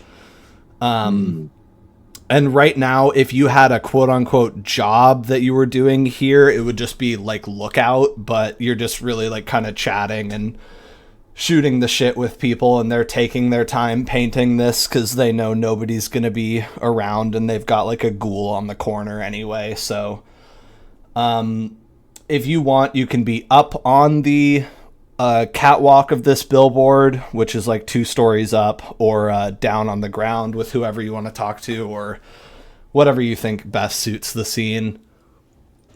I feel like we'd all be up top. I think so too, yeah. Like either watching people paint or painting. Yeah. What's kind of coming to bear with the mural is you guys are painting over like a dentistry ad of some local dentist, turning the dentist's like portrait into like a crazy king, like a skeleton king with a crown, and like Claire is sort of like expertly painting in something that suggests like masses marching toward this king to dethrone him, and it's all like very gestural. Like the whole left side is this like big amorphous mass of people, and then the close up on the right side is kind of like this king being like, oh shit, and he like is already dead, skeletonized, whatever. It's just kind of edgy Carthian propaganda, basically, is what it's boiling down to. And yeah, they're hanging out. Do you bring up your stuff, or do you wait for them to kind of broach subjects with you? I think I'd wait for them to broach some subjects, and then I'd try to find a way to like work my stuff into it. Mm-hmm. Like I don't want to seem like I'm coming to them to ask for favors. Mm-hmm. But if we're like in conversation, be like, oh hey, by the way, you mentioned breaking a blood bond. I think maybe then where that kind of comes from is like Brian seems to be very interested in getting to know you because he's like been forcibly out of the loop since he was not technically allowed to be active in the domain for a while, you know? And he asks you, I mean, was it hard like working with the Invictus for as long as you did? Like you were, I mean, I know you're still like hanging out with, like you live with one of them, right? Yeah, J-Bat. He's a good guy. He's not J-Bat. I keep forgetting that's not like someday that'll be, if you guys make it to the 90s, you'll be J-Bat faster than you can blink. Anyway, I'd be like, oh yeah, he's not too bad. He's, you know, he can be self-centered sometimes, but he watches out for us. And I've tried to avoid contact with most of them as much as I can. I mean, it's certainly not a bad look to have somebody who has your back in the organization, especially right now. But yeah, I mean, it's good. It's good that you've been able to mostly keep out from their clutches. And Dion sort of just like raises his eyebrows, like, pretty sure this guy's bonded, actually. But you know, Yeah, I think I'd be like, yeah. I mean, they bonded me with Prince Ed, and I don't know. I wish I wouldn't have. Wish I would have thought about that before I ended up doing it. But you know, it is what it is. do you bring up any thing about the secondary bond, the weird thing that happened, or are you just like, those were just Ed? Like, is that your story? I think I would mention like the fact that he gave me some random blood, and that I thought it was his and it wasn't. I think at that, Lennon would like turn away from supervising the painting and like look at you. What do you mean? I don't know. He gave me these vials, and he gave me them the same day that I put the picture under the food thing, and he seemed like it was in good heart that he did it, and that we were friendly at the time. But I don't know. I drank it, and I could tell it wasn't his. But he was pissed off when you did that, right? Yeah, I mean, he was pissed off about the picture, and at the time I didn't realize he knew I did it, but later kind of realized that he did know. Well, I don't know whose blood that could have been. Did you pull a clan off of it, or were you able to discern anything important about it? This is Lennon. The only thing I could gather was that I don't know the person whose it was, and that they're Ventru. And I know it wasn't Prince Ed. Well, I don't think there's any way it could have been Mary's blood, not 2 years on. That woman whose picture you put under the on his plate or whatever, she used to be the Prince of Seattle, like 2 years ago, a little over 2 years ago. And, well, look, it's a whole big fucking song and dance, but he at one point blamed some of us, some of our number, most of whom are dead now, because there was a big fight the night that it happened in like 2 locations. Basically, there was a bad night where a handful of Carthians died and a handful of Invictus died, and she was one of them. But we didn't have anything to do with her death, and he knows it. And, I mean, the implication with what we had you do is... and then Dion steps in and says, it was supposed to evoke fucking diablerie, saying he ate her. She's on his plate. I see. But as far as important Ventru go, I mean, she was the important Ventru, but I can't imagine, even with whatever he's got going on or assistance from the Order, that he would have been able to hold her blood for 2 years. So it must be someone else's, or maybe he like did something to it to sterilize it so that you couldn't tell it was his, but it was. I don't know. Anything's possible. Yeah. Claire like finishes up the crown on the skull. Like, she kind of keeps... I think she looks at you a couple times to like get the skull's jaw right, just because you have like impressive anatomy. She's like, what's a human skull look like? Oh, you better look at Magni. Do you say anything to any of this information? I think I would just kind of be like, yeah, I mean, at this point, all I know is I've got 2 blood bonds to Invictus members that I do not want blood bonds with. Well, I mean, it was said, Brian sort of begins, we can get you out of those. Oh, yeah? Yeah, it's one of our specialities. Just gotta divide and conquer. So if you take the bond with one of us, we can displace it. We can break your old one. Oh, okay. And now, like, everybody kind of stops painting and are, like, turned towards you. Like, this is kind of important, potentially. And they say, well, it's good that we're here, because witnesses are important. If you want to... I mean, look, I don't know if we can break that other bond. That sounds, I mean, frankly, kind of spooky and magical.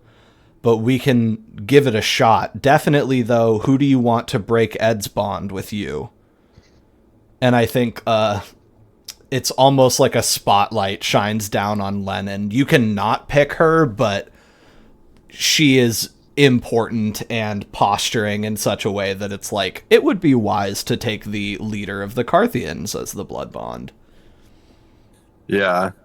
I think I would gesture towards Dion and Lennon, like in the direction of both of them, and be like, I mean, whoever is willing, Yeah. giving them the option, kind of. Mm-hmm.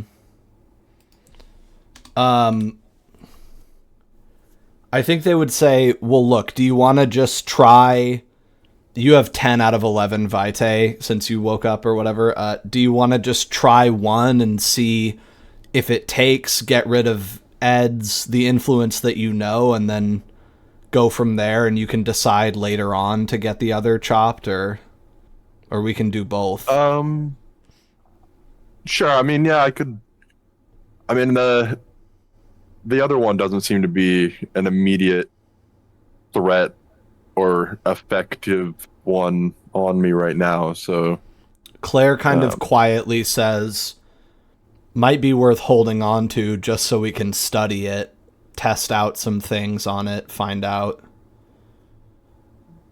Yeah, that is a good thought. I think the interaction would basically end with, like, Dion putting out his cigarette on the railing and saying, well, look, I like you, man, but I'm not really the subjugating type. That's, I don't like making bonds if I don't have to. Next time, if we need to erase the big one, I can be your guy, but, Yeah, I got it. All right. All signs point to Lennon unless you protest and demand Brian or something. No, yeah. Okay. Then the leader of the Carthians says, well, no time like the present. Where do you want it? She, like, pulls a knife out of her, like, cargo pants pocket, because she wears, like, a lot of military surplus clothes, and is ready to stick herself to get you a flow. You don't get to bite her. Your tit? I think I'm not picky. Okay. Then she just gouges the flesh of her palm, and, like, creates a well with her cupped hand so that it fills with her blood pretty quickly. Okay. And I think she would say, it's good that you're already sitting down, and then kind of just stands in front of you, and, like, tilts your head back and lets you chug blood out of her hand. Okay. And then so you're sitting there. Magni drunk Vitae from now? Hella. Name them. Yeah. I probably have. It's really difficult to... This is a thing, if I could change one thing about this campaign, it would be that I would force you guys to record all those stats, like, for example, everyone you've killed is something that I would have wanted to be keeping track of, but we can, like, dig all that up with enough time, and it's all recorded, so now you're getting a blood bond instead of with Prince Ed with Lennon Schultz. He's really gone to the dark side. And you drink the first welling up of blood, and she says, with this blood, I shatter the inferior bond made with fear rather than love or devotion. And everyone's just like watching, like confirming with their auras, and you can feel the various sort of beasts and personas of the kindred around you flickering with power. And then it wells up, and she says, again, as you drink, with this blood, I create a new bond, a stronger bond based on mutual trust and admiration, and not one of subjugation. And then you take a swallow, and you're tasting... I think at your humanity level, you don't taste food anymore. You're tasting rich, fatty, salty, sweet vitae, just the perfect flavor on its own. It is what it is.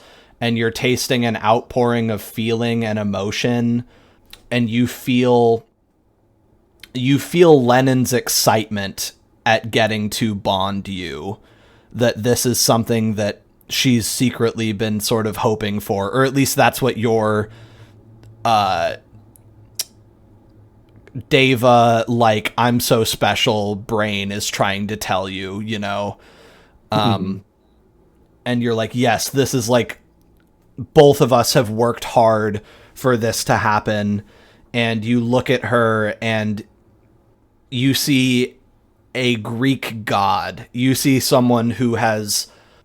There was no Carthian movement before there was Lennon Schultz, in Seattle at least. She formed this from her own willpower and her own force of personality, and you are the latest to enroll in her master class in political maneuvering and underground power.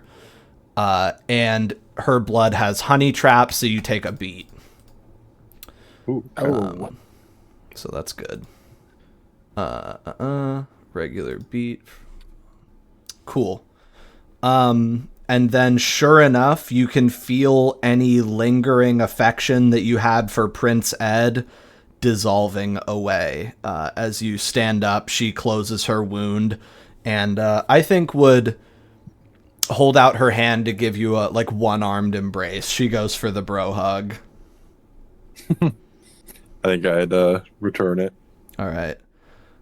And I think you can see they cheer for you. There's a rousing sort of a woo from Brian and some claps from the other two and a head nod from Dion, like, nice job, man. And you wipe the blood from your mouth, satisfied by the flow of vitae. And you can see the hidden message that has been revealed in the billboard. It says "fuck Ed," but you're like, if I step back and look at this, it almost just looks like it says "fucked," and that's the message. And that's where we'll end that scene. I forgot to ask them about a job. Oh shit. Okay. So as we're sort of fading out on that, you know, you're like, is there anything I could be like doing for work for you guys? And I think Dion would laugh a little bit, and Lennon would say, "Oh, I'm sure the University of Washington could use one more night security guard a couple days a week. It's no problem." Yeah. So they're going to try and set you up with a job you can go to like 2 or 3 times a week and just like wander around on campus with a vest on and get paid. Nice. Okay. Glad we got to do that one. I'm trying to think of what precisely else we have going on. You know, actually something that might be good, I feel like, is Dent explaining... I feel like I could see you doing a lesson prep where you explain the basic stuff that you're going to be teaching to Laszlo and Chuck, you know? Oh yeah, Um, definitely Oh. Laszlo. so then maybe that's what you do this evening, Dent, is you just teach Laszlo about the basics of musical theory. That sounds great. Do you think you would be nervous to get back to it? Yeah, extremely. Okay. I It would doesn't say, help like, that you're literally dead. yeah, I mean, my life is so like different now that I think I wouldn't be like as nervous. Where it's like, damn, dude, like it can't be worse than getting assaulted by like a four-armed like monster thing. Yeah. But also, you know, But it could be. fucking anxiety. It could be Yeah. worse. Okay. Let's just do a intelligence plus your big music skill, whatever it is, and all of its bonuses. Okay, Finally. Is it just like for the expression? class. No, this is for prepping. Academics. All right, yeah, academics with your bonus plus intelligence. That is gonna be 9 dice, brother. Let's go. All right, so this is just you preparing and getting ready. This is the one thing I'm good at.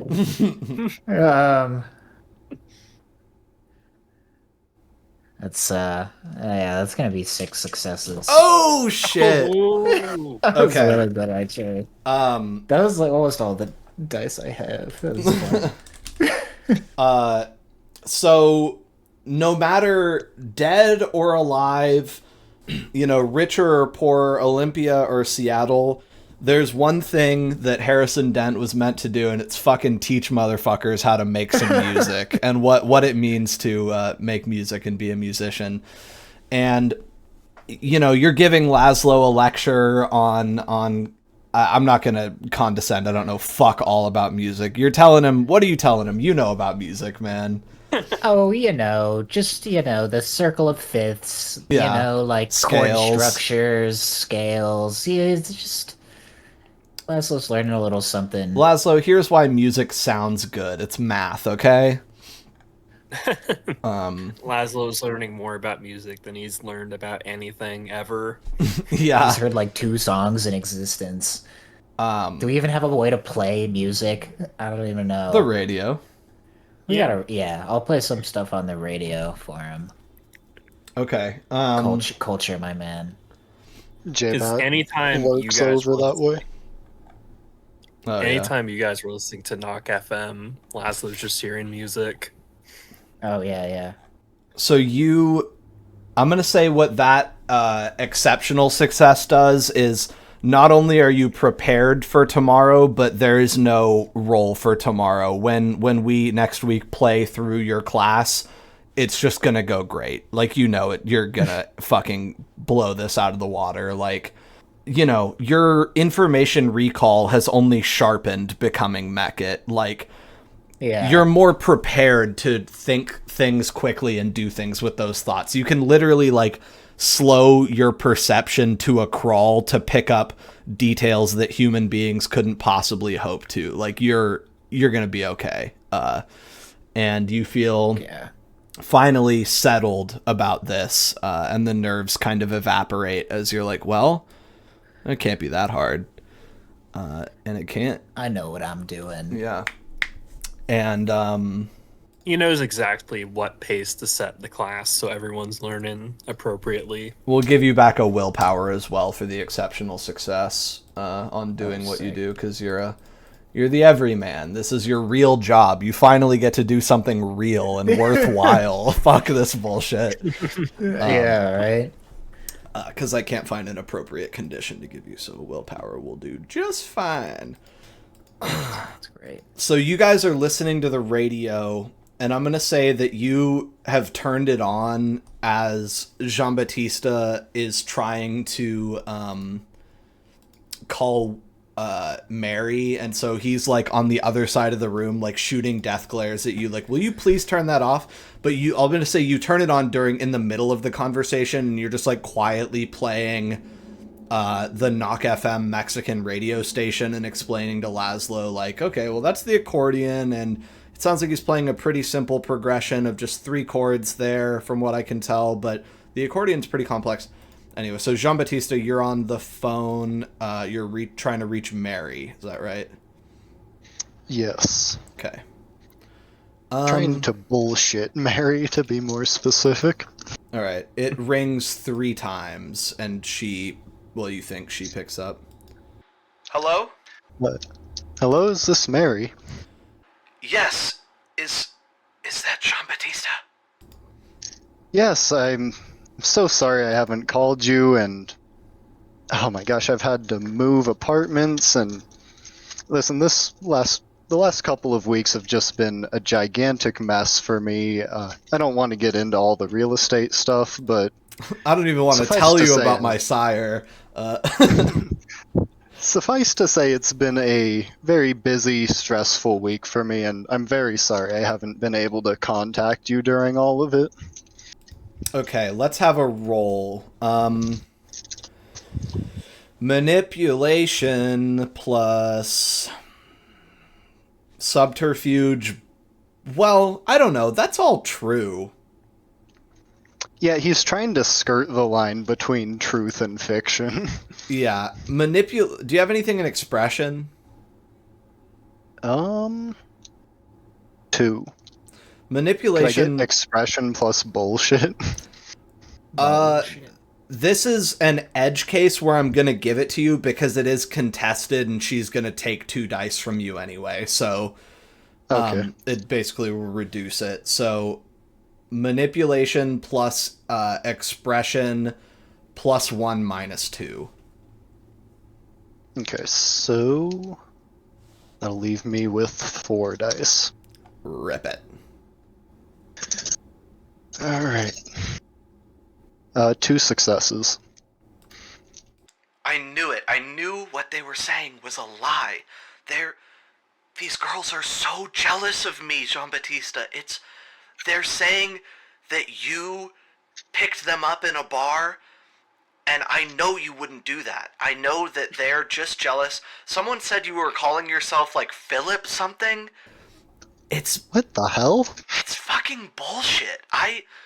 I'm sorry, but I cannot stand it in here with these girls anymore. They're telling me horrible things about you all the time. They're telling me that you don't care. They're telling me that you're like a sicko, like some kind of pervert. And I'm not... What? I don't believe it for a second. I'm so glad you called me. I need to see you again soon. Well, yeah, we should go out somewhere. I'm still rather busy, but I have a little bit of free time now. At least things seem to have calmed down in the city. Well, listen, how about...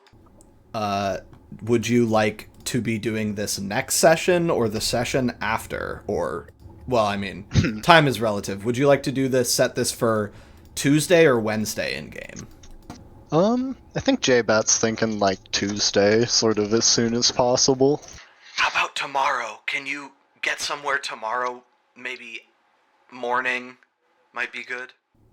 Well, that's the problem. I have meetings almost all day tomorrow, but I don't know, probably by 6 or so in the evening I would be able to do something. It's just...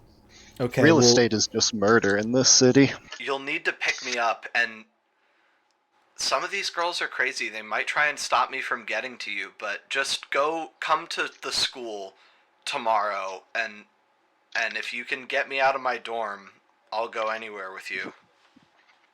Yes, I'll be there. Okay, 6 o'clock. Until tomorrow. That sounds wonderful. See you there. All right. She's not attached as your touchstone, but, it is what it is. As in, you might be able to attach her again soon, but that wasn't, technically reattaching. Yeah. What do you think of all that? Poor Mary. Yeah. Yeah. Sucks to be her. Jean-Baptiste, I do like her a lot as a character, though. Jean-Baptiste, the worst boyfriend ever. He's in the running for sure. Especially if you're Julie. That's the first lady he killed. Oh yeah. Okay. So then this is the end of the session. Something else happens. Hold on, I'm like trying to do something and I'm just like because you're wrapped with suspense. Okay. So basically, as soon as you hang up, you get another phone call. And you're like, what the fuck? I just did that. And they're still on the radio. God damn it. Like, what the fuck is going on? I think I'll answer it in hello?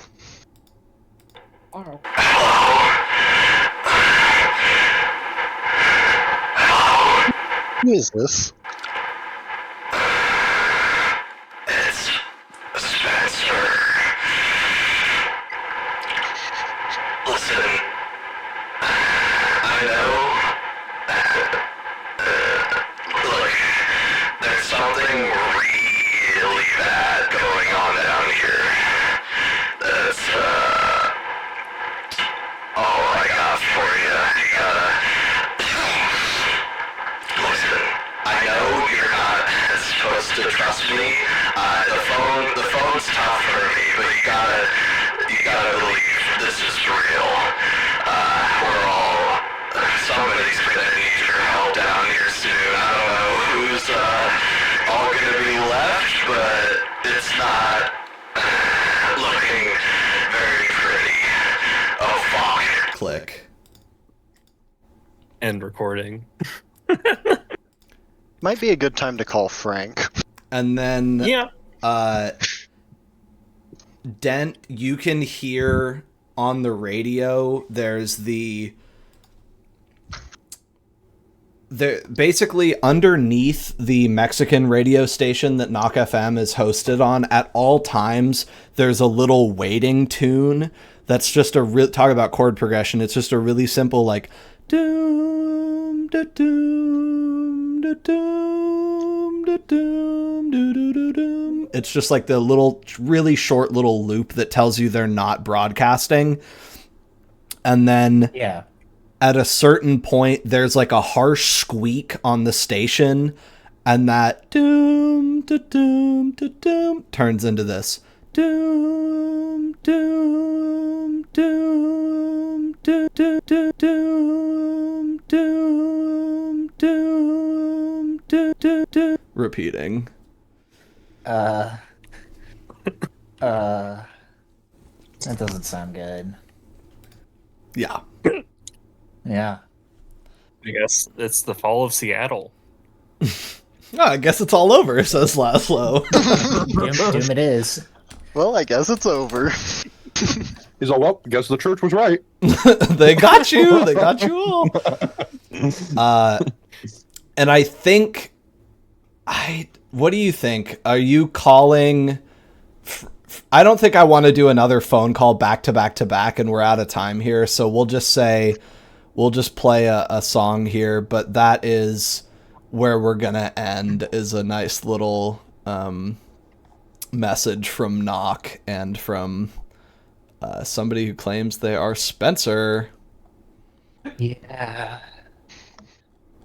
The word claims there, Spencer, is an interesting way to say it. Well, Yeah. Laszlo, he Laszlo, doesn't- fill him in. Yeah. Yeah, they said if Spencer calls us, it's not Spencer. Yeah. That's See, somebody. the thing This is, is not good. is even if that isn't Spencer, what they said is probably true. You know what I But mean? where is it getting fucked is the question. Where is it getting fucked? Where is the fucking happening? I would assume Maybe- at the art gallery. But was that Spencer, or is Spencer doing the fucking? That's the real question. Is that his enemy pretending to be him? Why would you assume the gallery? Curious. Invictus spot. Hmm. I don't know where the fuck else Simon Spencer goes. Okay. Also, I'm thinking whether or not it's Simon Spencer. That's probably where they're referring to, but I just don't know if I trust that Simon. Gotcha. Also, all right. I feel like we are a weird group to be the first person to call about Well, stuff. if you Um, think about it, Jean-Baptiste is pretty though, high up there.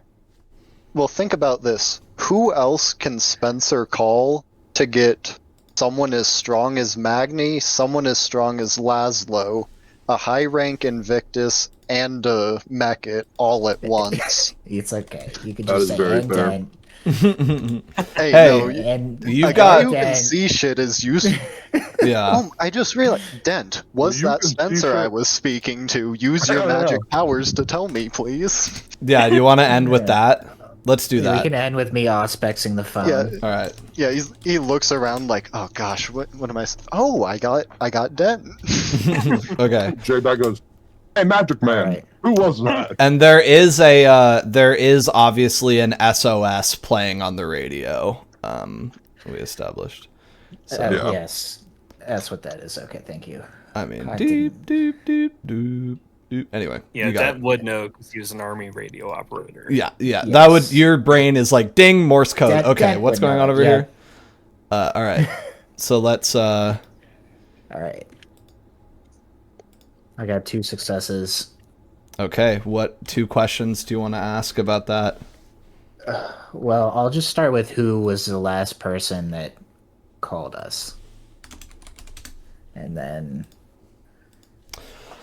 Who? where was the last call placed from? Just who That's and where. good questions. Reaching out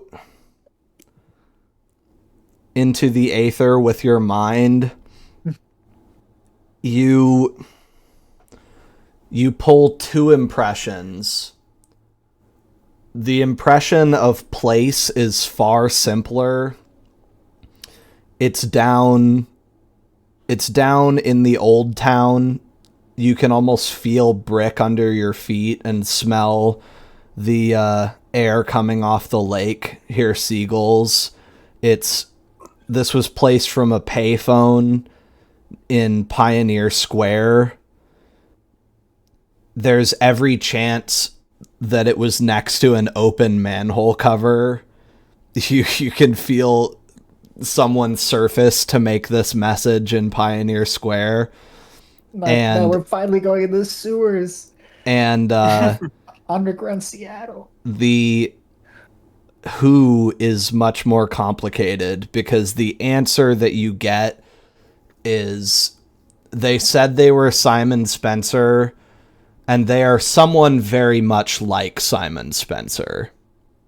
And that's your answer. Do I see like a face or anything that I could like recognize when I see them? You see almost a perfect silhouette of Spencer, but totally empty and void. What? Okay, here's your song.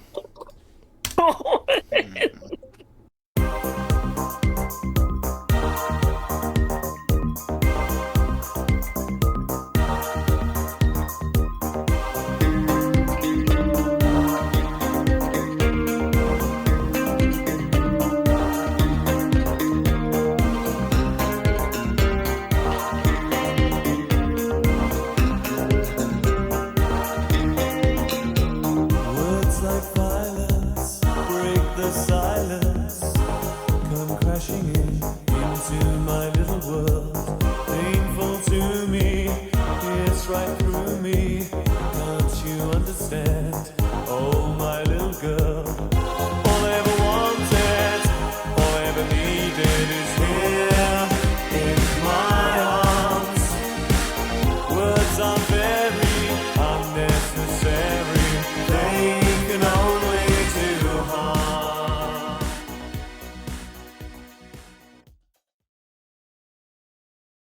You guys were, I think the 3 of you except Magni were in the main house. and Magni was hanging out with some Carthians doing some vandalism and stuff. And you guys had just Dent and Laszlo had finished up on a little practice of Dent's class that he's going to be teaching tomorrow, his Tuesday, Thursday lectures.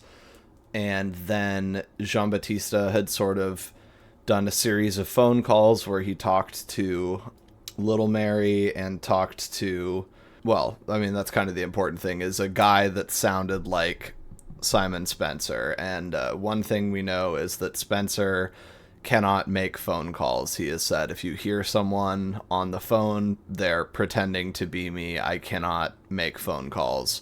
And this guy did say, you know, I'm bad on the phone, blah, blah, blah, but essentially carried a message of danger. Seemed that he was in trouble. Dent pulled a couple impressions off of the call from across the room using his very strong auspex. And then there was an SOS message, it sounded like, from the radio. So you guys we kind of finished in a little bit of suspenseful disarray as you had to figure out exactly what the next move was going to be. So what are we thinking? What's the, I think, well, here's what I'll say. We can start here, or we can start with a little Laszlo flashback scene. Quick question. Mm-hmm. What time are we doing is my class tonight? Your class Or is is that tomorrow. tomorrow? Yeah, it's So Monday. it's still the same night? Yeah, it's Okay. still that night, and it's like going on 2 a.m, so you guys have like 4 hours conservatively, 5 hours generously of night left to do this, and then your class will be starting at 5:30 and going until 7. It's an hour and a half, like, evening course. So, Laszlo, do you want to do what would amount to your downtime scene, because we kind of skipped you last week, or do you want to follow this thread right now? Either way, we'll get to the other thing one way or another fairly quickly. I don't have much of a preference. Okie doke. Let's do your scene. So, Alright. you expressed an interest in getting trained by Beatrice, your sister, to be better at fighting, since she seems pretty adept at fighting supernatural threats in one way or another. And I figured maybe that was a way that you had spent some time during the week, if we wanted to sort of just briefly flash back to that and give you a little bump on your character sheet to account for that. Because I know you took a brawl level or something, or a weaponry level, but I figured we could go more in depth on a proper training session. That sounds good. Okay, so I think we'll just start kind of in media res with essentially you going up to Beatrice's apartment, which you've never been to before. So this is a couple days into the middle of the week that we sort of flew through in terms of downtime, and you got taken to her house, picked up by her, drove across town. How about we have a quick roll from you to see if we can establish you figuring out what part of town she lives in, just from the drive and just from being good at, navigating, looking around. So how about streetwise for the knowing the roads and looking around, and I'm going to say intelligence for kind of having committed the layout of the city to memory. Do I also get my direction sense merit? Yeah, definitely. Okay, that'll cancel out the unskilled streetwise. Cool. So roll that pool. Let me just make sure I didn't calcify the alembic that fixes the unskilled penalty. Nope. So All right. 4 dice. Cool. Oh, that's not bad at all. You got high intelligence, bro. 1 success. Okay. It is pretty easy to tell based on just looking around and the pathing that you have learned from your time doing this that she lives in the downtown block on the map, sort of insulated from any particular faction line or another. You guys drive through your current territory, through Carthian territory, past the Space Needle, like sort of not directly past, but past the discotheque is basically where her apartment is. So she's like a couple blocks down from Madrona Park. She's on the edge of First Hill, basically. So pretty close to your guys' original house, and it's easy for you to kind of go, okay, well, I would know how to get back here if I needed to. It's pretty simple directionally for you to figure out. But you're going up her walk up. It's like a 5-story apartment building. It's pretty big for the area. It's like one of the larger properties on the block for sure. And you go up her stairwell, which is moderately well kept. It's not super rundown, but it's not the nicest building you've ever been in. And she would let you into her apartment, which is up 4 floors, pretty safely far away from being able to be invaded on the ground floor. And inside her apartment is very impressive. It's like really nice. It's a pretty nice building, but the interior is very well maintained. It seems like she might have been living here for a while because there's bookshelves with a lot of books and magazines on them, and things just sort of seem very settled and cozy, kind of. There's a well-maintained kitchen with good utensils and stuff. It seems like she spends a lot of the money she makes on various contracts just sort of like sprucing up her house and making it nice to live in. She like flicks on the lights, and you can see basically that as you take a quick tour of the apartment, there's a sitting area with a nice large large for the time television set, a speaker, and a turntable for or whatever they're called, a record player. And she's got a bedroom that is, the door is shut to, but you can tell like that would be the bedroom. And then there's a whole room that might have been a second bedroom that has been gutted and turned into like a home gym sort of sparring place. Like there's a punching bag and like a bunch of weapons and stuff on the ground. And there's other things sort of off to one side in that room that aren't exclusively like fitness based, but it's clear this is kind of a home gym setup for her, and you can tell that she definitely takes staying like on top of things seriously. There's also a well-maintained like liquor cabinet with a lot of sparkling crystal glasses and bottles. And in general, it's just like a really swag-ass apartment. And you can tell she would be a great host for whatever event that she could want, although it is currently cleared out in here, and it's just her and her friggin' throw blankets and nice rugs and television and all of her shiny trappings and nobody or nothing else. So I think Baby Nod is in the bedroom or not here at all. I think... Do you ask her, like, hey, where's Nod? Yeah, I'll ask. She says, oh, yeah, I think he's taking a nap. I'll grab him here. Otherwise, welcome to my humble home. And then she crosses the couple paces to her coat rack, takes off her jacket and boots and sets them down and pads over to the bedroom, opens the door and says, Nod, Laszlo's here. And he, you hear a soft mechanical whir as he clambers out of bed, presumably, and clumps his way across the carpet and then onto the hardwood, and reveals the same monstrosity that you know and love. And he's looking really healthy, actually. Whatever he needed the bone marrow for, or however that plays into maintaining his ability to exist, he is looking really natural colored. His man body is pink, and his baby eyes are sort of dancing with light and warmth.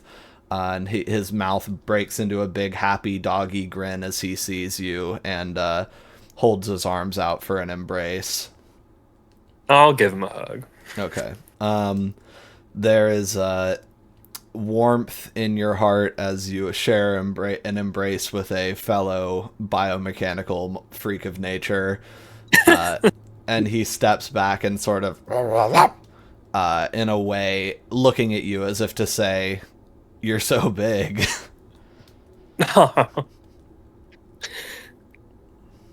I am bigger, yeah. He says, and she says, he's saying you must have been getting your bone meal.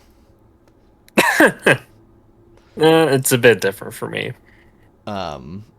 He just sort of like goes to reach out his hand again to shake your hand, and kind of like pats you on your big engorged forearm, and it just seems very happy to see you in general.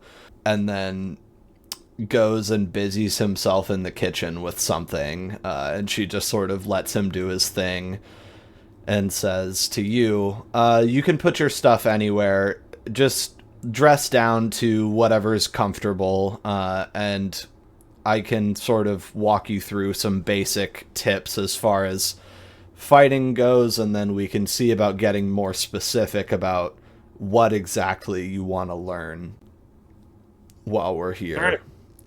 Sounds good. And then she would take you into her dojo, basically, which has a punching bag installed hanging from the ceiling, and some relatively light weights. It seems like she focuses more on like endurance than pure just like raw strength. She's like very much a lightweight person, but definitely can hold her own. And you look at her. Do I see the two axes from the church fight? I think they're hung up in a sort of place where she's not going to bump into them while she's training or doing jumping jacks or whatever. There's those. There's another blade that resembles very strongly the one that Constantine had, the Kindred dueling blade. And there's a couple of firearms. You can see one gun sitting out, one pistol sitting out on top of a metal box that looks like it probably has guns and ammo in it. And there's other kind of accoutrement, like little trophies almost, it seems, from things she might have gotten into fights with. And in the living room, there's a couple of family photos, actually, that might pique your interest. Ooh. I think maybe you take another quick look into the sparring room, and that's what we were just talking about, but then you go back out and look at her picture table, where there is a picture of her and Henrik, and I think it would have to be that Henrik looks the same as he always has, and B is like 12. Yeah, that makes sense. And seems like a normal little girl, young teenager.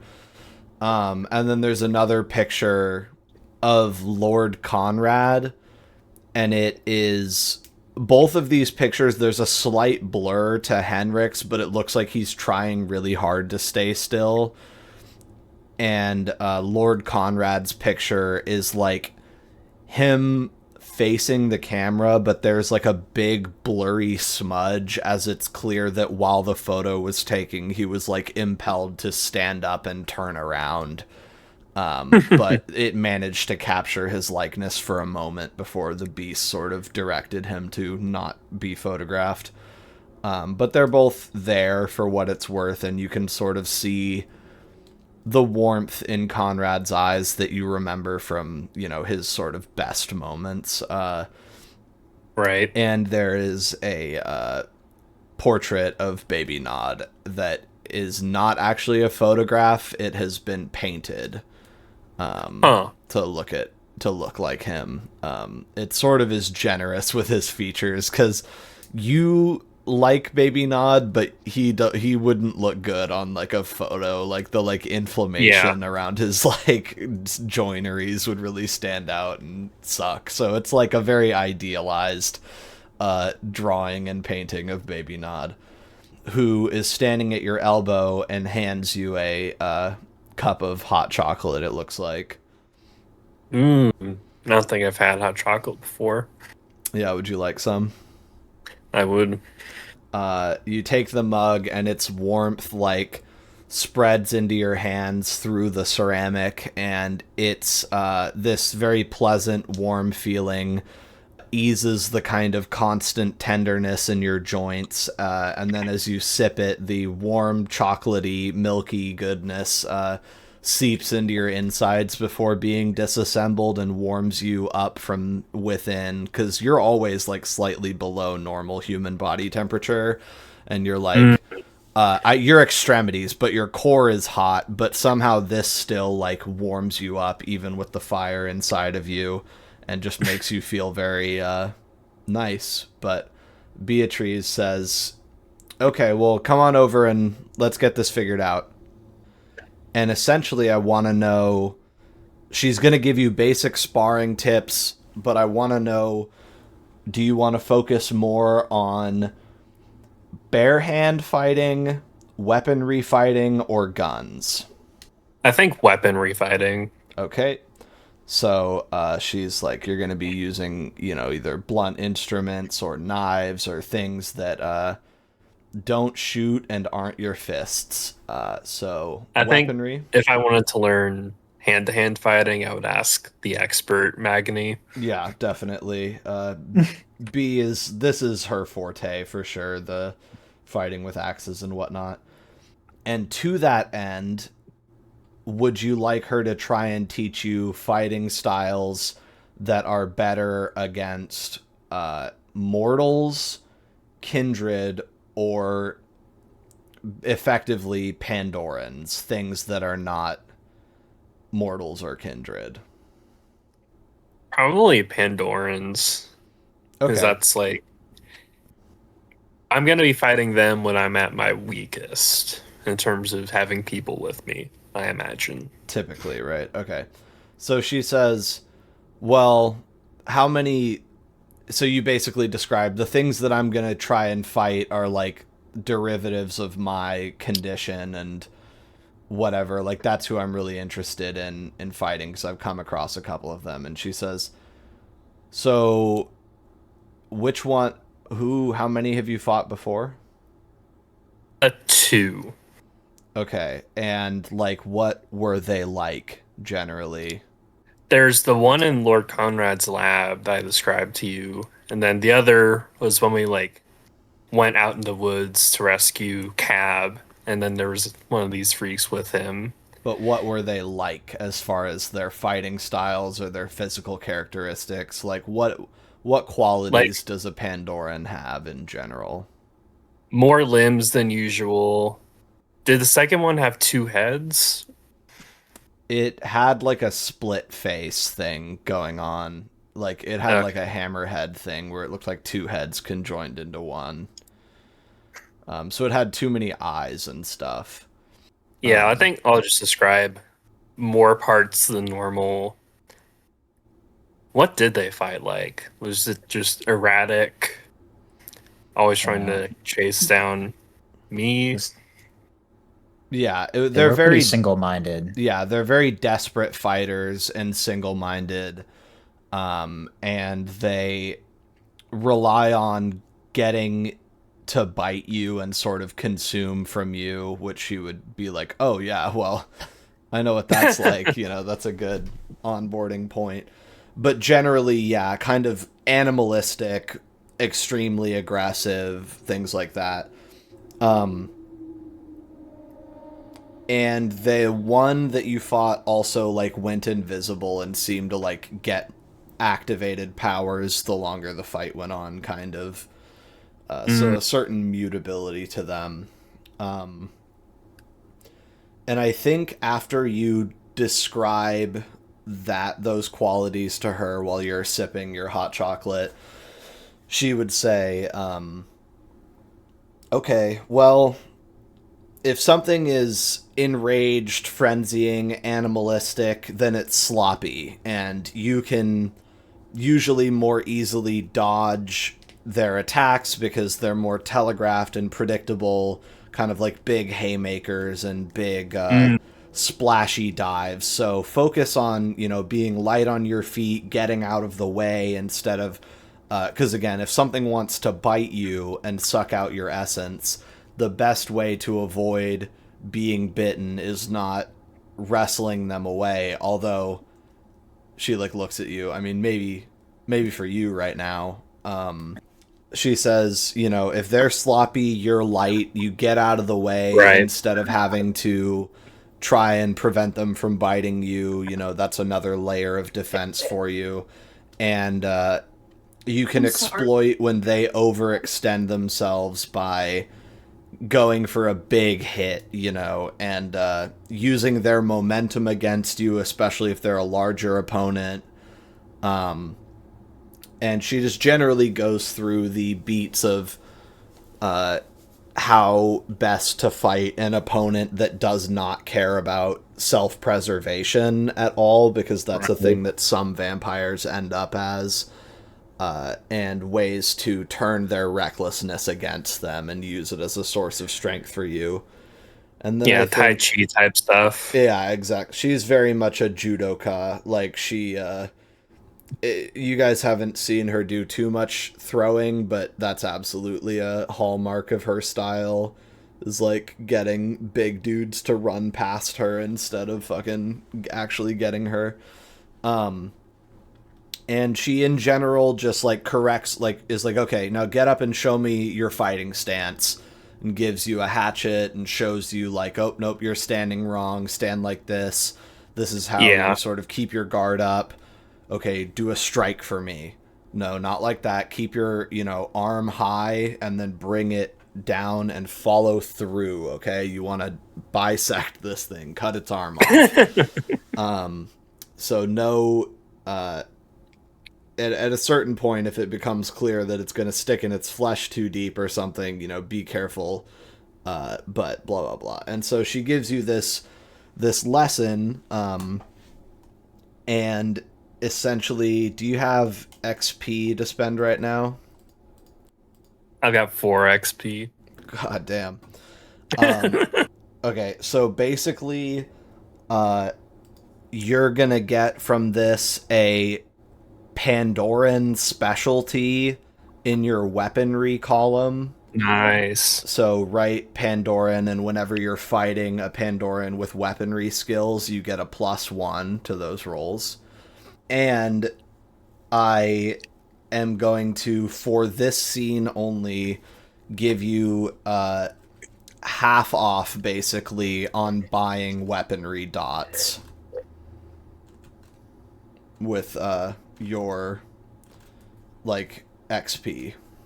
How much XP does it cost to buy a dot in weaponry? Yeah, let's see. That's my question. Athenians have it easier. That's the question. No, it's the same. In order to buy, I think it's 2 then. A skill, it is 2 XP per dot. So you can buy weaponry skill at 1 XP per dot for this scene only. All right. Holy shit. So just 1? Yes, you can buy 1 dot for 1 XP. Nice. 3 weaponry plus a specialty. Okay, so holy shit. Did you just spend the 1 and then you already had 2 weaponry? Oh yeah, because you leveled it up. Okay, nice. So then that sounds like you sort of take your training with her to heart and are, focusing on practicing it at home. And I think that this is definitely a vitriol beat moment for your soldier, role. So it's a minor, and you take a vitriol beat. And I'm gonna say 2 vitriol beats. You've been dry lately, and minors can give you like up to 3, but we'll do 2. And in general, it's just very, very edifying to be able to practice your strikes and kind of feel like you can almost feel the flesh buckling under your blows. She gives you some time on the bag just to build strength and resilience in your body, but altogether, like, your swings just from switching to iron just feel so much more like locked the fuck in, Right. and aggressive, and your follow through is just beautiful. And she says, after like a good hour and a half of sort of on and off practicing and discussion of theory, like, I really hate to say it, but you're looking pretty formidable. It's honestly, it's striking how much you've improved just from the first time I kind of gave you those pointers, and then now, like, wow. Okay, time for a break. Do you want to see what's on TV? Sure. Okay, and that's where that scene will end. So, Laszlo's got a specialty against Pandorans and some good weaponry boosts. That's fun. And you got to see B's apartment. So, now we are in a much less cozy situation again. And you're feeling like you might soon have a reason to put some of that weaponry skill to use. Which also, what is your core weapon right now? Like, what do you typically have on you? Do you even have is it just a tire iron that you've been carrying around? Yeah, because last time I borrowed from B. Okay. You had a flashlight. I remember the flashlight. Well, we'll need to get you a real weapon sooner than later, but that can be remedied. Everybody else, and Magni, especially because you're sort of out of this scene right now, feel free to like chime in as Tom or whatever, if need be, or play any character that's not these guys in this current scene, but I'm sure we'll be relinking with you sooner than later. Or, although I think some people might have something to say with this, you could just be coming home from the Carthian thing if it suits you in a little bit, but also might be good to have a Carthian connection for what's about to go down, potentially. But yeah. Oh. What is the plan, guys? Any ideas for how to sort of deal with what's been going on? With like the phone call. Mm-hmm. I think we should go find Magni. That's the first step. Oh yeah, first. You think we have time for that? What if it's an emergency? It sounded like an Then emergency. we really want Magni if it's an emergency. That's true. Where do you think he is? Yeah, right we now? should just leave now for that. Is he on his way home? We'll say that if you guys are gonna go get him, he'll be where he is. You know what I mean? But you still need to get a hold of him, and there's no cell phones or anything of that nature, so... Spiritual connection. Yeah, is there any blood bond bullshit? Not the blood bond bullshit. Laszlo, could you do the, like, burning thing to him? Like, just a little bit, maybe? I'm loath to injure someone we need the help of, but... Especially... Maybe. I don't think that'll really get much of a point across, though. Yeah. Yeah. Maybe just the I think it would tell him Laszlo's in something's danger. up. Where is he right now? He's with the Carthians. Painting on a But billboard where? with his friends. Oh, it's like a random... So we have no idea. Okay. You guys don't know where he is, yeah. Well, Well, I guess we could call up, like, I don't know. Who do you think knows where he is? You guys Anybody got don't any have a ideas? number for like Carthian headquarters, that's for sure. Yeah, and nobody's got an eye on them. I guess we just gotta go. I feel like I have a good idea of where this payphone is. Well, We could just wait. is there there for anyone else that you want to contact before you leave the house that has your phone in it, insofar as calling someone else in the organization or something? Yeah, it might Yeah, be we good would to call call Frank. That could be a good idea. Okay. So that's a first step, or Laszlo can try and see if he can send out a pulse to alarm Magni, or you guys can just sit and wait for something else to happen. Those are the current palette of options. Or you can go and rush over to where Dent believes this call was placed from. Or we could ignore it. Yeah, or you just go to sleep. Yeah, go to bed. All valid options. Jean-Baptiste, could you call Frank and tell him what's going on? Yeah, I think I would probably be calling Frank by now. Okay, let's go ahead and do that. Okay. And after a couple rings, the phone gets picked up. Hello, is this Frank? Oh, Frank isn't here right now, dear. This is, Evelyn, I'm afraid, but could I take a message? Yes, Simon Spencer has called me and appears to be in some sort of mortal peril.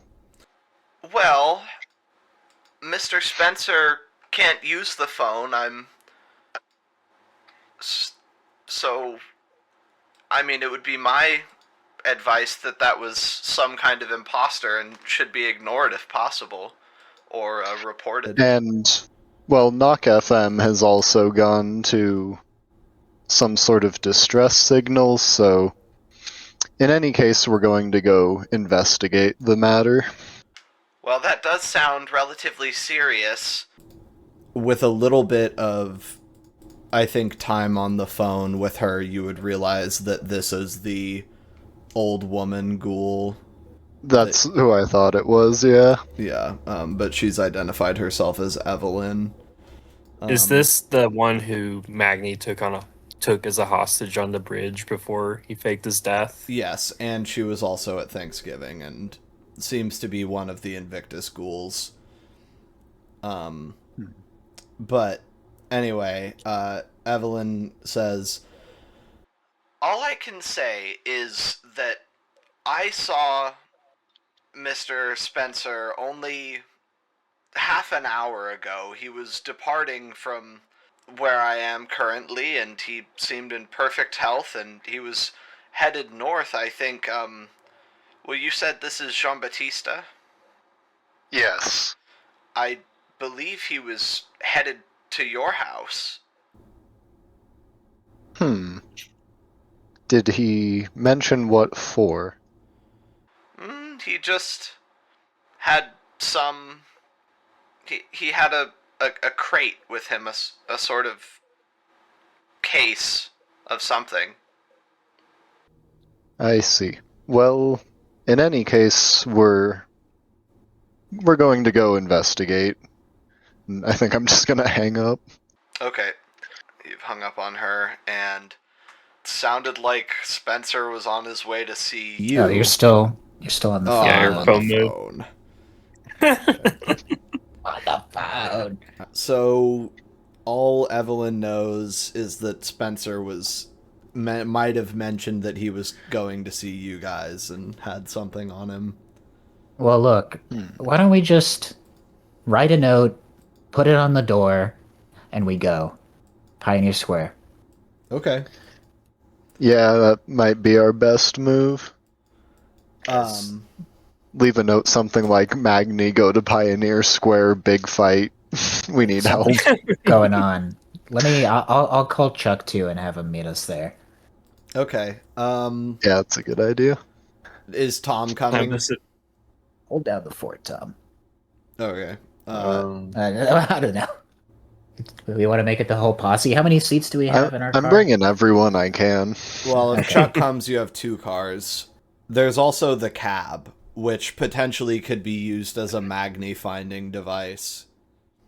Ooh. Um,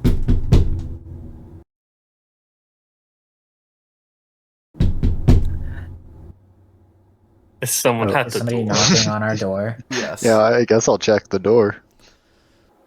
Hello there. Is it Simon Spencer? Yes, would you let me in? Simon? Yes, would you Yeah. let me in? You know you just called us on the phone, right? Yes, we just got a phone call from someone claiming to be you in need of help. Well, then you'd really better let me in.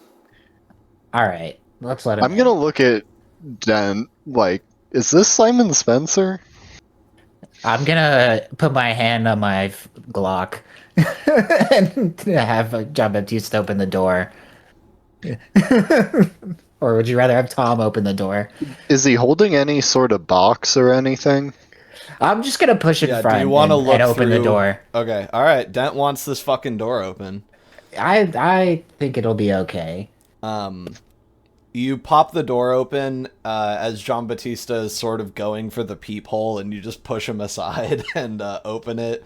Very undent-like, but Itsy. you're on I'm the on ball, edge. like you're ready to do it, yeah. And standing there is Spencer.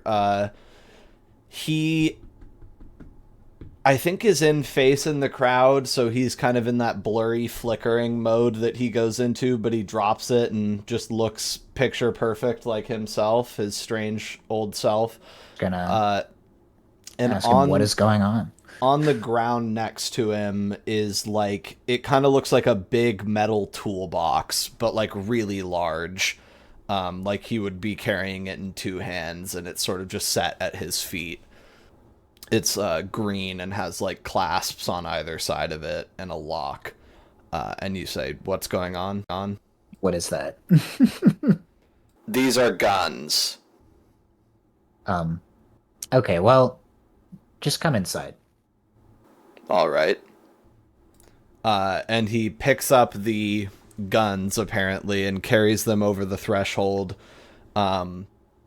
And just looks around the place. He's never been in the apartment. And there's something about Spencer that I feel like looks like it should just be outside. Like it's weird to see him in this like well-lit home. Belongs in a dark forest. Yeah, in an alley Or in an something. alleyway. Yeah. I Dent, suspect he has the needs to be invited in Bane. Dent, go ahead and roll wits plus Oh, that's not a good sign. Maybe I shouldn't have let him into our house. investigation. I got 1 success. And Jean-Baptiste, you could probably take a beat for the get a source of well, I guess you would consider taxation active income because you still have to hunt people down. I guess that's relatively passive, actually. I don't know, I wouldn't mind getting rid of that one, because it's just so long-term. Yeah, I think you can take a beat for that and move it along. Okay, sick. But you got a success, so I will say you notice for the first time that Spencer does not have a reflection in the large mirror behind Kieran's couch. It is not there. When you look in the mirror, you see the rest of you guys and not him. Okay. I'm gonna try and position myself so I can like not be within direct sight of him and facing the crowd and try and like poke Jean-Baptiste and point at the reflection, like the lack of it, while he's doing whatever he's doing. I'm just gonna like whisper where it's got to be almost like a stage whisper if you're talking at all in front of Simon Spencer, but I'm just gonna say something like, is Is there something wrong with him? Why did he call us? Why is he, like, what's going on? I mean, Listen to me. Listen. I know. I get it, okay? This is not the first time this has happened to me. You cannot assume that you know more about what is happening than I do. So do me a favor and shut up for 5 minutes, and I will tell you exactly what is happening as I understand it. At least as it concerns the phone call that you received. I think Excellent. Laszlo I will just needed that assurance. sit on the couch in the listening position. First, I came bearing gifts. I did not know about this phone call until just now, but I know what it is, okay? So first of all, here are some guns. This is a gift from management as a thank you for a job well done of your first tax week. And Wonderful. he basically opens the clasps on this thing. He takes a little key out of his pocket and unlocks it and then sets it like next to the crate. And basically this translates to the Coteries Haven acting as like 2 dots worth of guns merit stash thing. So essentially you guys just passively have access to what amounts to like 4 pistols and 2 rifles. And these are like mostly bolt action, like ranged weapon rifles.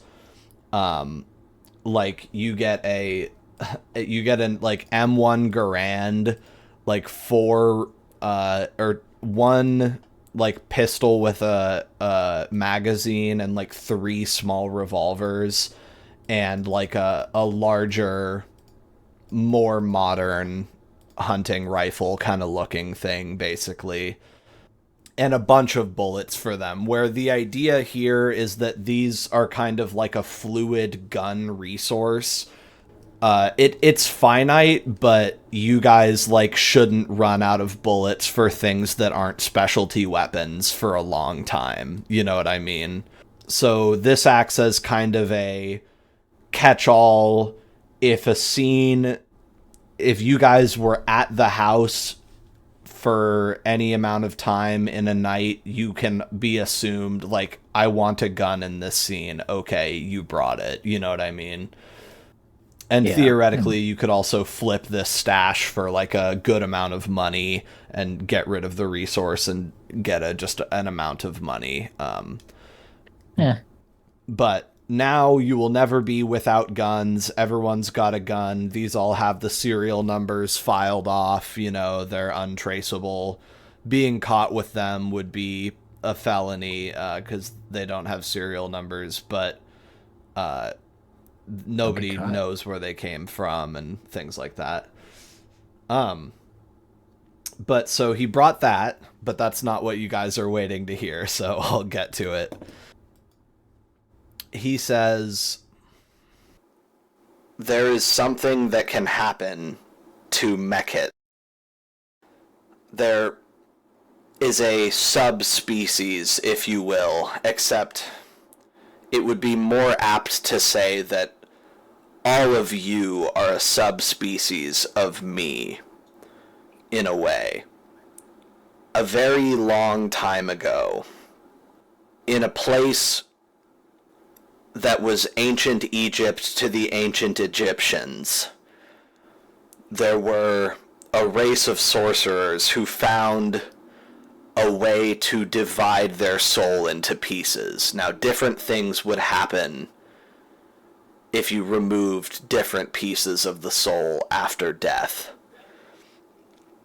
This forms the basis of what we are as a species, these sorcerers who could mutilate their very essence in ways that would change them. But the core change that would eventually bring out vampirism, and I'm speaking to you of myths and legends, I know, but was the removal of the Ka, The Egyptians believed that the soul was divided into 7 parts.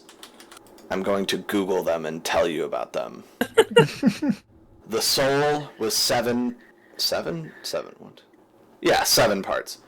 The Ket, the physical body. The Sa, the spiritual body. Ren, the name. Ba, the personality. Ka, the double, the shadow. And Ib, the heart.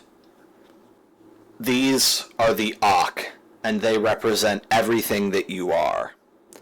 It was said that sorcerers learned to distance themselves from death by removing their Ka, their vital essence, their shadow soul, and sending it away so that death could not reach them. It's hard to explain with English. It's a more limited, less allegorical language than they were working with. But this practice was extinct for thousands of years before what would become kindred took shape. What I'm trying to explain to you now is that something happens sometimes when a Mekhet is raised from the dead after death. If a Mekhet embrace is worked on a corpse that has been dead for longer than a few days, sometimes they awaken and find that their Ka, their shadow, has gone wandering and is no longer with them when they arise. I am one such. Now, what that means is that I am one of the hollow Mekhet. What I had told to me at one point, what I have been led to understand, is that the hollow Mekhet were the original vampires, and all the kindred are essentially a result of us learning how to better perform the embrace on a living being and retain the Ka inside and eliminate various problems with the previous form of propagation. I lack my shadow, my mirror image. I do not cast a shadow. Look behind me, you'll see it is true. I do not show up in mirrors. I cannot be recorded. My voice is not transmitted over telephones. It has a resonance to it which prevents all of this, because I am only what you see before you. I have no shadow, I have no mirror image. But my Ka is not simply gone. It did not die, it does not decay. It was only detached from me, cast out. My vital essence, my mirror image, still walks this world. And it hates me very much. All Kas always hate their hosts. What you heard on the phone was my echo, the second self that haunts me all of the days of my life, searching for me, trying to catch up with me and make my existence a living hell, because he's jealous. He lives in mirrors. He is my reflection. But he can reach out beyond mirrors and take physical form after enough time has passed, or he has gathered enough resources to do so. I don't know. You were saying that it said it was in danger? Yes, at the same time that Knock FM seemed to go down. Do you, play the SOS for him? Yeah, I was been on kind the of whole imagining it's just on. Mm-hmm. He would say, "This is very odd. Normally, I would say my Ka has pretended to be me in order to sow chaos and mistrust of my intentions, which is why I've told people never pick up the phone. It's not me. Because now that you've received that message, suddenly I look like the imposter, the monster from the shadows, and I mean, I saw the way you looked at me. You wouldn't let me in. Well, it's always the same, but the point is, this is suggesting to me, after a fashion, that perhaps something more is afoot. I am loath to imagine that my double has been living underneath the city all this time without me knowing. I thought I had left him further behind than that, but if this was the case and he managed to manifest and give you a call, maybe there really is something underground causing trouble. To be clear, it would not be him who, I mean, in all likelihood, it would not be it that disturbed Knock FM, because he basically only hates me. So he called us to make you look bad, then? He knows many of the things that I know. He knows your number because I know it, and, well, I suppose I don't know in this instance is what I was getting at, if he called you specifically to make you mistrust me, but you can see it worked, didn't it? It's a feature of who it is. It is my evil twin, and it does stalk me, and even if it doesn't mean to, even if that was a legitimate cry for help from my mirror image, it still makes me look like a monster every single time. I'm sorry you have to deal with that, Simon. That really sucks. Well, it is a price I pay for an even greater anonymity than most of our ilk can boast. At least I have the distinct honor of being the first corpse ever photographed. Oh, really? How did Yes. I thought you couldn't be photographed. Well, I was dead at that point. I was a body in a morgue. Oh. That, sounds like an interesting story. Quite. This to say, when the examiner's work was done and the first photographs of my already putrefying body had been taken, at some point, a Mekket took it upon himself to raise me, thinking to preserve for himself the honor of turning the first photographed corpse. Of course, he did not know that already I was hollow, that my mirror had gone a-hunting. But such is life. Something like that. That's, certainly intense. So, I mean, what do you think we should do? I mean, do you want to go investigate where your shadow was, or should we just Perhaps we could it? check on Knock FM? Well, yes. All I will say is that it would be very difficult indeed to actually hurt or destroy my Ka. I have tried many times, and it's not something I'm capable of doing, that's for sure. It always finds some mirrored pool to leap into and flit away into the darkness. So what I'm saying is that if it was truly under threat, then we are facing a strange enemy indeed. But beyond that, soliciting from Knock may not be the worst idea. Although, you have to ask yourself, if something was to drive my stagnant shadow above ground, do you really want to go down there? I mean, if there was something truly so horrific under the city, you think there'd be more signs, right? Isn't there, I don't know, other things living under there? I've heard the Nosferatu frequent the underground. Well, what's your point? What if right now this is the first sign, Dent? What if this is the only warning you ever get? Well, I'm not sure. I mean, sounds like you're Ka. Is that right? Ka?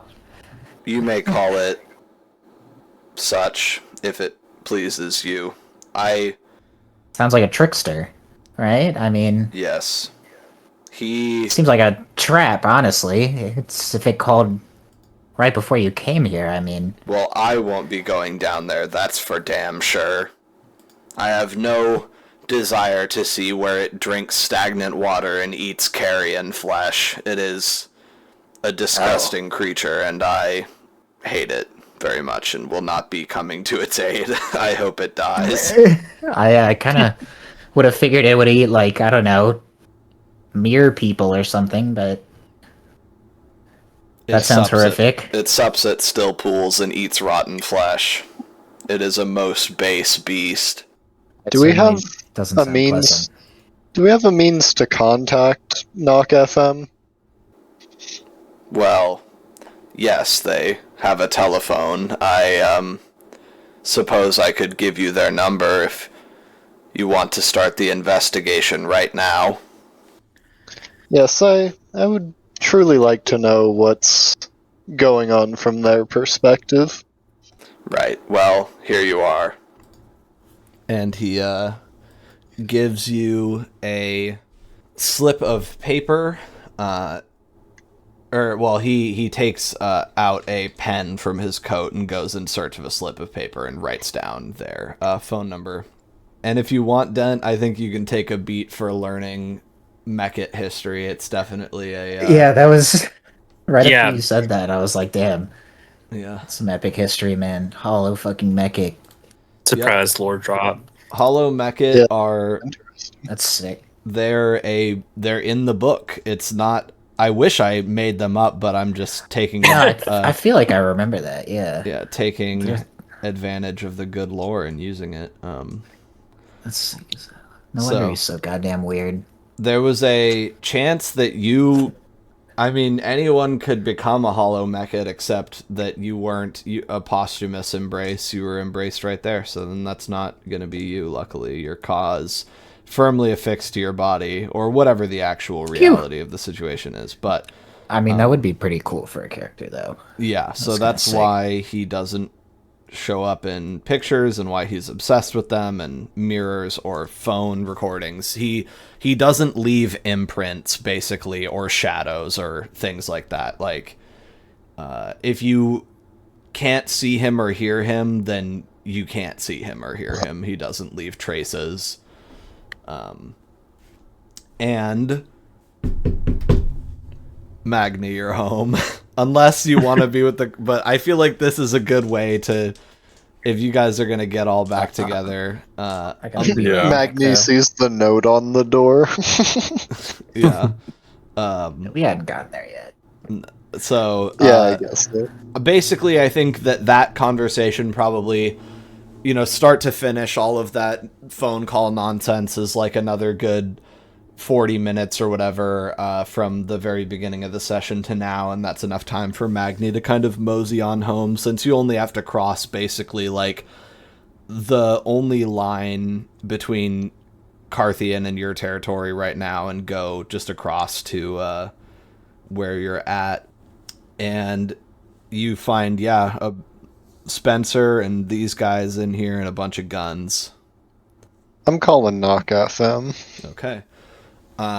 Magni comes in and you dial the number, and I think what would play is after a good 8 rings, you get a message, and I'm just trying to compose what their answering machine would say. This is Anderson. You've caught me at a bad time. Leave a message. That's it.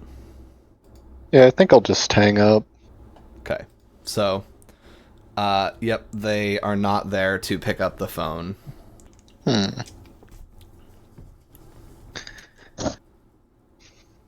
Well, I guess if Simon Spencer isn't actually in trouble, it's not my problem. That's one way to think of it.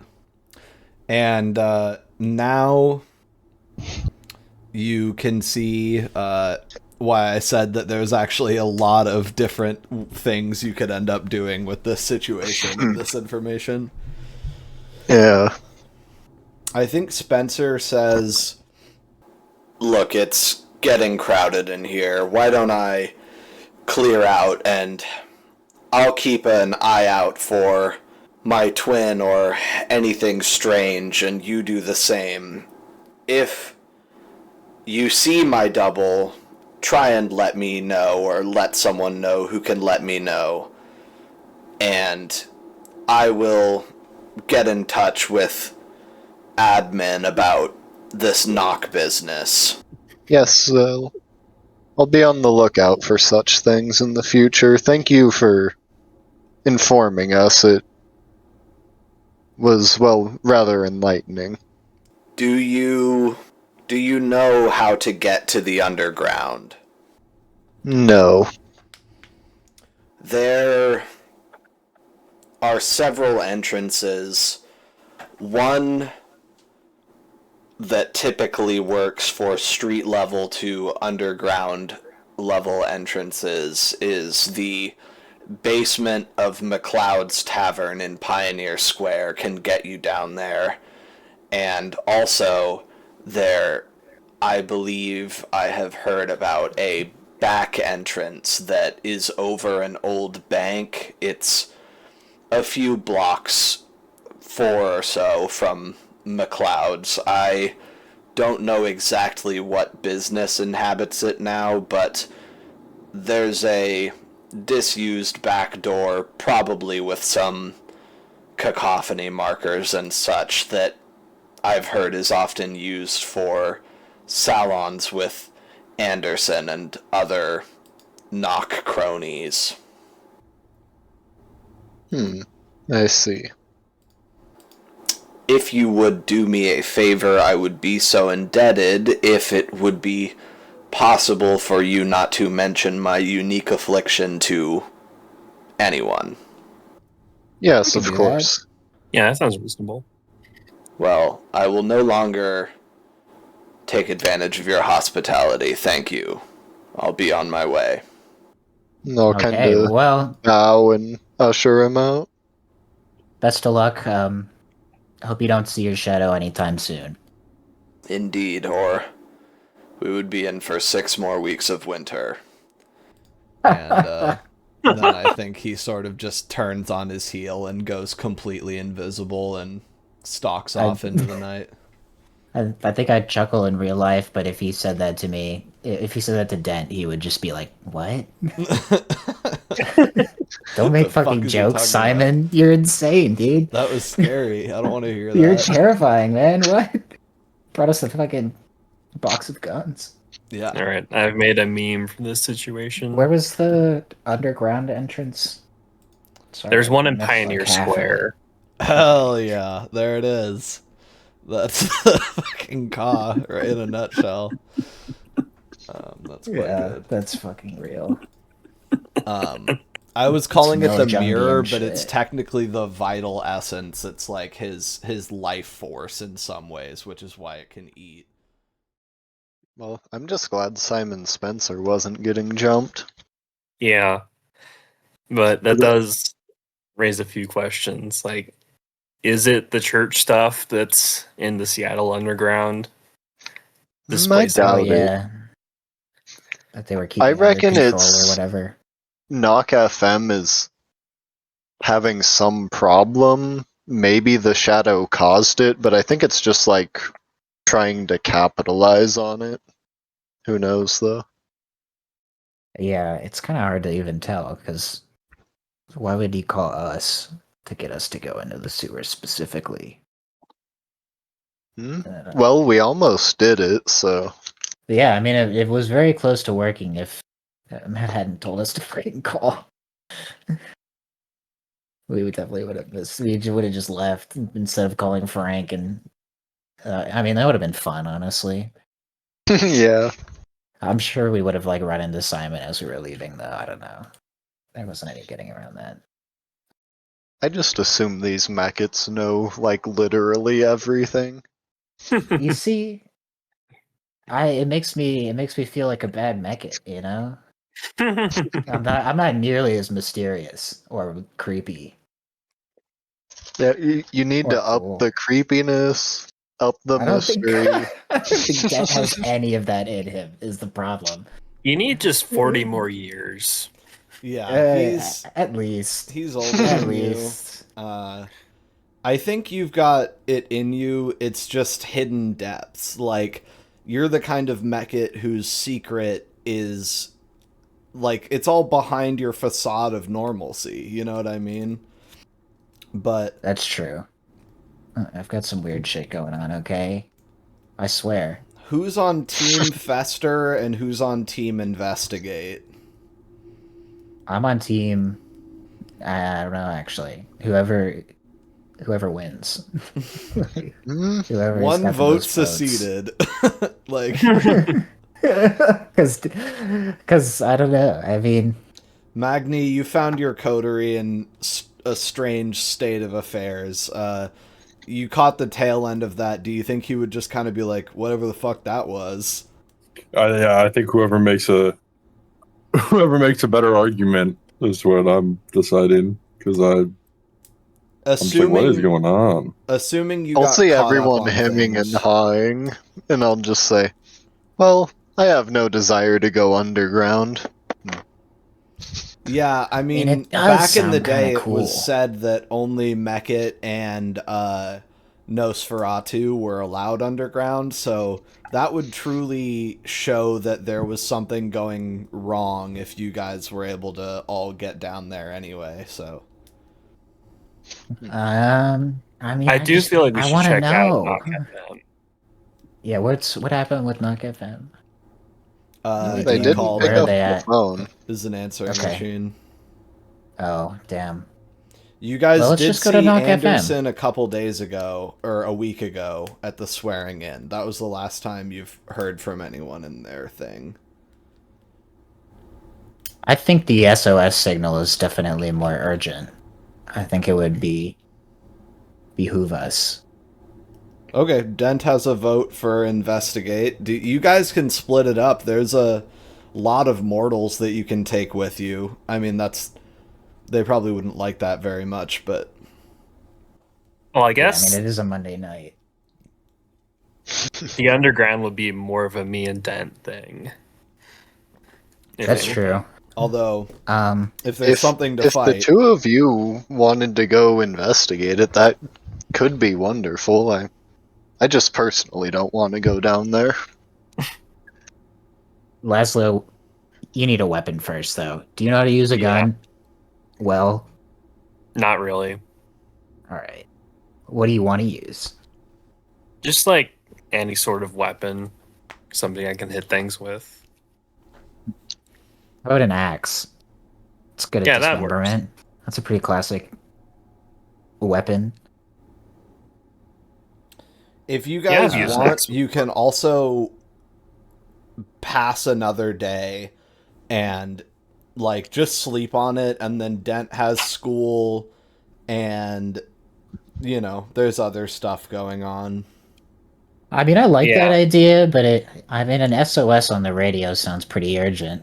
I Okay. feel like sleeping on it would be. Dent's ready to fucking roll. All right. But you know what? If you say it, let's No. sleep on it. No. 'Cause the sunlight's gonna come, and we're gonna be in the sewers, and that doesn't sound great. But if the sun comes up while you're underground, at least you're underground. But I'll still just like fall asleep, right? Or at least get tired. Or maybe we Well, can push through yeah, some of the but day. And Laszlo will be that. there. He'll be okay. And look at how buff he is now. He is Yeah. huge. All Laszlo, right. for You know what it's worth, this sounds like a challenge. Yeah, let's go. Okay. I want to see what's in these sewers. Well, if you feel confident, Laszlo, we can do it. Magni, do you want to come with? It's okay if you don't, but I might just need you to come up with an alternate thing to be doing, the two of you, because maybe there's a peripheral investigation Magni and Jean-Baptiste can team up for, like... Yeah, I'm kind of thinking I'll stay above. Do you want to, like, One talk thing to I'm the wondering- Prometheans again? Because, yeah. Considering the fact that they want me to come because I'm better at fighting, could I use this as some sort of workhorse martyr thing?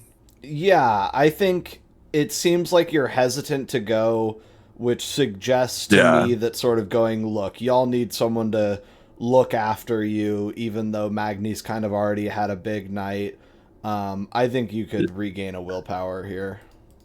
Yeah, I think that's what I was thinking, because Magni's like, he doesn't want to go, but if they're asking him to, he would. Okay. Because he's probably getting home like, oh, nice night, time to sleep through the day. And now he's like, I have to go down to the sewers. I think what I'm going to do is you have full willpower already. Your character sheet's insane right now. You have 1 free success from the steadfast condition. You've got 5 willpower, fucking hella blood beats. So I'm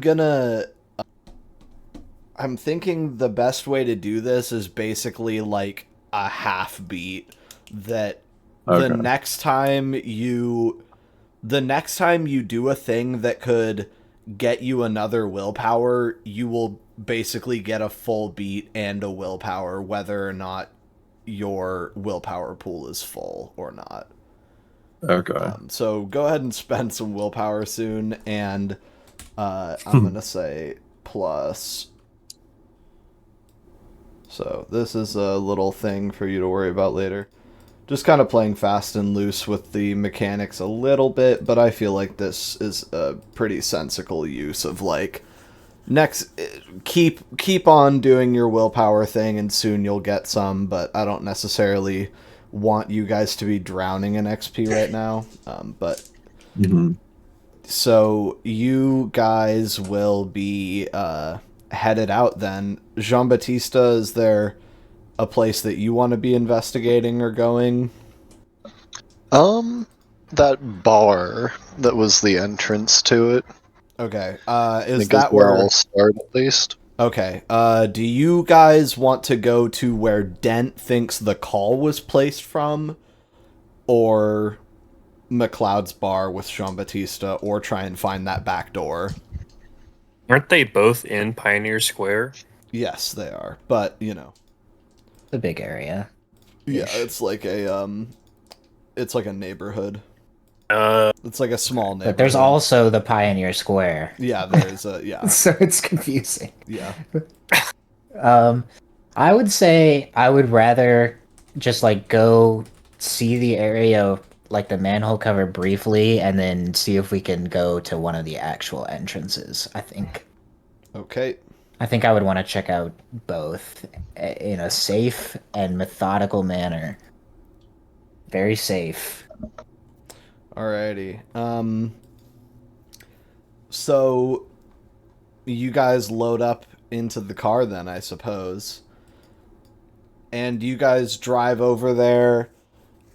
It's Pioneer Square. Even to this day, there's like a lot of like beautiful old brick buildings. Like it's very brick forward architecture. Some big nice trees and things like that.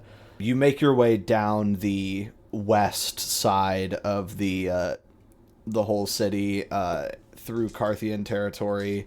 What ghouls are we bringing? Are we doing Chuck? Nah. I'll let him sleep in. Okay. He's got work tomorrow. Are we leaving Tom to tend to the house? So. And you guys end up in basically a neighborhood with a lot of old buildings and storefronts, although they're relatively new to you guys. Here's a nice picture of a modern sort of overhead view of kind of a corner of Pioneer Square that suggests a little bit of its layout. It's actually a nice thumbnail picture. It's like almost very Christmassy. Oh yeah, I remember that. And Dent is kind of just leading the way, looking for the corner that he can sort of visualize in his mind's eye, but it's not, I think, like you know exactly where it is. It's more like you're like, I can tell like the buildings that it was next to or whatever. yeah, and so you can like picture it and you'll know you're in the right place when you see it, but yeah, you have to like sort of get orientated and stuff. Let's have Streetwise plus what's your occult right now? Do you have a dot? Me? Yep. I got 2, I think. Yeah, 2 occult. I got no streetwise though. Please don't make me do that. Okay. Can Magni look around? He's got it. He's book-wise. Yeah. Honestly, I think, well, they're both skills, so I guess we'll have to do your wits plus your occult, you lucky guy. Okay. Do you To think sort of- acute senses factors into this, or because it's occult, it's like, nah? No, this is more about, like, matching something that you never actually physically sensed with things that, like, you know. I got a 7, 7, 7, and 8. I got 1 success. Okay, cool. I thought I was gonna be like, well, that's not shit, so I don't. Just triple sevens. Yeah, jackpot. Yeah.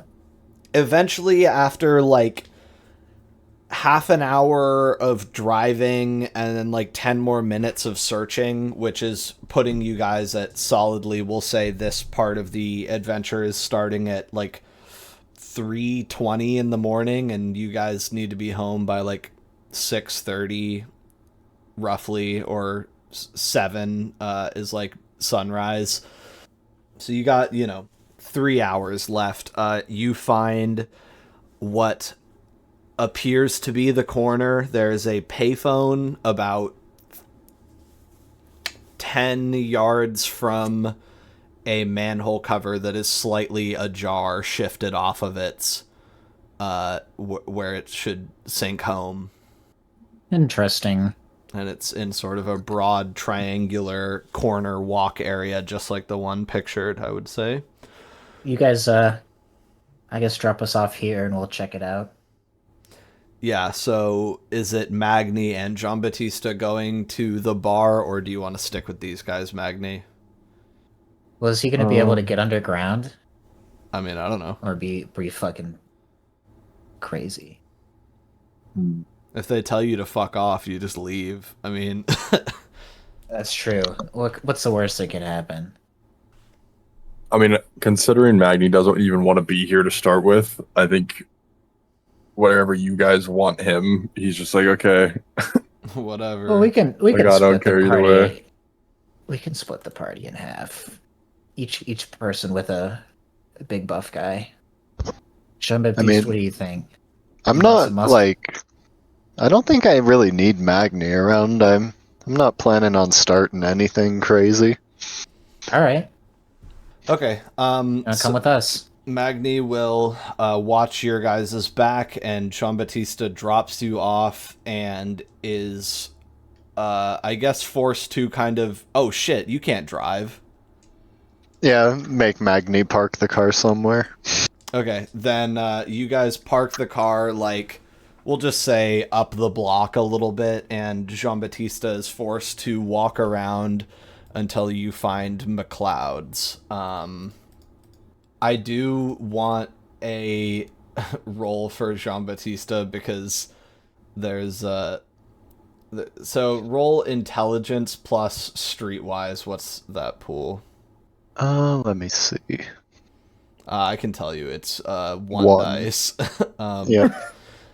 And you're gonna specifically, that works in this instance, so roll that. All right.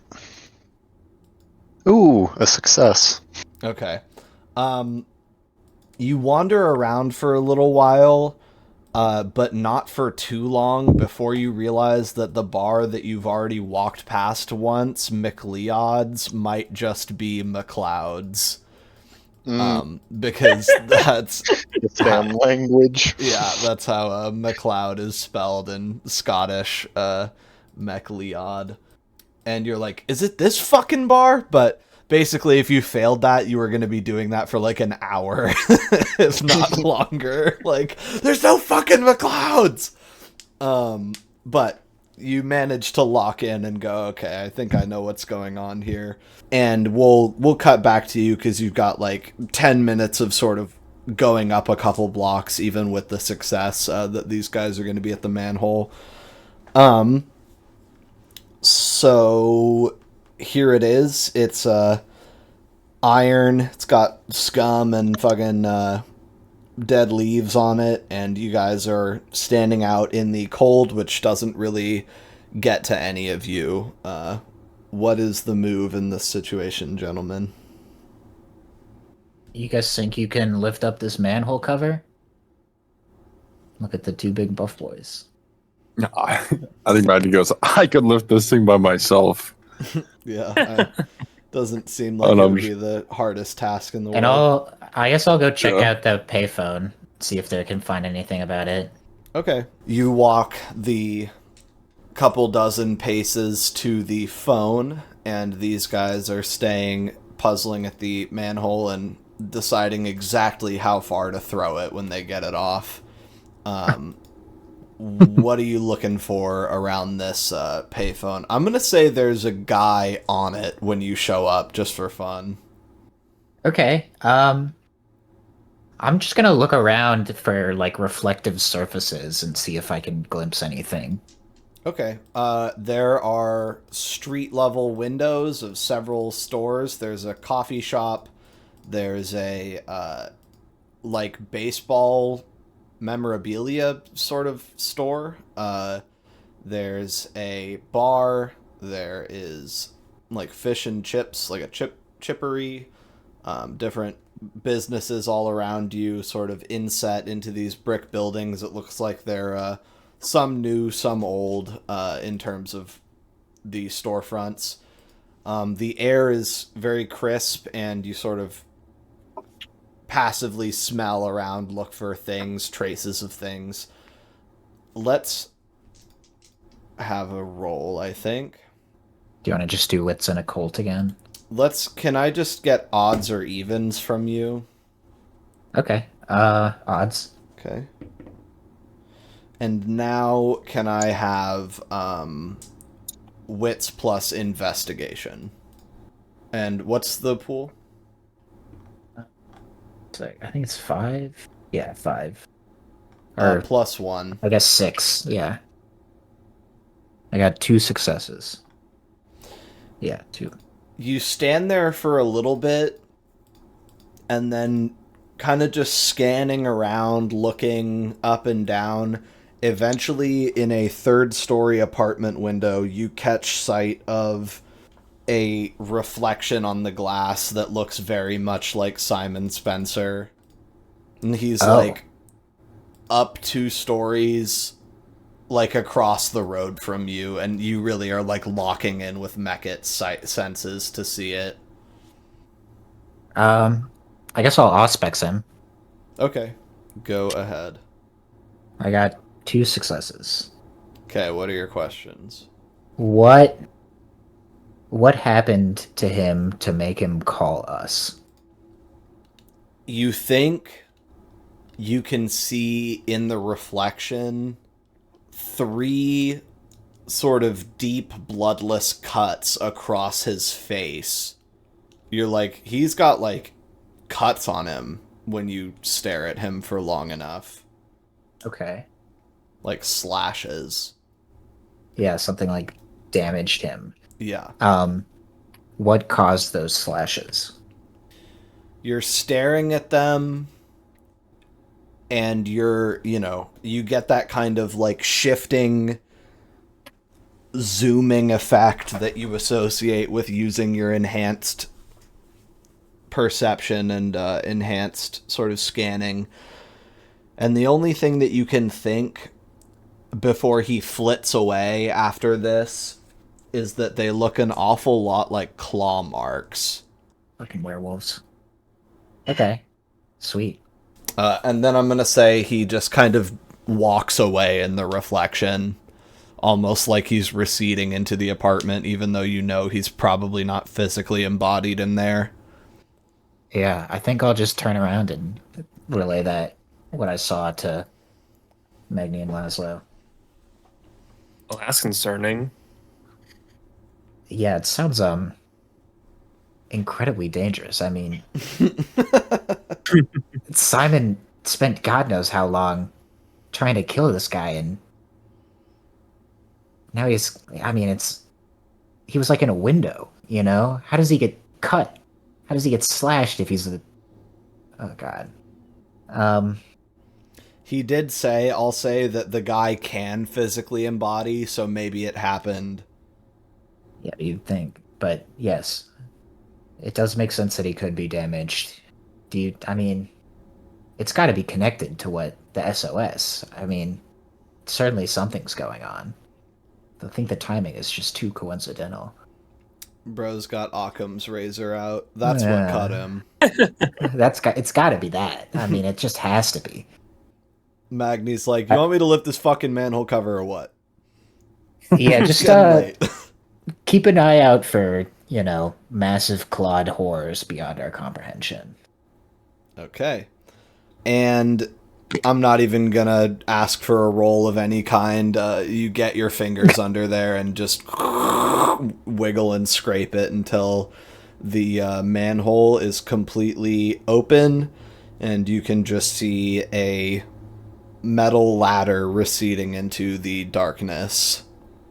Jean-Baptiste, the often inviting lights of a public house, which you are so familiar with in terms of how you generally do your hunting, is letting you down because the neon sign is displaying the word closed.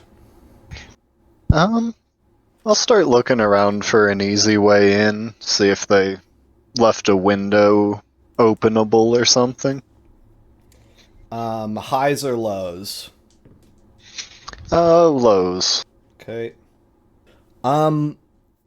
There's no unlocked or open window in the two sort of front windows, but you can picture forcing one. It's an old storefront, or certainly, if needs must, breaking a window. They're all very old plate glass. It doesn't seem like the hardest storefront to burst into with vampiric strength, but that would cause quite a stir. But no luck on easy entrance. I think in that case I'll just try to see everything I can from the outside and the windows, and unless there's something crazy, probably just not go in. Okay. So you just peer into the shut bar through the window? Yeah, probably just taking multiple minutes at each window, just seeing if there's anything interesting. Okay. Let's have wits plus investigation plus 3 for the amount of time that you're taking. Alright. 1 success.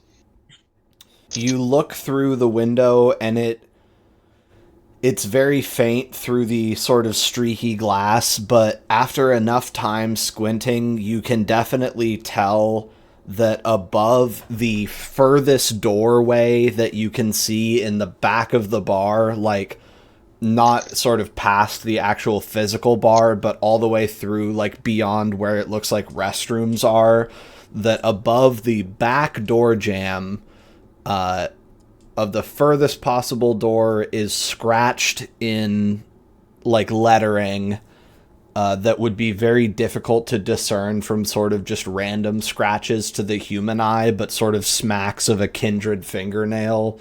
in a way that cacophony messages often do.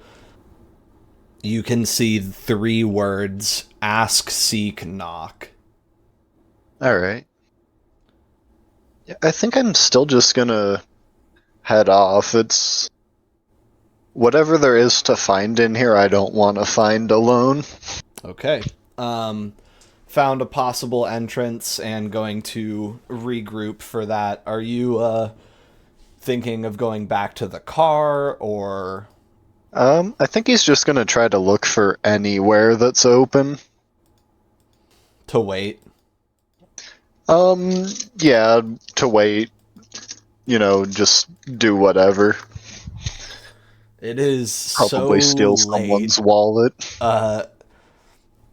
There's a covered bus stop a block away that there's like some people kind of milling around and smoking. There might be the warmth of humanity is the only thing that's still sort of present for you right now. Otherwise, everything's packed up and boxed up and closed for the night.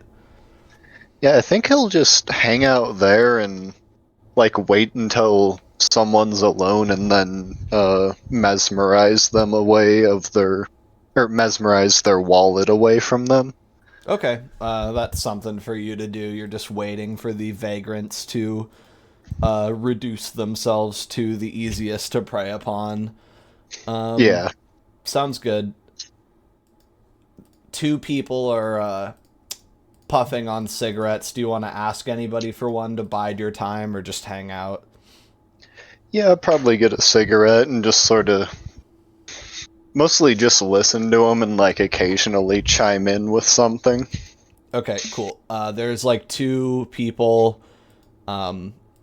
There's, I think on first glance it looks like there's 2 people sitting like under the bus stop, and then a guy like leaning under an awning right behind them, like all in a loose group. But actually there's a very small, just kind of like huddled up and shriveled from drug use woman tucked under the guy's arm under the bus shelter. So there's 4 people in total while you're waiting. The one couple huddled together and 2 dudes, one who looks like in more decent neck, like he's maybe just down on his luck waiting for the bus at this time, like coming home from a job, and another kind of drifter guy by the awning. And we'll pull off as... I think the only thing besides waiting around is he might try some instigating. Like if there's any hostilities, he'll stoke them. Okay. So, we will return to that scene. Right now we're looking down a manhole. Who's going down in a man's first? hole. Yep. All right. I'm just gonna look at the 2 other guys.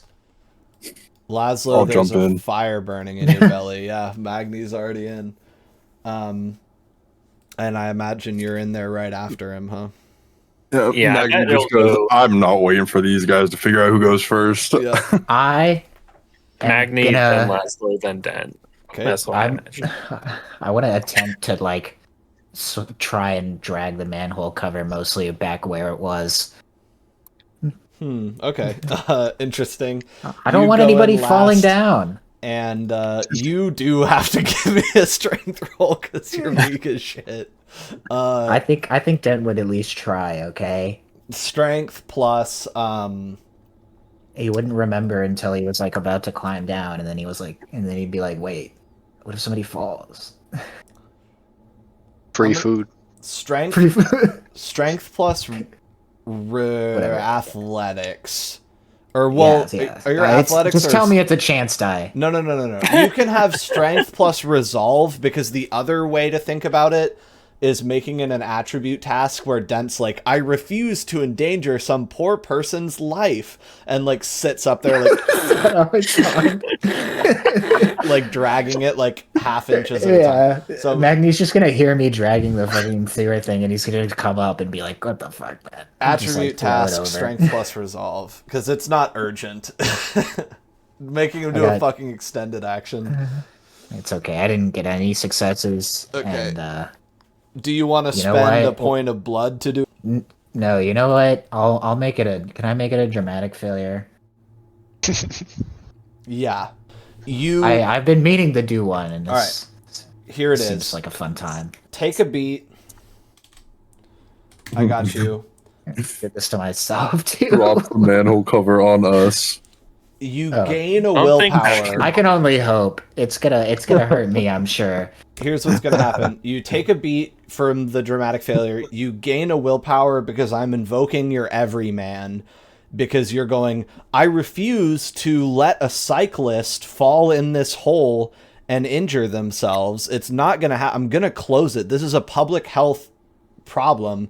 You spend a vitae to empower your muscles enough to accomplish this task because you were failing, right?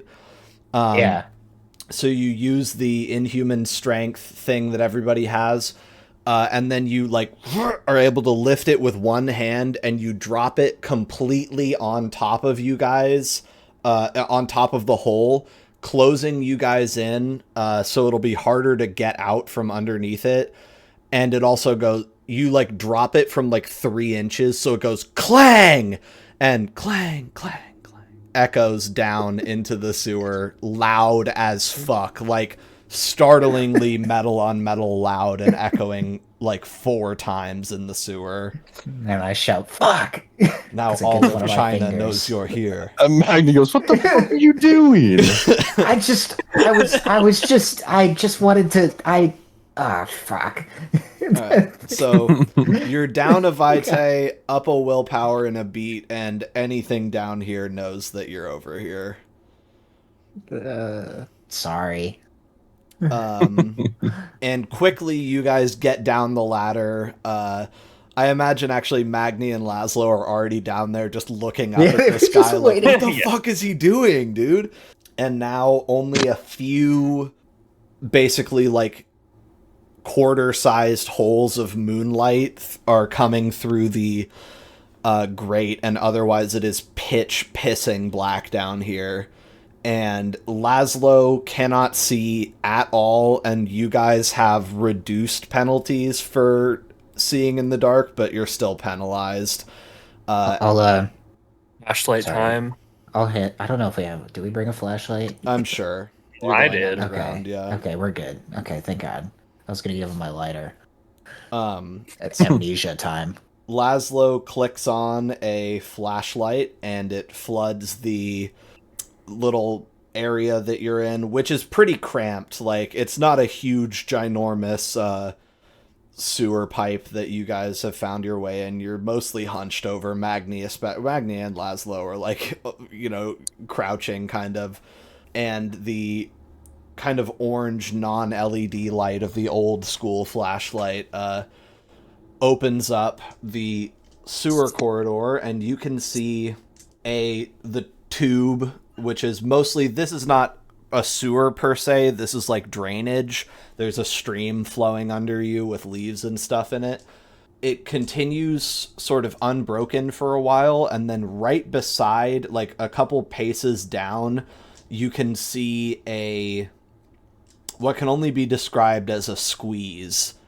A large for a hole in a pipe, but small for a hole a person could get through, hole in this concrete tube off to the side. Interesting. Can we like just look down it? Laszlo, could you shine your flashlight down there? Yeah, you want to do that? Yeah. You shine your light down that, and it widens slightly beyond the mouth of it and continues for about 15 feet. And then on the other side of it, it looks like you're seeing into a room of some kind, and there's a smell wafting up from it that is not particularly appealing. Smells like rotten meat. Ah, fuck.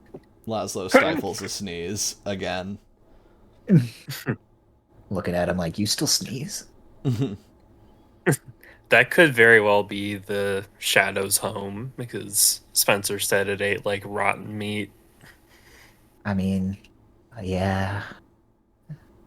You guys want to go check it out? Is that the only direction to go forward in? I mean, it's the best clue we got for now, I think. Basically, it's the only thing that's unusual. Otherwise, you guys are just in a drainage pipe. Okay. This is the only remarkable thing. Okay. Magni, you're actively like, that's bullshit. I don't know about getting through that. But theoretically, you guys could try and break it wider, because it does kind of get wider as it goes. Breaking it, well, I mean, we've already made a lot of noise. I don't know if we have much to break it with, though. True. I mean, do you think Laszlo could fit down there? It's hard to say, because Laszlo is still kind of skinny even now that he's ripped, and can also kind of distend his body weirdly, but he does have a big fragile, I mean, it's actually magically enchanted to not be that fragile, but a big cumbersome blood engine sticking out of his chest. Oh, true. All right. Right. Well, I guess there's only one person in our little group who can fit down this scary tube. And I'll just like it. I'll tell you guys if I start screaming, please just grab my legs and try and pull me out. And I guess I'll army crawl with my gun out into this tube. Okay. And have Laszlo. Laszlo, can you shine the light so it doesn't like go all the way through? Maybe. Just keep it ambient in there. I assume he's got your back. Okay, we're good. Let's go ahead and do this. This isn't something that's going to require any particularly special roll from you, but it is an uncommon amount of bravery from Dent. And I would attribute that to, you're like, this is a fucking mystery, and your Mechit beast is oh so hungry for That this is information. literally it. Yeah. I mean, the whole like hollow Mechit thing, I think, really got him going. Yeah, and you just got to see the thing in the window, and you're like, maybe this is its lair. So you hand over hand pull yourself through the initial squeeze, which is like, ooh, this is kind of tight, but you can wiggle your way through. And it's also like the feeling on the outside of your body. You guys have very acute senses, but as soon as those senses would turn into discomfort at a mundane thing like pressure, they kind of turn off. So it's like at first your hands touch the concrete walls and you feel in exquisite detail their roughness. And then once they start kind of compressing your ribs as you wiggle through, it like turns off and you're a dead body again, you know? And you push through the initial discomfort and get into the mouth of it. Whatever this is, it looks like whoever was chipping away at this was more gung-ho when they started and sort of like thinned and thinned until they broke through the wall and made it only wide enough for like a human to squeeze through, and we're like, all right, fuck it, I'm not expanding that anymore. And you sort of are, after a good minute of work, born into a little room down here. Bored. And it's very dark. Do you want him to make you give him the flashlight? Yeah, I'll motion for him to give it to me. Oh, Jean-Baptiste, did you like, roll ever it over. take that beat from your aspiration, the passive income? No, I will take that one. Okay, cool. Yeah, do you want the flashlight? Yes, please. Okay. All right, you get the flashlight. I get awful darkness. Yeah, you're in the dark. Do you want to just shine it around the room? Yes, and I think I would also, at least maybe not drop down, but I'm like sitting on the ledge instead of being cramped in my little tube. Mm-hmm. Or whatever is happening. Basically, the tube comes out like waist high into a room that is mostly brick. The thing that you sort of were going through was like packed earth and concrete largely. and now you're in kind of a subterranean little brick room.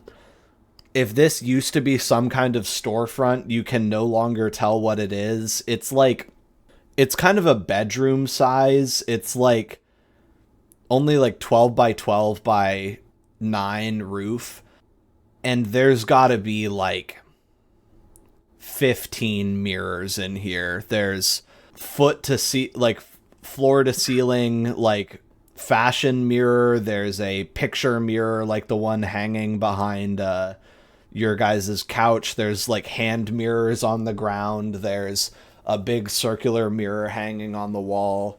There's some mirrors on the floor, and then several of them are cracked. And so basically as your beam dances around this room, it's like reflecting back on you crazy and lighting up the room a ton as the light is diffused by all of these various salvaged and scavenged mirrors. And also on the ground, you smell before you see, and you hear the buzz of some flies. A pile of sludgy, indeterminate flesh that, upon cursory inspection, looks to be 2 dead dogs. And there's also like some drips from the ceiling and like pools of stagnant water on the ground, puddles. Okay, I guess I'll drop down and start looking around the room, see if I can find anything besides the fucking dead dogs and mirrors. Okay. Wits plus investigation, please.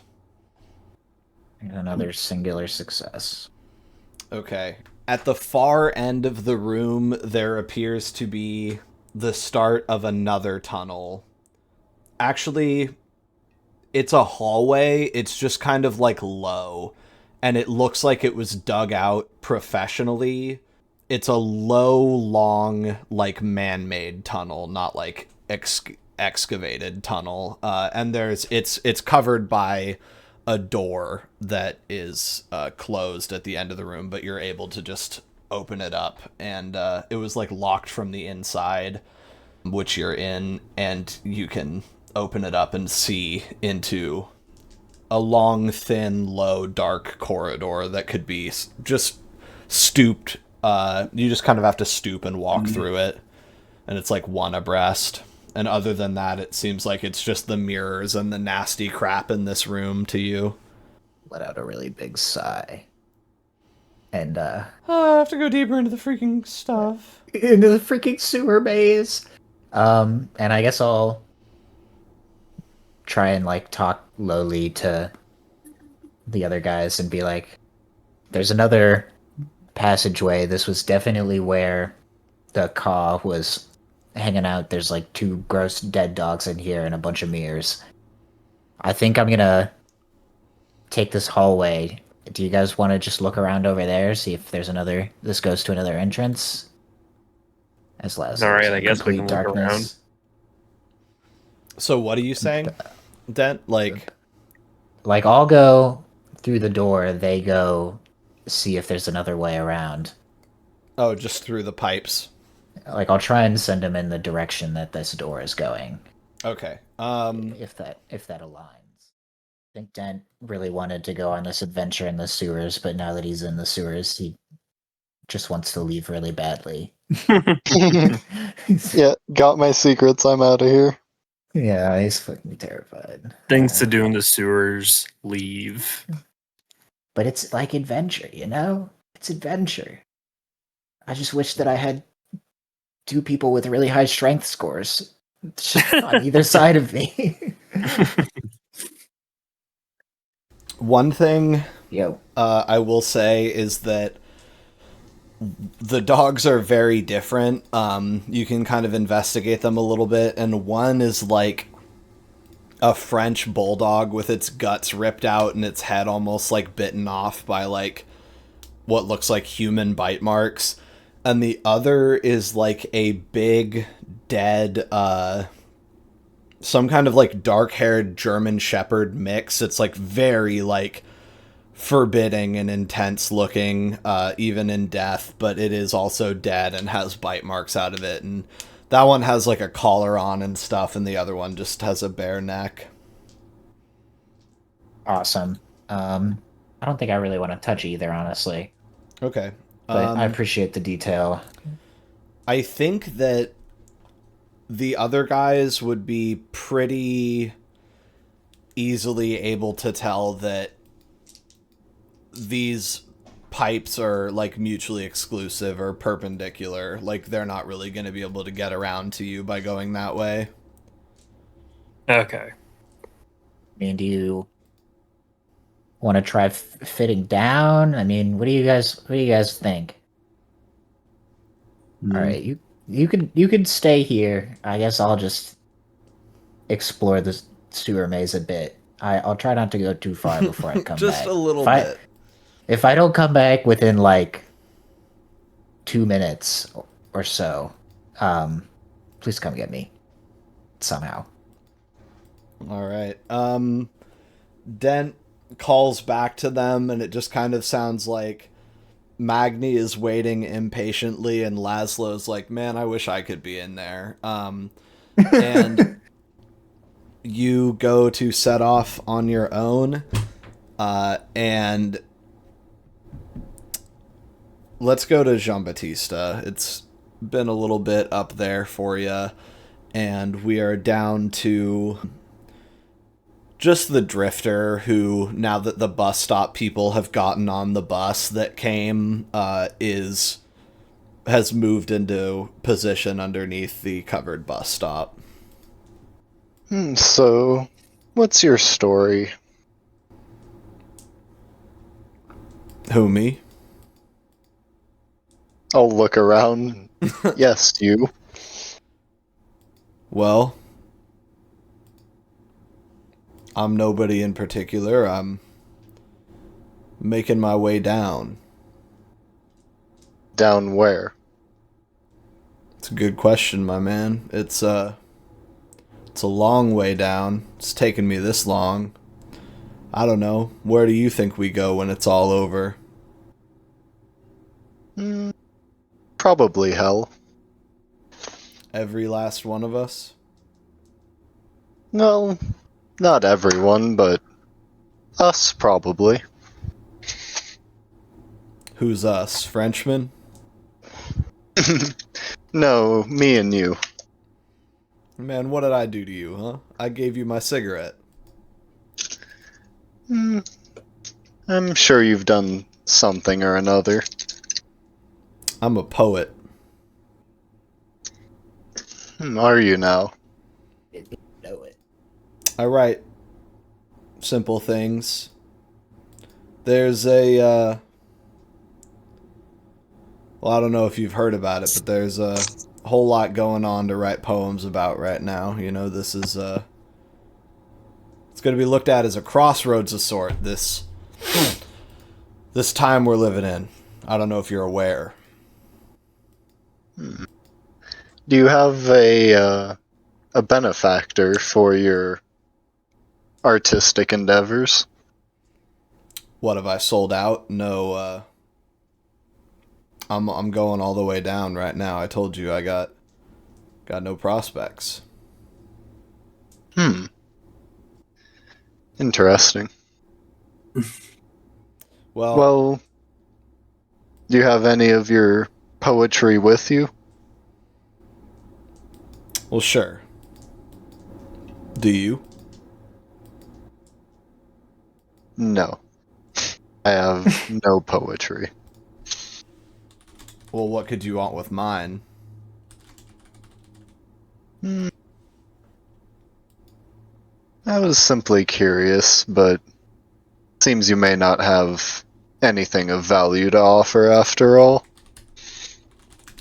Value is as value does. It's not as though my musings have a dollar amount, sure, but they're valuable to me. I don't know if you would get it.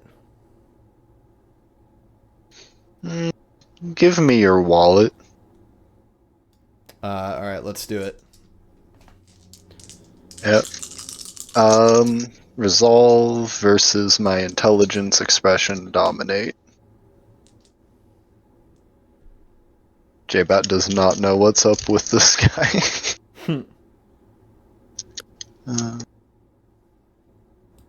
Gosh, so many dice. 2 successes. At first, you think that it's like he gives you the wallet, and it almost seems like he's not compelled to do so. He's just like doing it because you asked him to, you know? But he turns it over to you regardless, and it's a frayed black leather wallet that it feels light in your hand, as you might have expected. I'll kind of check it out a bit and ask, is there anything else of value you have? Do you live around here? I don't live anywhere. I see. And where is it you're heading to now? Just down? All the way down. Right. I think I'm gonna go into mesmerizing him to remember someone fitting Dion's description doing this. Just like taking his wallet, basically. Okay. Just to sort of convince him that he gave his wallet to essentially framing Dion. Okay. Do I have to roll anything to make that happen? Iron Edict. No, it just costs me a vitae. Okay. And you spend that vitae and go after Also gonna him. make him forget that I was here at all, Okay. as usual. And he sort of, his eyes like glaze over. I'm assuming you kind of do it and then step behind him as it takes hold so that you can walk away without being in his vision again. Yeah. And so you just say like, this was done to you by a black man wearing a, leather jacket, Red bandana. red shirt. Yeah. Unearthly, beautifully Strong looking. mean. Yeah. Okay, do you say that he gave him the wallet willingly, or that he was like forced to, or? I'll leave it kind of up to his interpretation. The details are all in who did it, and that his wallet is missing. Okay. And then I'm assuming you sort of walk away from there back towards the car, looking through his wallet. Yeah, seeing if he's got any money. He's got $1.76 and a scrap of paper with a poem written on it, it looks like. Do you read it? Yeah, I'll check it out. It's written in kind of a shaky pen on just a little piece of paper, and it says, I uphold the mountain with my hand. My feet are cut by glass. I whistle through my teeth. I lose my hat. That's all it is. Nice hat. Intriguing. I I think Jean-Baptiste will take those contents and sort of stow them away, but... Yeah, I think he'll just toss the wallet after. Don't need an old-ass wallet. Okay. Did you add the money to your pool? No, I'll do it. A whole dollar. And 75 cents. That's another $7. Yeah, $3/4. You know. 102.52. 101.53 is where you're at. Oh yeah. And do you keep the poem out of curiosity, or do you toss it? Yeah, that can go in my collection of oddities. Drifter's poem added. Huge find. And you take off. Yep. I think Jean-Baptiste is just kind of vaguely disappointed how late it is. Yeah. At what point do you think you two leave the suit? Or I guess we have to wrap up Dent's little exploration, but is Magni... I guess you would stay down there for the workhorse stuff, you know? I think I would. Okay. Okay. Dent, you open the little door and are faced with the tunnel. Do you just follow it as far as it goes? Yeah. Keeping an eye on the walls and shit, but Okay. nice and slow. It feels like you're walking for a long time, to the point that you're like, I told them 2 minutes, I should probably yell back that I'm still okay. Because it's like, it feels like over a block and a half. I would definitely check back and just be like, yeah, this tunnel goes really far. Okay. And you sort of just, I imagine, like, get your pace back up as you run back into the carrion room, and then tell them, okay, I've found the end of it. I'm going to go back. I'm still okay. And then retrace your steps a little faster. And eventually you are looking at another door that ends the hallway. Okay. I guess I'll try and open it and peek through the crack at first, I guess. See if I can see anything. You turn the handle and you're only able to push it a crack. It feels like there's something in front of the door that you would have to, like, knock over. What would Dent do in this situation? Always an important question. I ask myself that constantly. I think I'll just try and brace a little bit against the door and try and push it open a little slowly. Okay.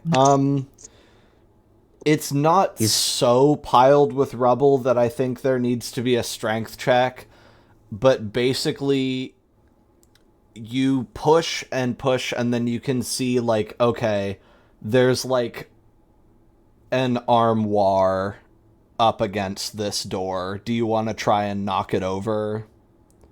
Can I see past it into the rest of the room at all?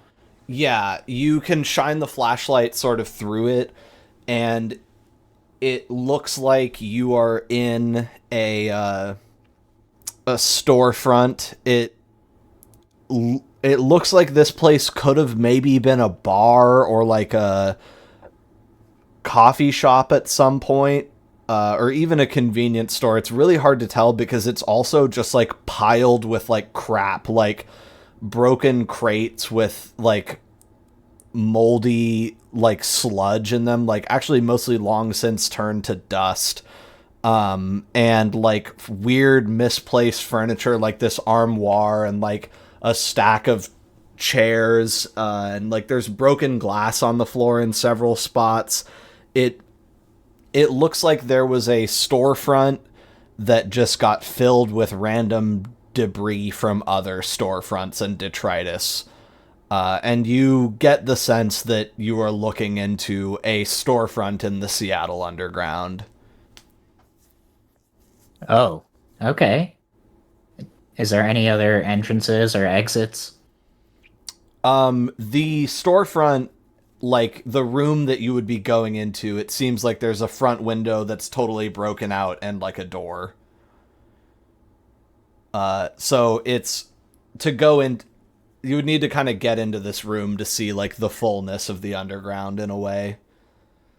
Okay, yeah, I'll step into the room and look around.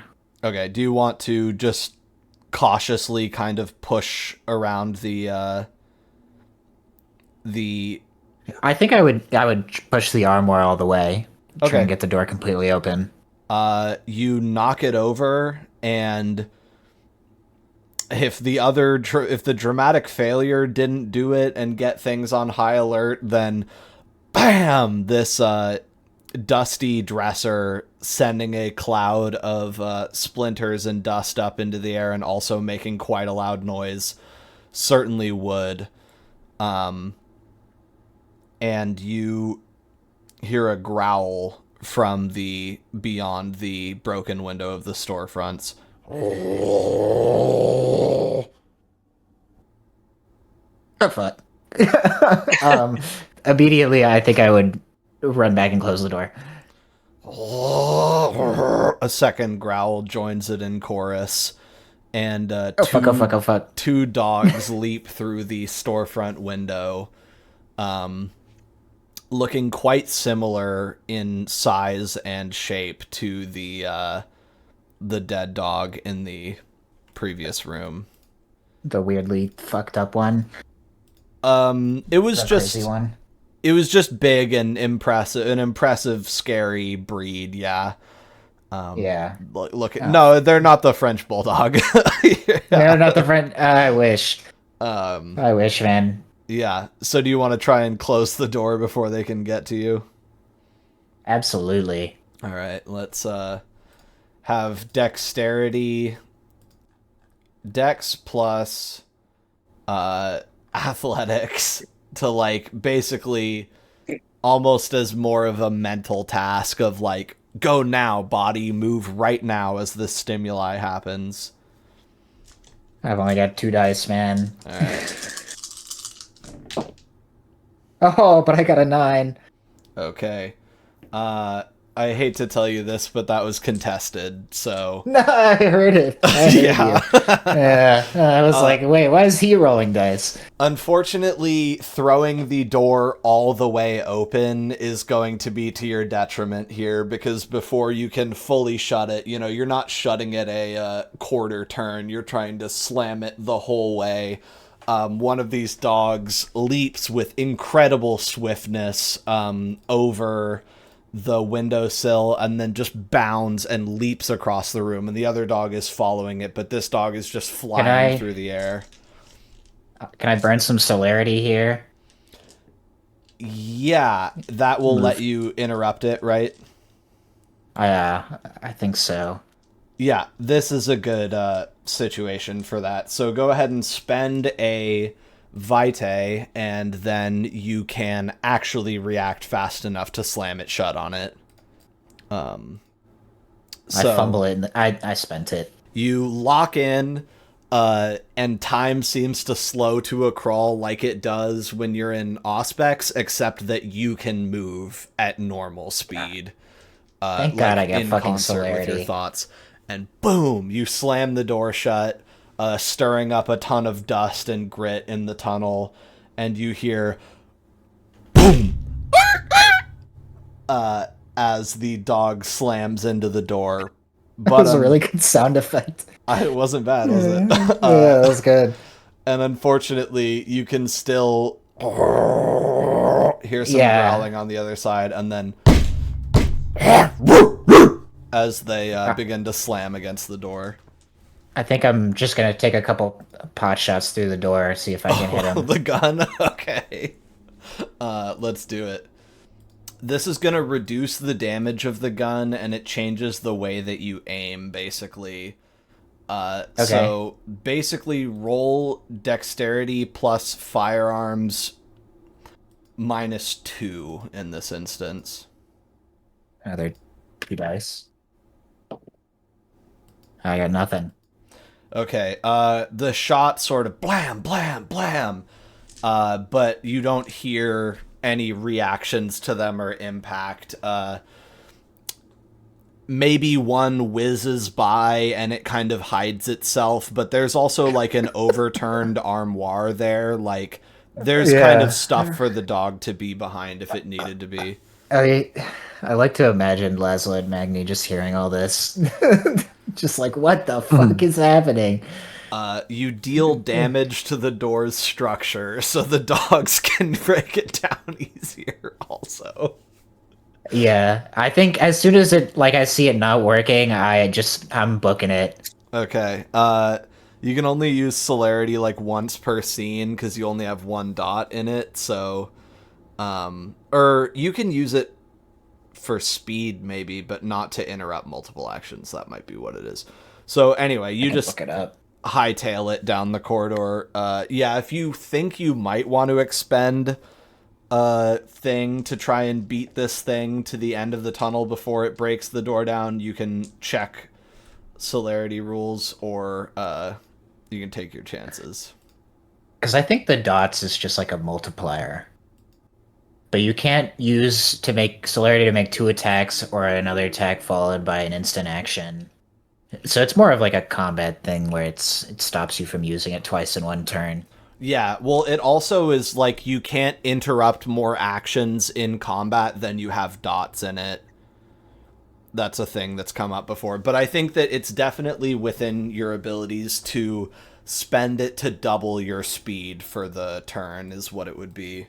Spend another dot.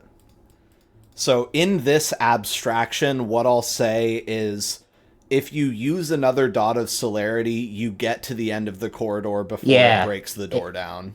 It's at the very end, you're right, yep. A vampire may only interrupt as many actions in a scene as she has dots and celerity. Okay. Would you like to guaranteed beat it down before it breaks the door, or no? Wait, what? Beat it down? Beat it down the hallway.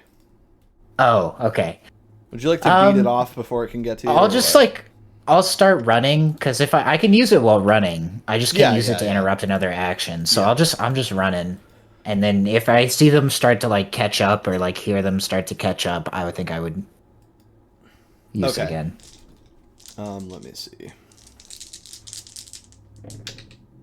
Yeah, it's only like 10 seconds, so you're only like a half dozen yards down the long corridor before they break the door to splinters with the help of your bullet holes and start sprinting after you down the hallway, like like just fucking coming for you, like echoing down the corridors. And there's another door at the end, right?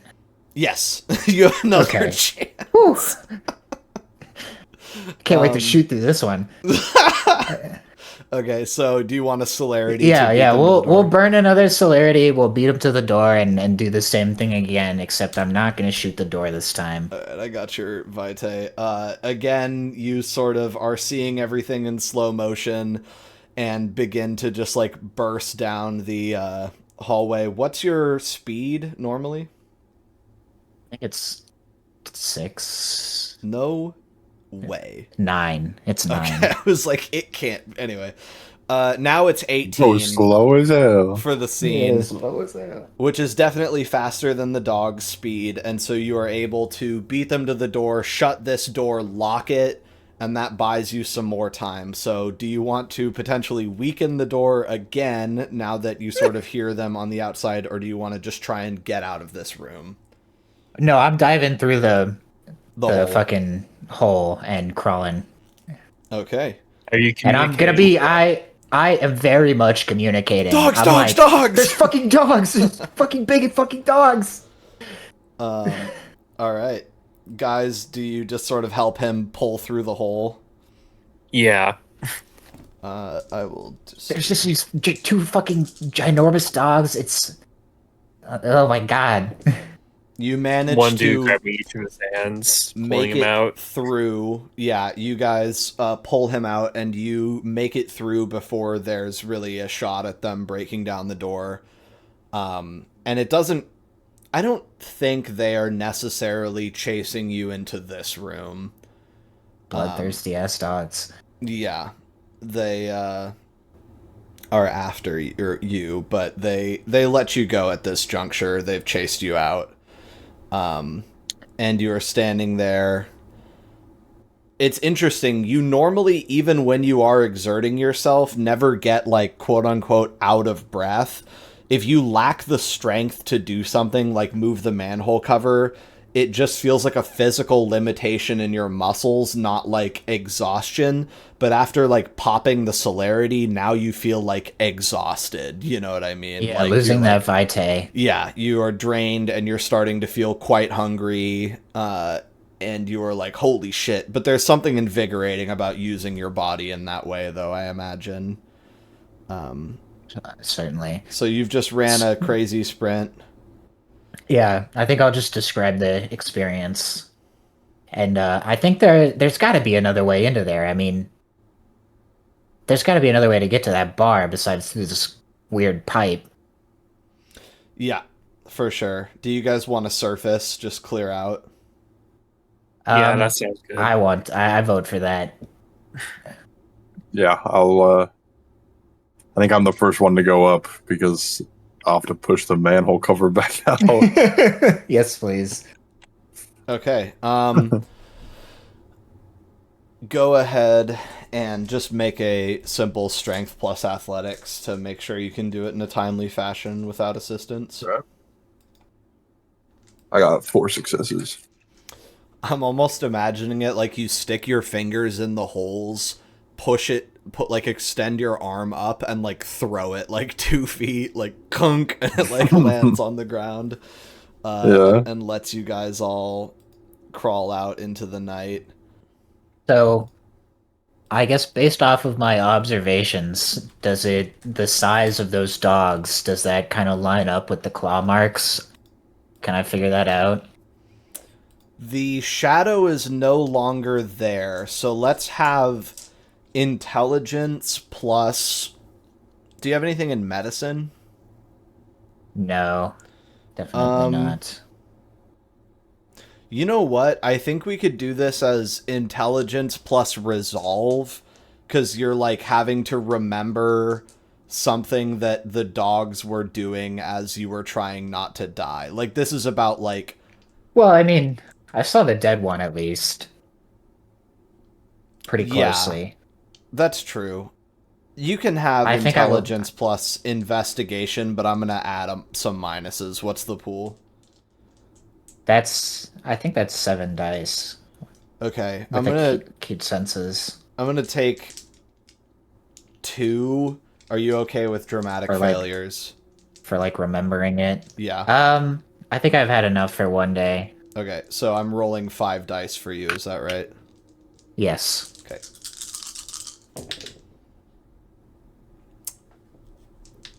They are not the same. Those claw marks... The dogs did not have claws in that way. You don't know what it is, but your brain tells you, like, those dogs didn't have talons like they would have needed to. That's not what I was looking at. And you guys are on the street, sort of smelling like drainage and rotten meat. And what are we thinking? Does Jean-Baptiste rejoin the scene at this point in time, maybe? Walks over with a poem in hand. Yeah, and smoking a borrowed cigarette. It might be time to go home and take showers. I'm definitely smoking a cigarette too. Holy shit. First foray into the underground. Jean-Baptiste, I guess, reports that there's probably an entrance in that bar, like he said, but you didn't feel like breaking and entering. Yeah, don't think Knock FM would like that a lot. Well, dogs. Yeah, what do you make of that, everyone, / Jean-Baptiste? Scary dogs. I swear they were massive guys. I swear. It is not they were my mind playing huge. tricks on me. It was not an English bulldog. Perhaps we could send some people down there to, I don't know, smash up the mirrors. I don't think that would really do try. much. Just find another layer anyway. Yes, perhaps we don't want this. We could at least tell Simon Shadow's about ire. it, though. Perhaps we don't want this smoke. Yeah. Have you tried asking the shadow what attacked it? Not really. I mean, it was pretty high up when I last saw it. I'm not sure how we would even find it again, honestly. Unless Simon has some way, but I guess I doubt it. He probably would have used that. I mean, it did try to get us here. You'd think it would try and talk to us or at least do something. I don't It know. is like a seventh of a person. Yeah, I think it's like a weird mirror thing. I don't know if it works the same rules. But those dogs still look too small to cause those marks it has, so there's got to be something even bigger down there. And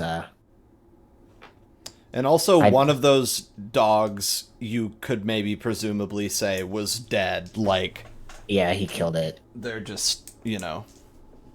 Oh, also, actually, let's have you do a quick intelligence plus medicine plus 1 for acute senses. This is this one. 4 dice. Mm-hmm. I got 2 successes. That dog had been dead for at least 4 or 5 days. He didn't just kill it. Okay. Quite the conundrum. I think I saw some other entrances. There was even a window down there, so I think if we went at it from another angle, we could probably get into that room again, but you know, as a group, maybe a little more prepared. Maybe there's a even bigger dog down there that leads the smaller dogs. I don't know. It's a weird Everyone place looks to... at Dent funny. Okay, Listen, dog I'm world, just- I- whatever. Listen, I'm just saying, it's a weird place to keep fucking attack canines, okay? Right? I mean, that's gotta be suspicious. Something's happening down there. Everyone has different ways to protect their home. Huh. I mean, hopefully they'd ask questions first. I certainly wouldn't want to be a sewer maintenance person. Yeah, that's gotta be a rough job in this town. It's got a for sure. 50% mortality rate. It pays fucking crazy though. Yeah, let's just head back to the house for now, I guess. Okay. As we wind it down, I'm hesitant to leave this as like a total zero-sum session. I mean, there was some interesting things that went down. What do you guys make of this? Do you want to kind of just clean yourselves up and get ready to rest for the evening? Yeah. Okay. Yeah, definitely. I mean, how much like time do we have left until daylight? I When might you try get and home, feed. like an hour. Okay, never mind. I'll feed tomorrow. Okay. Does Jean-Baptiste like get on the horn sort of out Actually- of character to ask anyone or tell anyone that you guys investigated and saw that the underground might be kind of fucked up or anything? Yeah, I think I'll try to get back to Frank and let him know what we did. Okay. I think I won't like belabor the whole phone call. I'll probably talk kind of in code too. Like, I'm not gonna say, "Oh, we were looking for Simon Spencer's double," Yeah, or yeah. whatever, but oh yes, we found a strange den with a bunch of mirrors in it down there, and like sort of talk around it. Yeah, and be like that thing Spencer mentioned or whatever. Okay, I think you tell him about the dogs and stuff. Yeah. I think he would say something to the effect of, I know that Mars and Venus keep dogs. I've never known them to just run totally wild down there and attack anything that moves. To me, that's, I mean, if they're their dogs, it's corroborating evidence that something maybe not so great happened to those two, and the dogs are in some kind of protect their haven mode or something. It's just a guess. Could be anything really, but that's all very disconcerting. I haven't seen Anderson since he recorded the new inductions.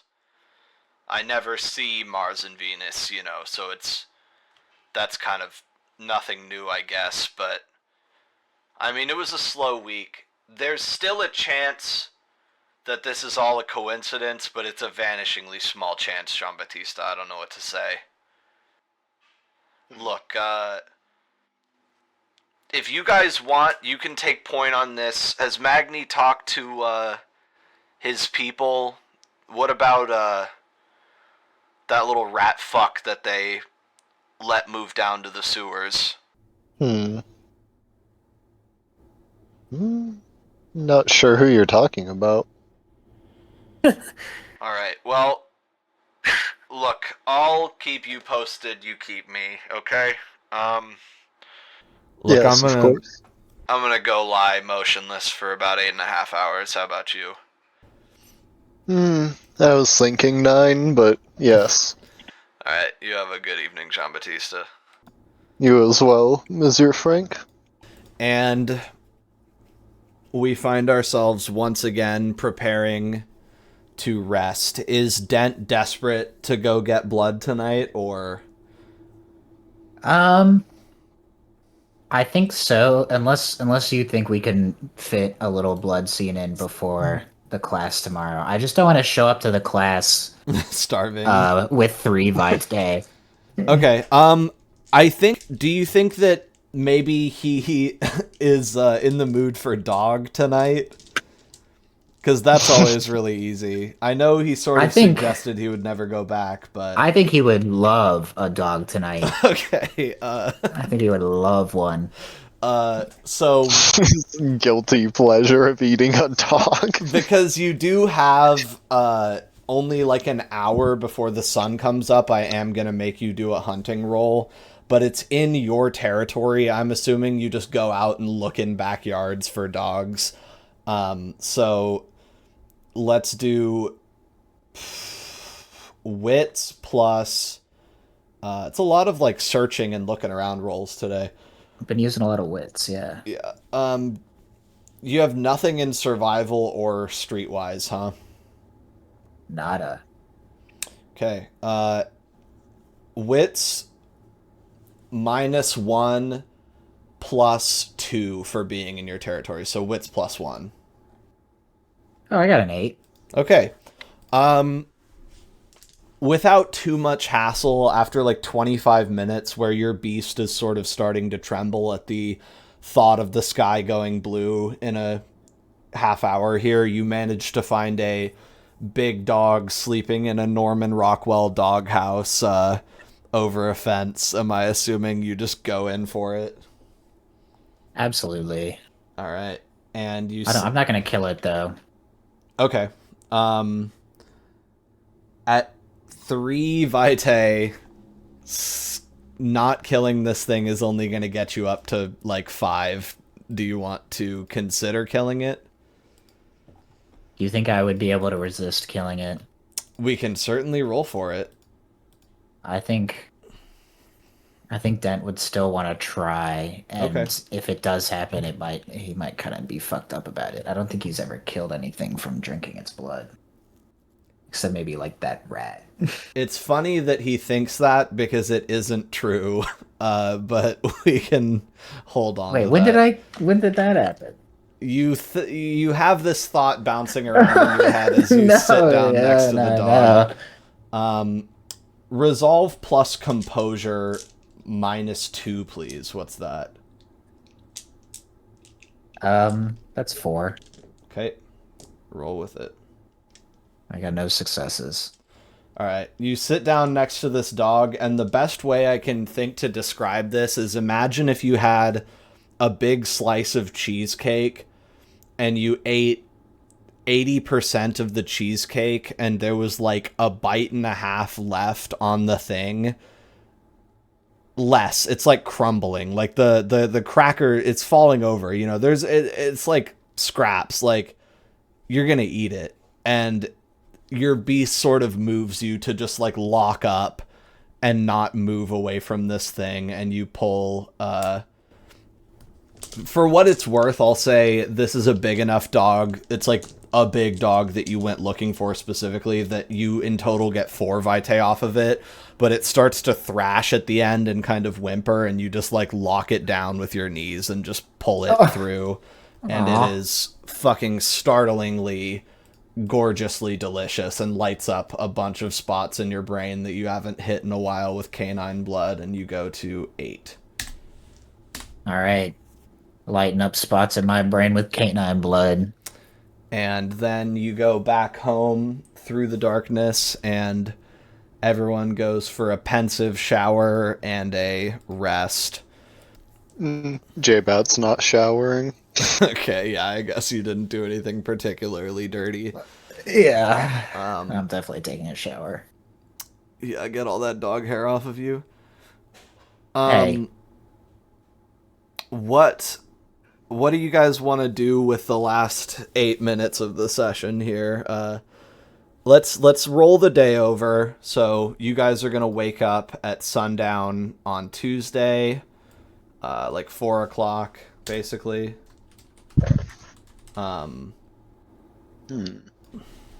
We don't have time for Dent's class, do we? No, but he can get ready for it. This is just a dentisode, bro. Yeah, I've done a lot of rolling and such. That's what I get for being such a little guy. Just a little I guy. just realized that in the very beginning, I just was going through the book while we were doing those scenes, and we miscalculated my speed. I had never added my fleet of foot to my speed. And so I was always thought I was at 15 speed, but I'm 18 speed. Is that because you gained more celerity since you might not have recalculated your speed? Oh, that might be it. I think I may have gained a vigor point is what it was. Yeah. You've leveled up in a way that your speed should have changed and probably didn't. But that's crazy that you're at 18 speed now. Yeah, that's what my celerity doubling my speed barely goes to 18. Well, what I found out looking into Fleet of Foot is that anyone chasing me also gets -3 dice to any roll to chase me.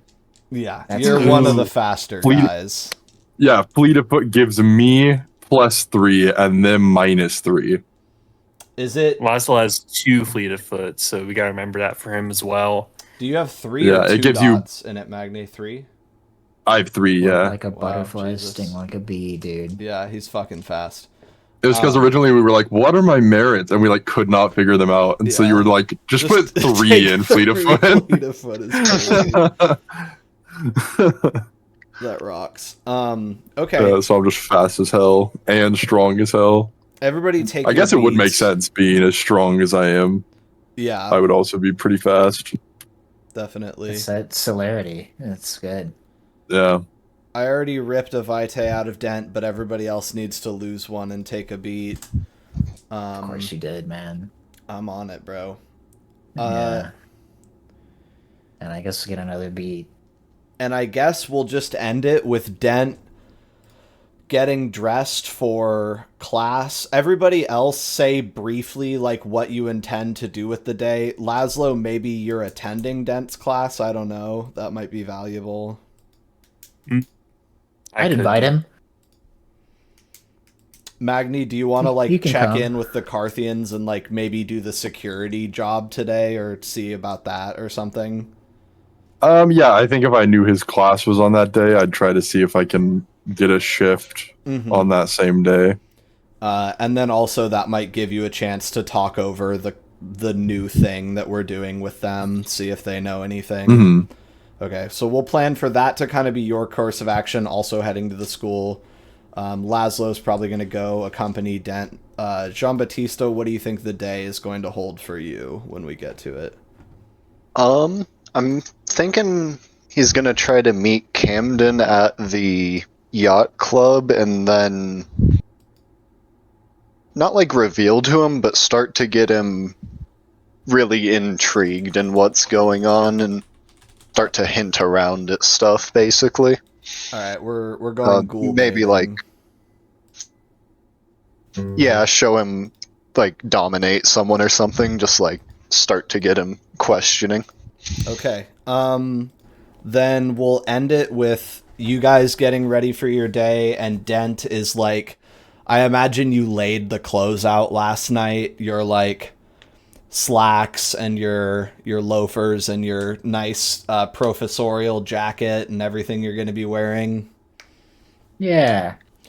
And so you're kind of brushing those things off and putting them on and freshening yourself up and getting ready. And as you shoulder on your coat with your tweed coat and elbow patches like a real 60s professor, and sort of smooth yourself out, you look in the mirror and you remember the last time that, and we were dancing around this moments ago, the last time you wore this jacket explicitly, you killed a young Asian woman by draining her to death at Thanksgiving. Oh yeah, I did. Under the table. And that's a mood killer. That was the last time that you like explicitly put on the jacket. But regardless, Damn. You look at that and then you just keep gathering up your papers and getting the things you're gonna need to go to school. And here's the song.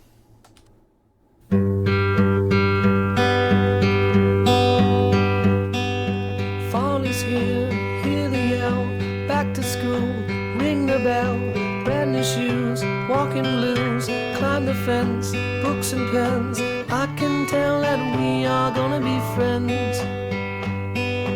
I can tell that we are gonna be friends. Walk with me, Susie Lee, through the park and by the tree. We will rest upon the ground and look at all the bugs we found. Safely walk to school without a sound. Safely walk to school without a sound. Here we are, no one else. We walk to school all by ourselves. There's dirt on our uniforms from chasing all the ants and worms. We clean up and now it's time to learn. We clean up and now it's time to